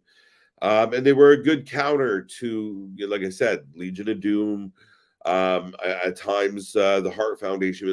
They were really good, especially with Mr. Fuji as a consistent heel presence. And at times, they did have babyface moments. Yep, got that. The same thing can be said about Rowdy Piper. Exactly. Now, JV, like that one touches a nerve because literally one of my absolute favorites of all time. Like I really think the guy that captivated me the most, the guy as I was a kid that, and even now watching Roddy's stuff still holds up to this day. Um, Roddy Piper is just, he was just so quick. And again, in a day and age when things weren't scripted, and even at times we've seen him, the videos go around of, you know, not even when he was in wrestling, but like when he was doing interviews, when he was involved with the media, he was a smart ass. And but again, I think for the same thing though, was never, you know, there was always Hogan, there was Andre, you know, but if you don't have a Piper doing what Piper did, you know, you needed those guys to get a Hogan over, right? So, I mean, Piper, one of my all-time faves, absolutely. Tommy Dreamer was the heart of ECW. Sandman was just a character. Tommy Dreamer versus Raven. See, that's where I kind of leaned. I mean, you know what, Mark? I'm willing to be swayed, and I will listen to the people. But you know what? That's not a bad argument. It's not a, you know, I mean, Dreamer was definitely the heart of ECW for the reasons I said. Sandman to me is more than a character. Like if Dreamer if Dreamer was their heart, Sandman was their balls. Gigantic balls. Where's CJ when I need him? But yeah, no, for me, I definitely see your point. And to that Tommy Dreamer Raven rivalry was probably one of the best, if not the best thing that ECW had done from that standpoint. Not a bad show. Sorry, guys, my throat's killing me.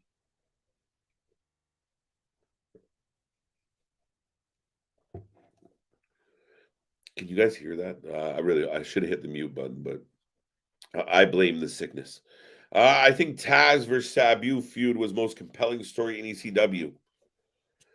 Then that's where originally when we were first talking, I said when somebody says ECW to me, I see Sabu, I see Taz, and I see Sandman.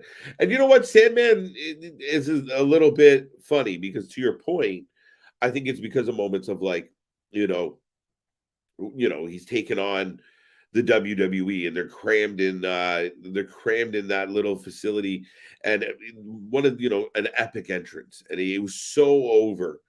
But Taz Sabu, I mean, what was good about the Taz Sabu feud was there was real heat to it. There was rumors of, you know, Sabu fucking up t-shirts on purpose, and there was definitely some talks of, you know, real, no, not just talks, confirmation that there was real life heat between the gentlemen, made for really compelling wrestling. And they were both unreal, right? All you have to do is believe. Jackie, you're talking to my heart now, buddy. There you go.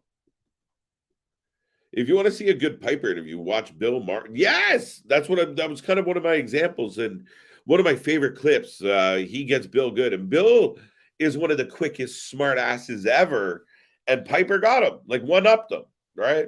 So, and you know, it all starts like you see the passion come out of Piper. You know, Bill says, you know, wrestling's fake, and then Piper, you know, hold on, like pulls everyone back. And when Piper had a microphone, he commanded attention, period.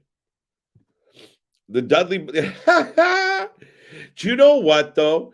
I do, you know, you think of the history of the Dudleys going way back to Big Dick Dudley and pause, but you know, the whole crew.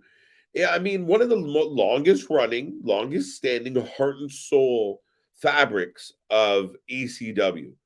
So, man, it's too bad ECW didn't have a longer history. But looking at here, just in this chat here tonight and being on stream tonight, you literally, you know, everybody has their favorite or their sentimental feels about that show. And it was a different show. And again, we watched something like GCW tonight that, you know, doesn't exist without ECW, right? So kudos to the genius Paul Heyman, the Hall of Famer, one of the GOATs as far as wrestling minds go. And it's really too bad we couldn't get like a fucking like a revamped, like let Paul run GCW for a while. Fuck, let's go. Burb. What else we got? I like that you're throwing the bow leave at me. But that's it, folks. And now I wasn't here. Just give me a thumbs up. If you're still kicking around, I know it's late. It's extremely late. But we've been here for 4+ hours. Trust me, my throat feels that we've been here for pause. Never mind. Let me thumbs up, thumbs down. Wrestling Revolver. Wrestling Revolver tonight. Thumbs up, thumbs down. Man, I didn't give a rating on Revolver. And for me, Revolver was like an 8. I really fucking enjoyed Revolver. I thought they were nice, long matches, and not too long. Not all of them were long, but a good length where you really had a chance to get into the match. I thought there was a series. The only disappointment of the whole night for me, I thought, was I can literally show you a screenshot of it saying, switchblades are going to be together. Sami Callihan and and John Moxley. That didn't happen. Moxley pretty much came out and said boo and bye. So I found that a little interesting, but overall, yeah, I mean, what a hell of a night. Great match after great match. I was a big fan of the death match we got, the main event, 2 out of 3 falls. Swann Swerve tore the house down. The co-main event tore the house down. Yeah, I mean, what more could you want? I mean, GCW was right behind it for me with a 7.5. Yeah, I mean, what a great night of wrestling. And of course, us being the channel that has absolutely lost its goddamn mind, we are currently sitting here watching UFC Fight Night because why not? Why not? Let's just do it. But with that being said, folks, let me see. Marvin having a chuckle. Jackie sending me squares. That's a square on my end, Jackie. I don't know. Let me look on this end. Let me see what Jackie's trying to communicate to me. I need to understand the words that are coming out of his mouth.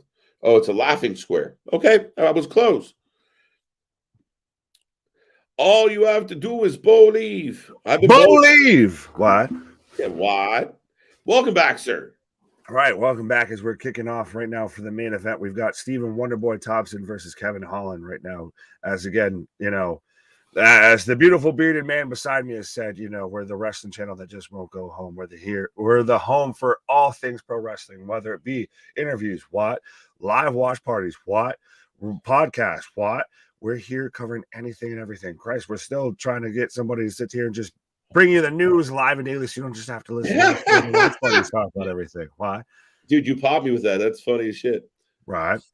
No, and I mean it's funny if people only knew how many times like the background or the overlay wasn't a thing 30 seconds prior to them seeing it. It was like, we're gonna do it. Okay, I'll be right. Oh, trust me, 100% of we're the only channel that I know of that I've seen that literally. Okay, so we're gonna cover this show later in about an hour. Okay, so cool. We're gonna get all the visuals. We're gonna do everything. Thumbnail. Right. Stream. Right. Up to 100%. I just snuck UFC on this man, and he's just like, God damn it, fine. Well, dude, that's what we do, right? Right. What? Marvin, what? Damon, what? Jackie's still kicking around. What? Still high kicking, still karate kicking, kung fu kicking. What? Right. Who do you think will end the tribal chief's reign? I like the tribal chieftain. The tribal chieftain. What? Cody Rhodes. Ooh. Cody Sami Rhodes. Zayn. Oh, fuck, dude. I'm telling you. Listen, smart. If you're in a room right now and you're trying to plan out wrestling for WWE, you have to fucking consider the fucking pop of a Sami Zayn win. Sami Zayn is the monkey wrench in the whole situation. Dude, even if it's after Mania. Or maybe, you know what? Sami somehow flukes himself into winning one of the 2 titles. 100% in Montreal, especially right now. Sorry, go ahead. Sorry, I was just adding in Montreal. in Montreal, that we do it. He wins it at the Elimination Chamber, but then you still got to build to WrestleMania. I'm telling you right now, if we do see, even if it's a night 1, a night 2, or heaven forbid, Sami Zayn works his way into it's a triple threat: Roman versus Rock versus Sami. Of Sami's 100% of how the fuck did I get here? I don't want that though. Oh, I know, but I still think Sami Zayn leaving WrestleMania with a world title, or the world titles, both world titles, at least a world title, is your Kofi Mania, your Yes movement. It's 100% your thing that caught heat in 2022 that you just need to fucking roll with. It's actually one of the biggest stories of 2022. It's going to be a high contention for, like, when we rank shit out. And I mean, without a doubt, man, I mean, it's taken over. And I agree with you completely. This has a chance to be the Yes movement of 2022, 2023. And really, if they build it properly. Now, my theory was always that Cody has a chance to somehow come back, win the Rumble, and they parlay that into a match as well. Now, dude, I don't want to get into the whole WrestleMania debate tonight, but I mean, Cody is a good candidate of, let's say the plan is Roman holds those belts until Mania, beats The Rock, and then the next pay-per-view, WrestleMania Backlash, whoever's destined to take it takes it then, and that's finally, like, he bows out gracefully and we don't see Roman for like 8 months. Right. Now, what do you think, as I've got Kevin Holland coming out right now, so what do you think about the shot of potentially if The Rock wins the Royal Rumble? Fuck, man. People keep putting this out, and I keep fucking, like, I feel like Ebenezer Scrooge, like, pissing on it for everybody. Everyone's like, no, it's 100%. I'm right there with you. Of that just shouldn't happen. He doesn't need that. Your Black Adam doesn't need to win the Royal Rumble to earn a fucking title shot. Right. Well, that's always my issue. Like Brock Lesnar, fucking Ronda Rousey, they don't need it. And if you can find good writing, you don't have to fucking just, well, this is the easiest thing. He wins, she wins, we move on. But there's, we've seen it before. The Royal Rumble winner wins. There's a feud about it. There's a whole bunch of ways to get around it if you're not fucking lazy. So, for me, I'm hoping that this Rumble, I mean, it's highly anticipated. We talked about, you could go to 40 participants because this could be a pop crazy fucking, the Royal Rumble. Why can't Royal Rumble? The Royal Rumble. It's late in the stream and I can't put 2 hours together. But no, 100% of, I think you nailed it on the head right there, of that good wrestling counters. Every feud has to be involved for a title. Like we've said, that whether it be Ronda, whether it be Charlotte Flair, whether it be The Rock, what have you, if they can have feuds that don't need the title. Right. So we've even halfway talked about that with Roman. If Roman could lose both titles and we could still build to a feud with Roman versus The Rock at Mania, and it still would feel this, I don't want to say the same, but still have that gravitas without the titles involved. Do you risk a counter reaction to The Rock? Like everyone's fucking pumped to see The Rock, because I know, like, I'll be thrilled to see him back in the ring. He's a legend. The most successful professional wrestler in history, period. Right? Like, I mean, it's just undeniable. Especially from a dollar standpoint. Like, right. All in.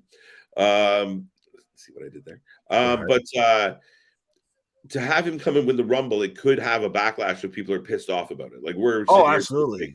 I've always, the second I heard that, I just cut to the image in my head of The Rock holding up Roman's arm, right? Everyone booing and Rock just with the confused face and everything. Even part for me, I think if you have either the Rumble ends with your winner standing there, and maybe it's the Raw after Rumble or at the very end of Rumble, where The Rock's music hits and he goes, you know what? I know you're supposed to get a title shot, but I have some family business to take care of. 100%. And I don't know how they thread out of it, but that's how I would bring them into it. If The Rock shows up in the Rumble, you get your Blue Tista, your Boo Tista moment. You get your when Batista showed up and we're just like, fuck. Or you know what would be better? Sorry to interrupt, dude. Well, you're good. The Rock comes out in the fucking Rumble and everyone's like, oh my God, The Rock's here. And the Bloodline get rid of him. Throw him over. And that starts. Fair enough. There you go. That wouldn't be a bad shout, but then it also does make The Rock look pretty weak going into a match with Roman. I don't think But it's still The Rock. He'll get over it, and he'll make a big deal of the fact of like my own fucking cousins fucking chucked me over with this bullshit. right, but it's still, we could get Stone Cold Steve Austin, John Cena, The Rock, all showing up at this coming year's Mania, and because it's in Hollywood. Right. Here's a question that not a lot of people are asking. Solo did it for The Rock. I did it for my people. I did it for The Rock. Still the most awkward, weirdest heel turn of Rikishi did it from command from Triple H for The Rock. What? To this day, one of the biggest head scratchers ever. Right. Brock versus Stone Cold. I could see they're getting sold on this, dude. Oh, that would be an interesting. You know how tight Stone Cold and Brock have become over the years, right? Buddy. But who goes over? Someone has to go over. Does Stone Cold Steve Austin take an F5 in 2022? Really? Is that what we're going to have happen? Does he go out? Does he tap out to a Kimura? Brock would go under to Austin and say, fuck it. You're the GOAT. I love you. No, we get Brock versus Bobby at this year's Mania. Brock versus Bobby. We get Christ. If I'm going to fully fantasy book as we're setting up for Kevin Holland versus Wonder Boy, but you get Cody versus Punk, you get Brock versus Bobby, now you're being greedy. You get Logan versus Cena, you get Stone Cold versus fuck if I know, you get Roman versus Rock. There's so many fucking matches that are historic that you could make for this Mania. Oh, fuck. Bad Bunny versus Pat McAfee. Shit, go for it. Fine. Fuck it. I'll fantasy book the shit out of this. Right. Here's a thought. What if Triple H introduces the World Heavyweight title to counterbalance the face Roman is undisputed champion? You know what? I had this thought. You know what? That's not a bad shout. I had this thought of what if they came out and said, you know what? This asshole won't give anybody the belts. We're just going to dissolve it into one new looking belt. And you know what? We're gonna have a tournament, or the winner of the Royal Rumble wins the newest world championship. We're bringing back fucking the big nasty belt, and we're gonna throw it down. And the winner of this Rumble gets that, and this guy's gonna go fight his cousin. I agree with you, and I'll tweak it. You give the winner of the Royal Rumble the WWE Championship, because Roman hasn't had that for 800 plus days. He's only had that for probably half the time, I think, at this point. And you bring back the Universal title, or you make the Universal title Big Goldie. Big Goldie 100% is the best world title in professional wrestling history. I feel. Bring it back. I'm totally down for it. A Roman with Big Goldie walking on his fucking shoulders. That's the undisputed world title. Go that way. You do the undisputed world title and the WWE world title. Yeah, you know what? They're like, you know what? It is officially the Roman Reigns belt. No one else deserves it. We're just gonna fucking end it with. Well, he was supposed to win it, and then leukemia showed up and everything. Yeah. So it's not bad. I mean, there is ways, again, if you really kind of put your mind to it, to work your way to the conclusion you're looking for. Right. But then one question I said that a lot of people aren't asking, because you just listed that card. What do they do for WrestleMania 40? What do you do? KO versus Sammy. I know, but I mean, you're about to have 39 might be the WrestleMania of WrestleManias, and you have 100%. But anniversary show a year later, and it's like, we got a year to build. Don't rush me. We got a year to build. We got long-term storytelling. We got our Kevin Feige there, of the guy who was booking all the stories for Bray and everything, did the White Rabbit. So we've got our long-term storyteller. We're kicking off with Kevin Holland versus Stephen Wonderboy Thompson right now in the main event of UFC Fight Night. So let us know who you're taking. And I think it was Damien who asked, so what's your, I guess, favorite era of ECW? Favorite era of ECW? I didn't know we broke it up into eras here. Yeah, I don't think it was around long enough for me to go, this is the era. I mean, eras, yeah. I kind of liked it from start to finish. Like, I mean, maybe I'm passing over the question, but I feel like it was such a quick in and out, right? Like, it wasn't time of like, the early days. They were all kind of early days. Right. Well, no, I want to throw this out there because you like to do your thumbs up and thumbs down, because this came on me like a bad idea while I was on a little pause for the cause there, and we got all the ECW questions. So thumbs up or thumbs down if you want to see me maybe do ECW or weekly ECW review show or watch along, what have you, with the ECW TV that's on the lovely Peacock TV and all that on the WWE Network. But we've got Kevin Holland and Stephen Thompson going on right now. I'm taking Kevin Holland. I don't know about you. I'm taking Kevin Holland. I'm going with you on this one. God damn it! Why you gotta agree with me? Well, I can't help it. I mean, Wonder Boy is still phenomenal, though. This is a fantastic matchup, though. I mean, the two guys are going to go for it, and they are. Absolutely. Head kick from Holland right now. Very much a back and forth in the first round. We've got 3-22, 21, 20 if you're trying to sync up. This is an interesting thought, right? Where if you think long-term storytelling and stuff, I mean, see, you can't keep bringing back the old guys, right? Right? It's a tough shout because then they outshine your current guys, and you got to find a way to put your current guys over. But I mean, what if Cody doesn't win the belt as soon as we think, and he doesn't win it till WrestleMania 40 in Philadelphia? That wouldn't be a bad shout, to be honest. And especially in front of that crowd, because that's going to be interesting of a WrestleMania back in Philadelphia. Speaking of ECW, back in Philadelphia. But like you said, you can't keep bringing back and relying on the nostalgia pops. Yeah. You have to eventually start to build people the fuck up so they can handle the reign. Like a year and change from now, Cena. Holland. Sorry. Just wailing on Wonder Boy. Big shots, knees, elbow. Look, he's gushing right away too. Well, Thompson bleeding from the eye. Very much. But he's firing back. Oh, dude. Head kick, missed the head kick high. 100%. This is a blink and you'll miss it fight, because this has a match to be this has the potential to be a war of a fight, or this has the potential to be blink and you'll miss it. Holland throwing some serious elbows. Holland ain't looking for a war. He's looking for a fucking kill. Right. Now look, Thompson holding in. Well, Wonder Boy's always got a very unique style. If he's got that very much that kind of karate stance, if he stands more to the side, he can switch back and forth very quickly. Holland's known for very much his striking, 100%. Thompson's more of a head kick guy, as he gets flattened right there real quick, and he's just he's got the Chris Jericho gash going on over his eye.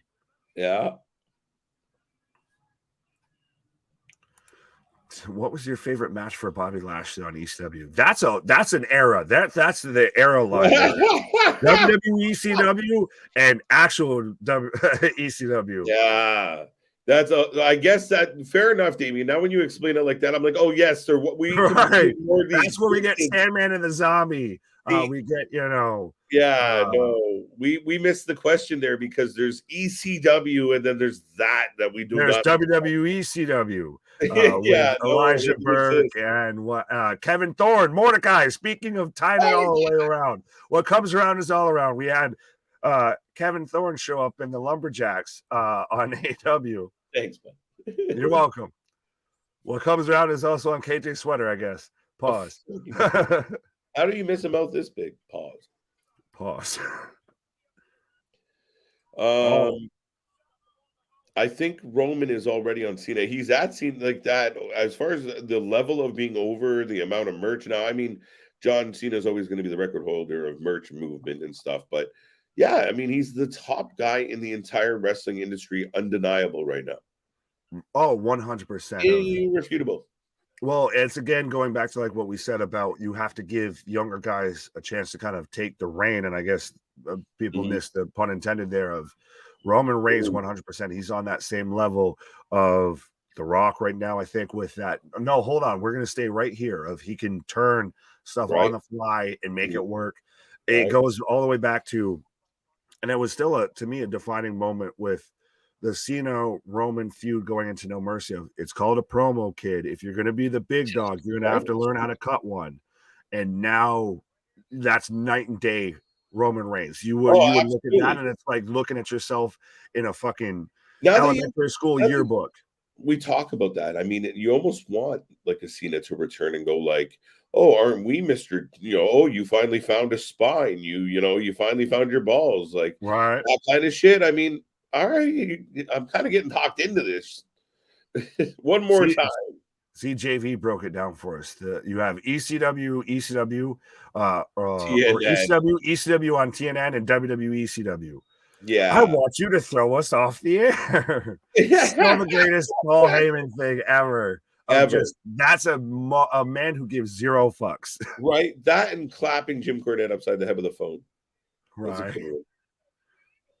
But we're underway in round 2 as a big head kick from Stephen Thompson. Wonder Boy with a big head kick on Holland as we're 4:24-23 if you're sinking.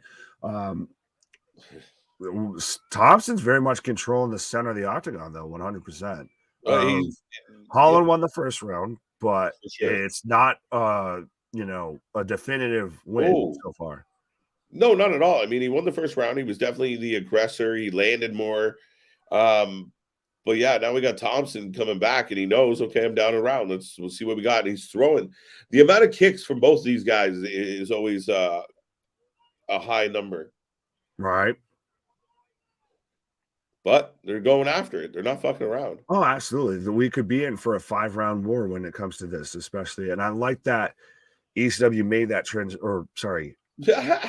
We've been talking about ECW so much, but UFC made that transition of all their main events are 5 rounds, regardless of title or anything.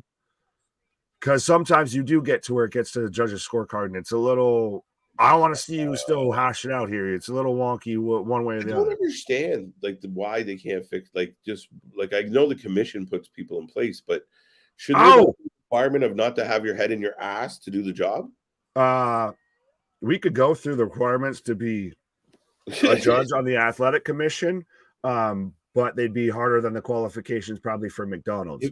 If you were able to get your Velcro shoes on this morning, right? Can you stand upright? Do you breathe? Oh, yes. You're out. Do you have a pulse? Yes. No, some of the calls you're just baffled. You're like, were you watching the same shit I was watching? Yeah.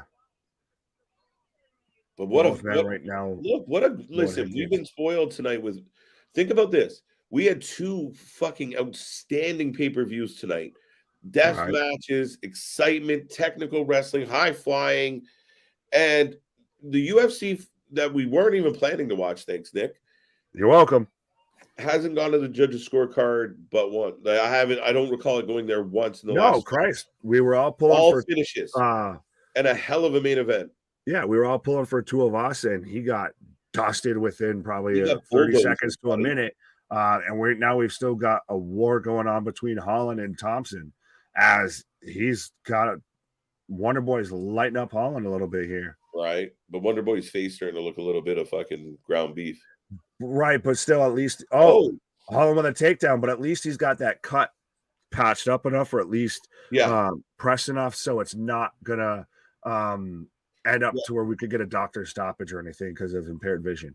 As I like how they're shit talking both back and forth. They go on a takedown and they get stood up. They dap each other up. And then Kevin Holland's even like, all right, calm down. Right. They're there. Right. They're there now. Well, think about this. Here, somebody made the comment about Theory versus Cody, right? So, I mean, if WrestleMania's main event is Roman versus The Rock, and then you follow it up the next year with Cody and Theory, it doesn't really have the same je ne sais quoi. A little bit. Well, also, speaking of je ne sais quoi here, could we get a Hogan versus Rock with Roman versus Cena? I think that shit might have sailed, unfortunately. Nobody wants to see Hogan at this point. And I don't. Cena would have to be the heel going into it, and that you can't do that. It would have that same effect, I feel, because that was the biggest part of that, is that how much the crowd turned mid-match. And you can't predict that, but in this case, you know how it's going to go. So Cena ends up just men throwing. Sorry. Dapping each other up again. But yeah, this is spinning back kick just misses as Wonder Boy lands 2 big shots, and Holland throwing 2 is now. Oh shit. This is a hard round to call. 100%. This is make them say, but this is a fucking war right now, and we're only in round 2, and round 2 as Holland. I wouldn't count that as a drop. He slipped throwing a shot. I wouldn't count that as a drop, but I'd still give Wonder Boy the round there. I think it's 1-0 or 1-1. Sorry, 1-1. Field goal post. Like I want to see in our subscribers there. I want to see the 1.1. I want to see the field goal post. Field goal post. Don't worry, it's climbing. It's climbing. I don't see Cena wrestling again. He lost a lot of body mass. I could see him doing it though. I could see him they always have that love, right? And the time is right. The card is right. Maybe it's not WrestleMania 39. Maybe we don't see him again until there's a WrestleMania in Boston or something. Like we don't know. If there's a fucking WrestleMania in Boston, we all know. I won't be here. I can guarantee you. Right? We're trying to do the stream via GoPro. Exactly. Live on the scene. You get my live reactions as I'm watching that shit. Could you imagine I'm sitting there watching it on a fucking GoPro? Right. Just head bobble what? Head bobble why? Oh, fucking hell.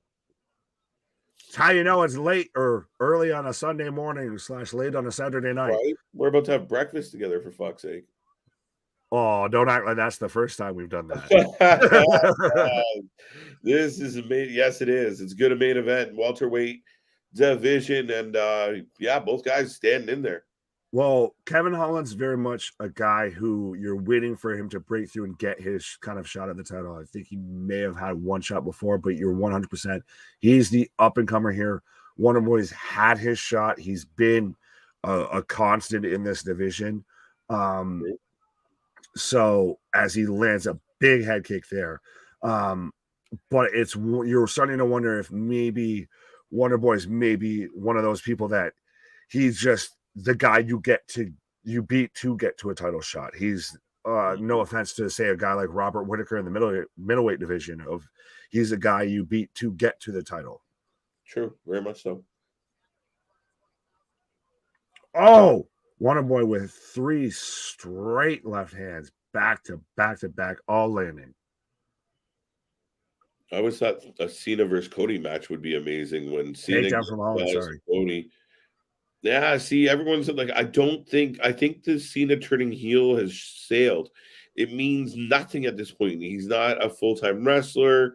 Him turning heel makes no sense anymore. You're not going to have a guy that's going on HBO Max's Peacemaker and everything turn fucking heel on weekly television. Sorry, not sorry, but that's just the nature of the beast.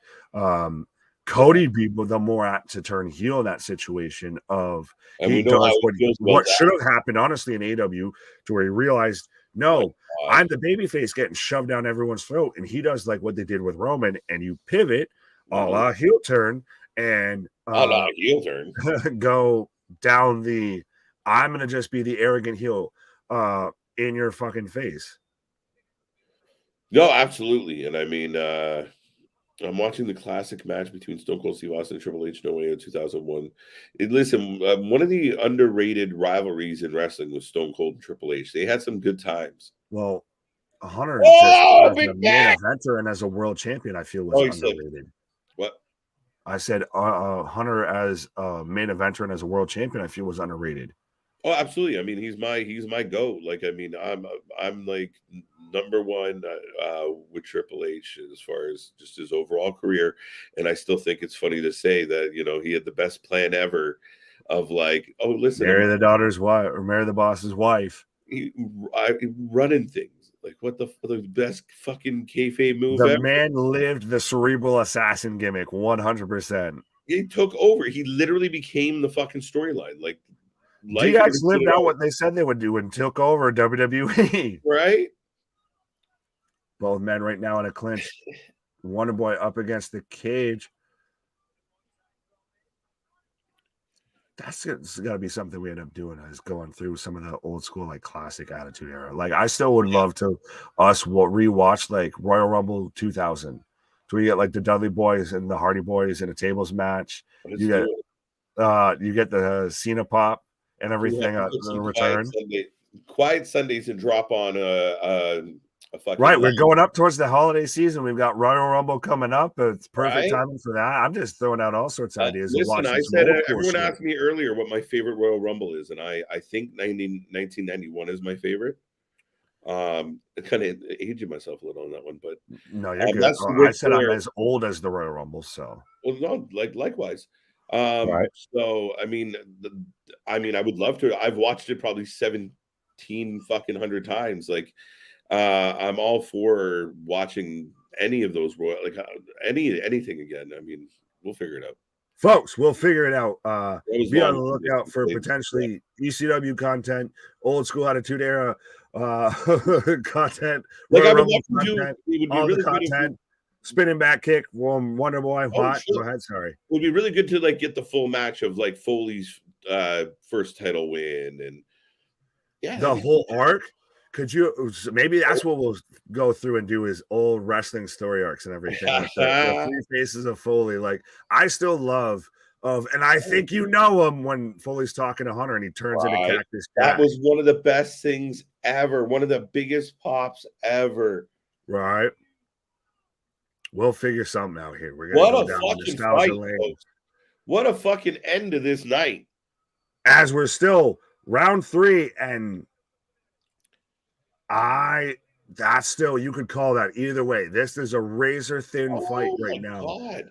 I I think think Oscar Holland. takes round 3. I was gonna say, if you thought round 2 was debatable, this is fucking debatable. It's a tight match. Holland See, very much I'm won the covering so much first wrestling round. at the same time. UFC fans, don't yell at me. Where's your what? Never mind. Okie dokie. But I very much think Holland won the first round. Wonder Boy's second round. This was much closer. It depends on how you want to gauge, like Wonder Boy hitting that spinning back kick versus Holland got a takedown. I'll take Holland winning this round. So I'd maybe say right now 2-1 Holland. I'm kind of with you on that as well. It's very too tight. I mean, I could see it going. I could really see it be 2-1 the other way. Holland talking to somebody at the front row there of this is what I do, baby. Right. You do what I do. I think Seth Rollins should be one to dethrone. I mean, that's not a bad shout if you build it properly. Oh.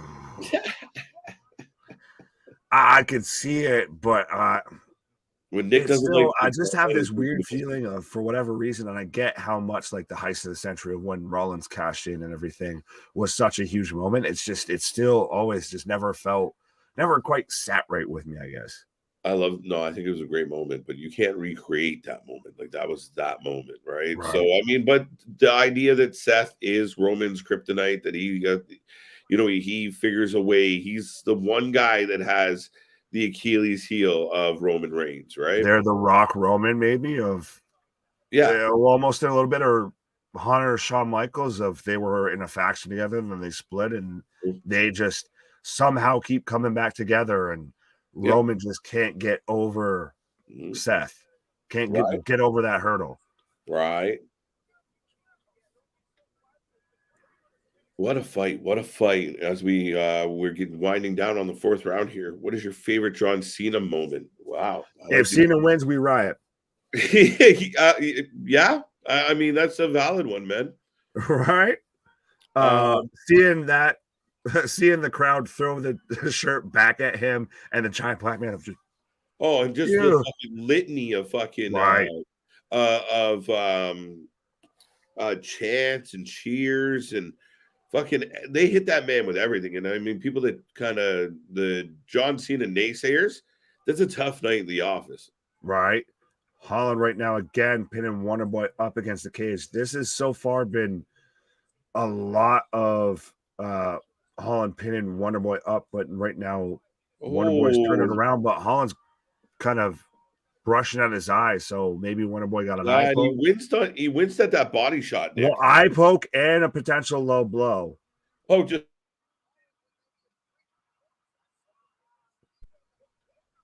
eye poke and potential low blow. Yeah.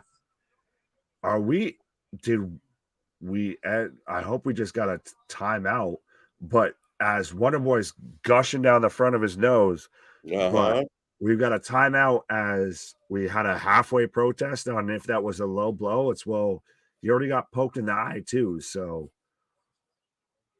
yeah, Mergliata didn't make any type of movement or signal before the timeout. Oh, well, it was that he caught him with a left hand after two kind of uppercut body shots. He caught him quick in the left, and he just pretty much straight up punched him in the male genitalia. What a battle. What a battle. What a main event. And like I said, it's been a crazy. We're going on 5 hours, folks. We're fucking crazy. But we didn't need 5 hours of being on stream to tell us that, but that's neither here nor there. Sorry. But spoiled as far as the wrestling goes tonight. Right. And as the entertainment goes tonight, we'll cross that bridge. Well, right. This is a weird moment. And well, anytime you get sort of a timeout, what have you, when it comes to MMA, it ends up being a weird moment outside of the blatant, like you go for an inside leg kick and you miss and you kick them straight in the huevos. But still, Kevin Holland fully looking just smooth, relaxed, calm throughout all of this as he just ate a spinning head kick. Wonder Boy very much knows he has to be the aggressor. I feel like at this point he needs to end this fight. He's not going to, I don't want to say he's not going to win it on points, but I feel like he knows he could get outpointed in this match. Well, it could go either way. Don't send it to the judges. End it. Right. And both these guys head kick. Holy shit. Yeah, going right back after it. They're not waiting. Oh! Wonder Boy is the best, I feel, in this division when it comes to head kicks. Another head kick. Two left head kicks. Just misses on the spinning back kick and just lands a quick jab. I feel like I'm watching Kenta all over again. I'm just watching fucking Street Fighter at this point. Mortal Kombat. Another kick in the face. What? I've never seen such a succession. It's Wonder Boy, baby. Wonder Boy 100% treats this like it's more of a kickboxing match than anything. And that's what I like. I was a big fan of. I'm a big fan of like K1 and everything. That's why I was a big fan of Alistair Overeem, Gokhan Saki when he came over. I really like the kickboxing style. God damn, bro. You're not fucking around. Like, just kick. Well, it keeps you guessing. It keeps you constantly looking for elevations, and it keeps you always at a weird distance because you can't get in super close because then you could still get caught with a punch. But if you stay out too far, you're going to get caught with a spinning back kick like Stephen Thompson or like Holland just did, as both men are just throwing shots. And Holland looks like he's halfway out, but also weaving to throw shots. Yeah, Holland seems, I think a little. These body shots. I might have to change my pick right now as to who's winning this match. I just said that. Do you understand the words that are coming out of my mouth? But Holland's leaning back, like real, like and you know that's bad news for a fighter. Silva did it. Oh. Wonder Boy just landed. Oh, he dropped him. Big shot from Thompson. Anna Holland just drops him. Right now, Wonder Boy getting the back. So 100% Thompson's won this round definitively as Wonder Boy's just raining down shots. Buddy, eventually you stay, like you said, eventually you stay up there, pinned up against the cage. You have nowhere to go. You have nothing backing you up. Yeah, you got him backing up on his heels, and you're just dictating where the contact's going to be. It's not, dude. He's picking them apart. That's a borderline 10-8 round for me. I wouldn't go say 10-8. I would say that 100%. There's been 2 rounds that have been definitively one way or the other in this. Like the first round was definitively Kevin Holland. That round was definitively Wonder Boy, and I feel the momentum in this fight is shifting Wonder Boy 100%. He's constantly saying, like, you just fucking high five, like, dude. I want to know what. Can we just stop the fight? Did he throw and land? I don't know if I've ever seen somebody land more head kicks than fucking hand throws in a fight. Well, to see head kick, land. Like it's one of those of eventually you think after the second or Is he third fucking head kick that Zohan? lands in a row, you're eventually fucking looking for it. Yo, are they calling this? That's what I was just wondering. Did we It's just see this? over. Kevin Holland goes out on the fucking stool. And look, Wow. he's like, I've had enough of this man kicking me in the face like he's Zohan. What is That's a happening? hell of a way though to fucking end that fight. And look at the size of the gash in Thompson's face. Oh, I think he broke his hand, bro. Fair enough. That's what I was wondering of. Like, I felt like I heard that we had a stoppage. I was wondering why, and I saw them looking down, and it made me think of the John Jones when he broke his toe mid fight. Would it turn this way? Right? Yeah, it was supposed to go straight, and he made a left turn. Thompson right between his eyes. Oh, he's fucking Harry Potter there with that gash. But yeah, Wonder Boy just pieced him up that round. I've literally just had him up against the cage, just complete cage control, and just walked him down nonstop, and still just head kick after head kick, or he'd throw a head kick and he'd miss, or he'd feint on it, and then he'd turn around and land a quick jab. He just dissected him that. Yeah, and it was his corner that called it. They turned and looked at the ref and said, "No, we can't." I think they just showed the replay. That body kick, they landed, it made him wince, and it put Holland on his heels. He never came back off them. Right. Now I'm wondering I'm waiting to hear if I can hear it, the official reason as to why they called it. Or at least that his corner did. I hope it wasn't just, oh, we can't take this anymore. It might be like you said, if he broke his hand.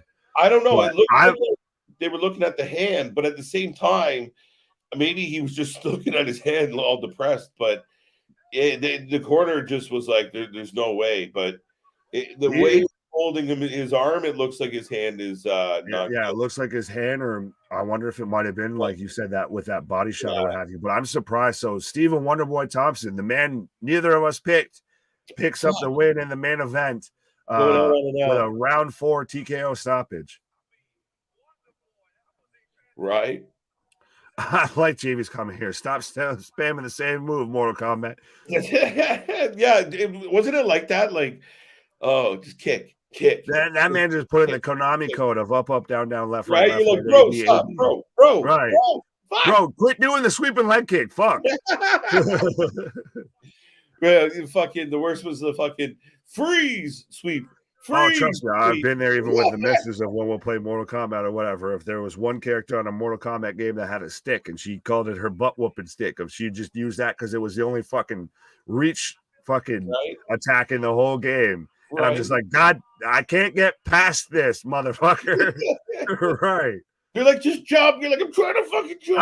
I'm going to throw the controller. Do you want me to throw the controller? I'm going to throw the controller here. Yeah. But so Wonder Boy, I'm surprised that ends with Kevin Holland on the stool. I was hoping it wouldn't end that way. I was hoping we'd either end in a high-profile knockout stoppage, what have you, that was a or we get to a decision on a war. But right, but they went to battle, and Holland was in there. Like I said, fucking, Thomas just wore him out. He chopped him like a fucking tree, and right. It's very conceivable with all the headshots, especially to that right side, that he did break his hand. How many fucking headshots did he block? And then in addition to that, even if he didn't break his hand, he took it felt like 40 fucking kicks to the head in one round. And absolutely. And those spinning, head kicks and everything landed, and you can still get way more momentum and way more force and torque and everything going with your hip versus with your shoulder. So for those shots to land, that man was just taking hammer shots to the head the whole fight.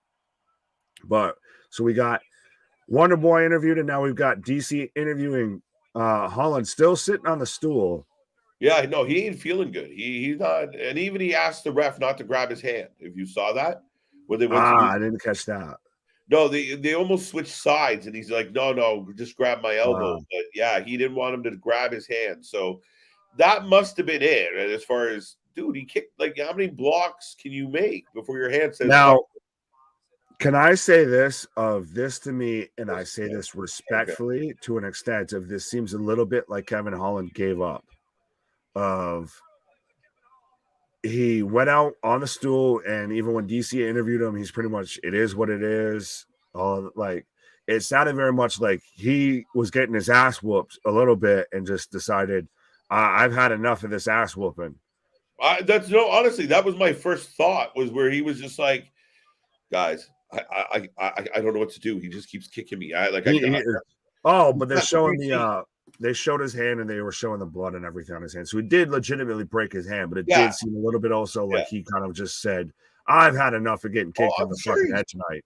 Deflated. There's nothing worse than trying to hit somebody that just keeps getting you first. You're fucking mad. The man's butt mashing is not working. Right? It's one thing just rage quit in the fucking main event. Yeah, if you're bombing back and forth and he clips you, you're like, fine.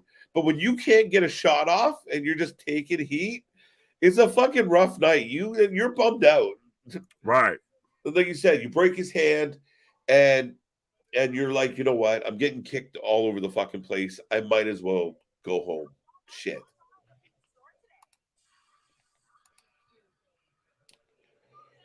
"30 seconds away from 5 hours live." I was about to say, I was just waiting for that. I'm just clicking through some comments here. But Damien even says, this was hell of a night. JV says, night, people. Night. Next weekend is UFC 281 going to be good. As well. 282 Saturday, December 7th. Saturday, December 10th. Jesus. Blakovic versus Ankalaev, and then we've got Cannonier versus Strickland on the 17th. We've got Gaslam versus Mavov on January 14th, and we've got Figueiredo versus Moreno for double title fight or unifying the flyweight championship on Saturday, January 21st. Nick did some research. No, that's literally just what was advertised on the fucking page. I just read. You read. Right. I can read.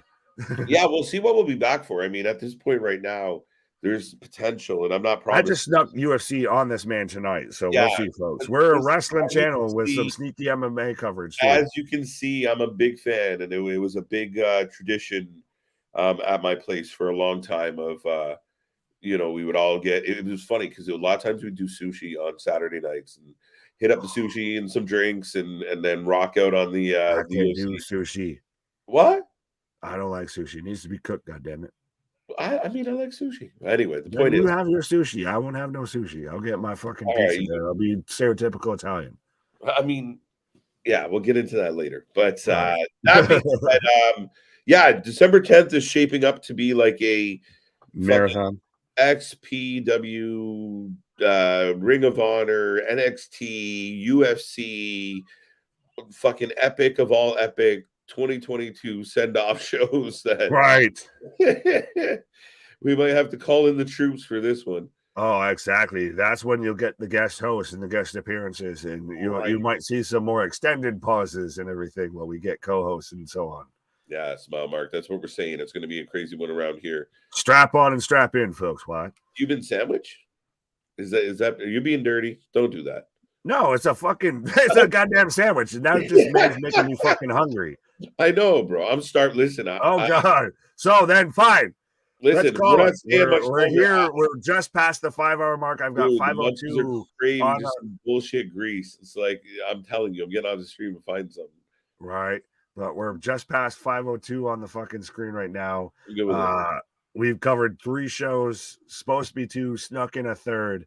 But absolutely, folks, hell of a night, top to bottom. And I love how every show managed to pretty much we timed it out unintentionally perfect. And each show ended just in time for the next one. No, it worked out perfectly. And I mean, the blessing that was tonight, and I know it sounds dramatic when I say blessing, but we literally got lucky. It was a Saturday night stream. We were all feeling good. At least, we were all feeling good. We were rocking through, and I mean, everything kind of lived up to what we were hoping. That card for Wrestling Revolver looks stacked. And for me, it lived up to the hype. It was outstanding. And then GCW, you never really know what you're going to get with GCW, no matter what the card looks like. Like sometimes the card looks great, and you're like, you show up and you never know. But they delivered tonight. It was action packed. It was good wrestling in there. Tony Deppen and help me, Jordan Oliver. Jordan Oliver put on a clinic. And then we stick around for an unplanned UFC. We had no judges' scorecards. We got stoppages in, I think, 5 straight fights. Right.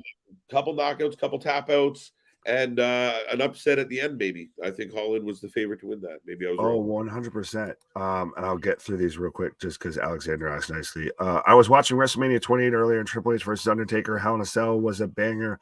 I grew a lot more respect for that match. That whole ending of an era between that whole series, man. Taker, Shawn Michaels was fantastic. One of the best things ever done in wrestling was that ending of an era, the way they played it out over 3 years, kind of, sort of. The whole saga was one of my favorite things ever. The good versus evil, all white Shawn Michaels versus Undertaker was fantastic. 100%. Not excited for Ring of Honor, Jericho, Claudio, Wheeler, Garcia. We've seen those before. Need better booking. Facts. Hold the phone, though. I will say this on the behalf of 2 things about AEW. One, do not miss Wednesday's stream. That card is stacking hard. I don't know what Tony. Maybe Tony's just sick of the bad press, sick of people bugging him. But Wednesday is shaping up to be a fucking stellar Wednesday night. And we're starting to add some things that are intriguing me. Now we know Juice Robinson's going to be at Final Battle. Joe's going to be there. I mean, it's shaping up, Nick. 100%. It's funny because we had 3 matches, and then every other AEW shows had like 13 matches. So Tony's just now trying to halfway meet in the middle of like, there's no pleasing you people. I give you 3 matches, you don't like it. I give you 13, you don't like it. No, we like 6 to 8. That tends to work perfectly. Right, especially depending on the timing of your product. Right. But Marvin says, good night, KJ and Nick. Great live stream like always. Great live stream like always, KJ and Nick. Thank you. Good night and stay safe. JV says, K leaving Michigan when Michigan is walking to the finals undefeated. What? Good night. Good night, everybody. Stay safe. Good night, everybody. Yeah, so we appreciate it all, folks, by the way. You know, putting up with our nonsense on a Saturday night and our sniffles. And Sunday morning at this point. It's Saturday night. It's late. I like this from Small Mark. It's like a dress on prom night. I'm off. I like it. Comment of the night, I think. FTR wins their 4th tag team championship. No, because of Jeff Jarrett's shenanigans. Yeah. But, so I guess I'll take one last quick rating. I'm not going to ask for a rating on UFC, but I'll ask for a rating on the stream tonight, folks. And I'm taking that as a number of how many people you're going to tell to come over, watch us, like, share, and subscribe. 100%, folks. That is a little bit of genius. I appreciate that, sir. Absolutely. But so, any final thoughts there, Mr. KJ White, on the very interesting week in wrestling, interesting week on the channel, the sneaky way to kind of end off the very chaotic week, I'll say that. Well, I mean, it was a sneaky night, and a lot of fun, a lot of good action. I really enjoyed the wrestling that was presented tonight. I know a lot of times we cover these shows that nobody else covers, and it turns out to be some of the best wrestling we get to see within a year. So, I mean, with all that being said, I mean, being a sneaky kind of night, I mean, our style is real. Our style is, no, I'm just fucking with you. I was about to say, you've taken enough of my gimmicks. And then so I can hand them out. I can start giving them out as donations. I'm not sure what are yours and what aren't yours. Right, exactly. At this point, they're just kind of community. But I'll say this. Our shit is real. Our shit is raw. Our shit is authentic. When you talk about the wrestling, you better put that full life with it. What? Good night, folks. Go to bed. It's early. Or go get some bacon and eggs. Go get some fucking breakfast. Let's go get some snacks. Let's go. Bye. Right. Oh, no, not let's go. See you on the flip side. Let's go's in the beginning. See you on the flip side.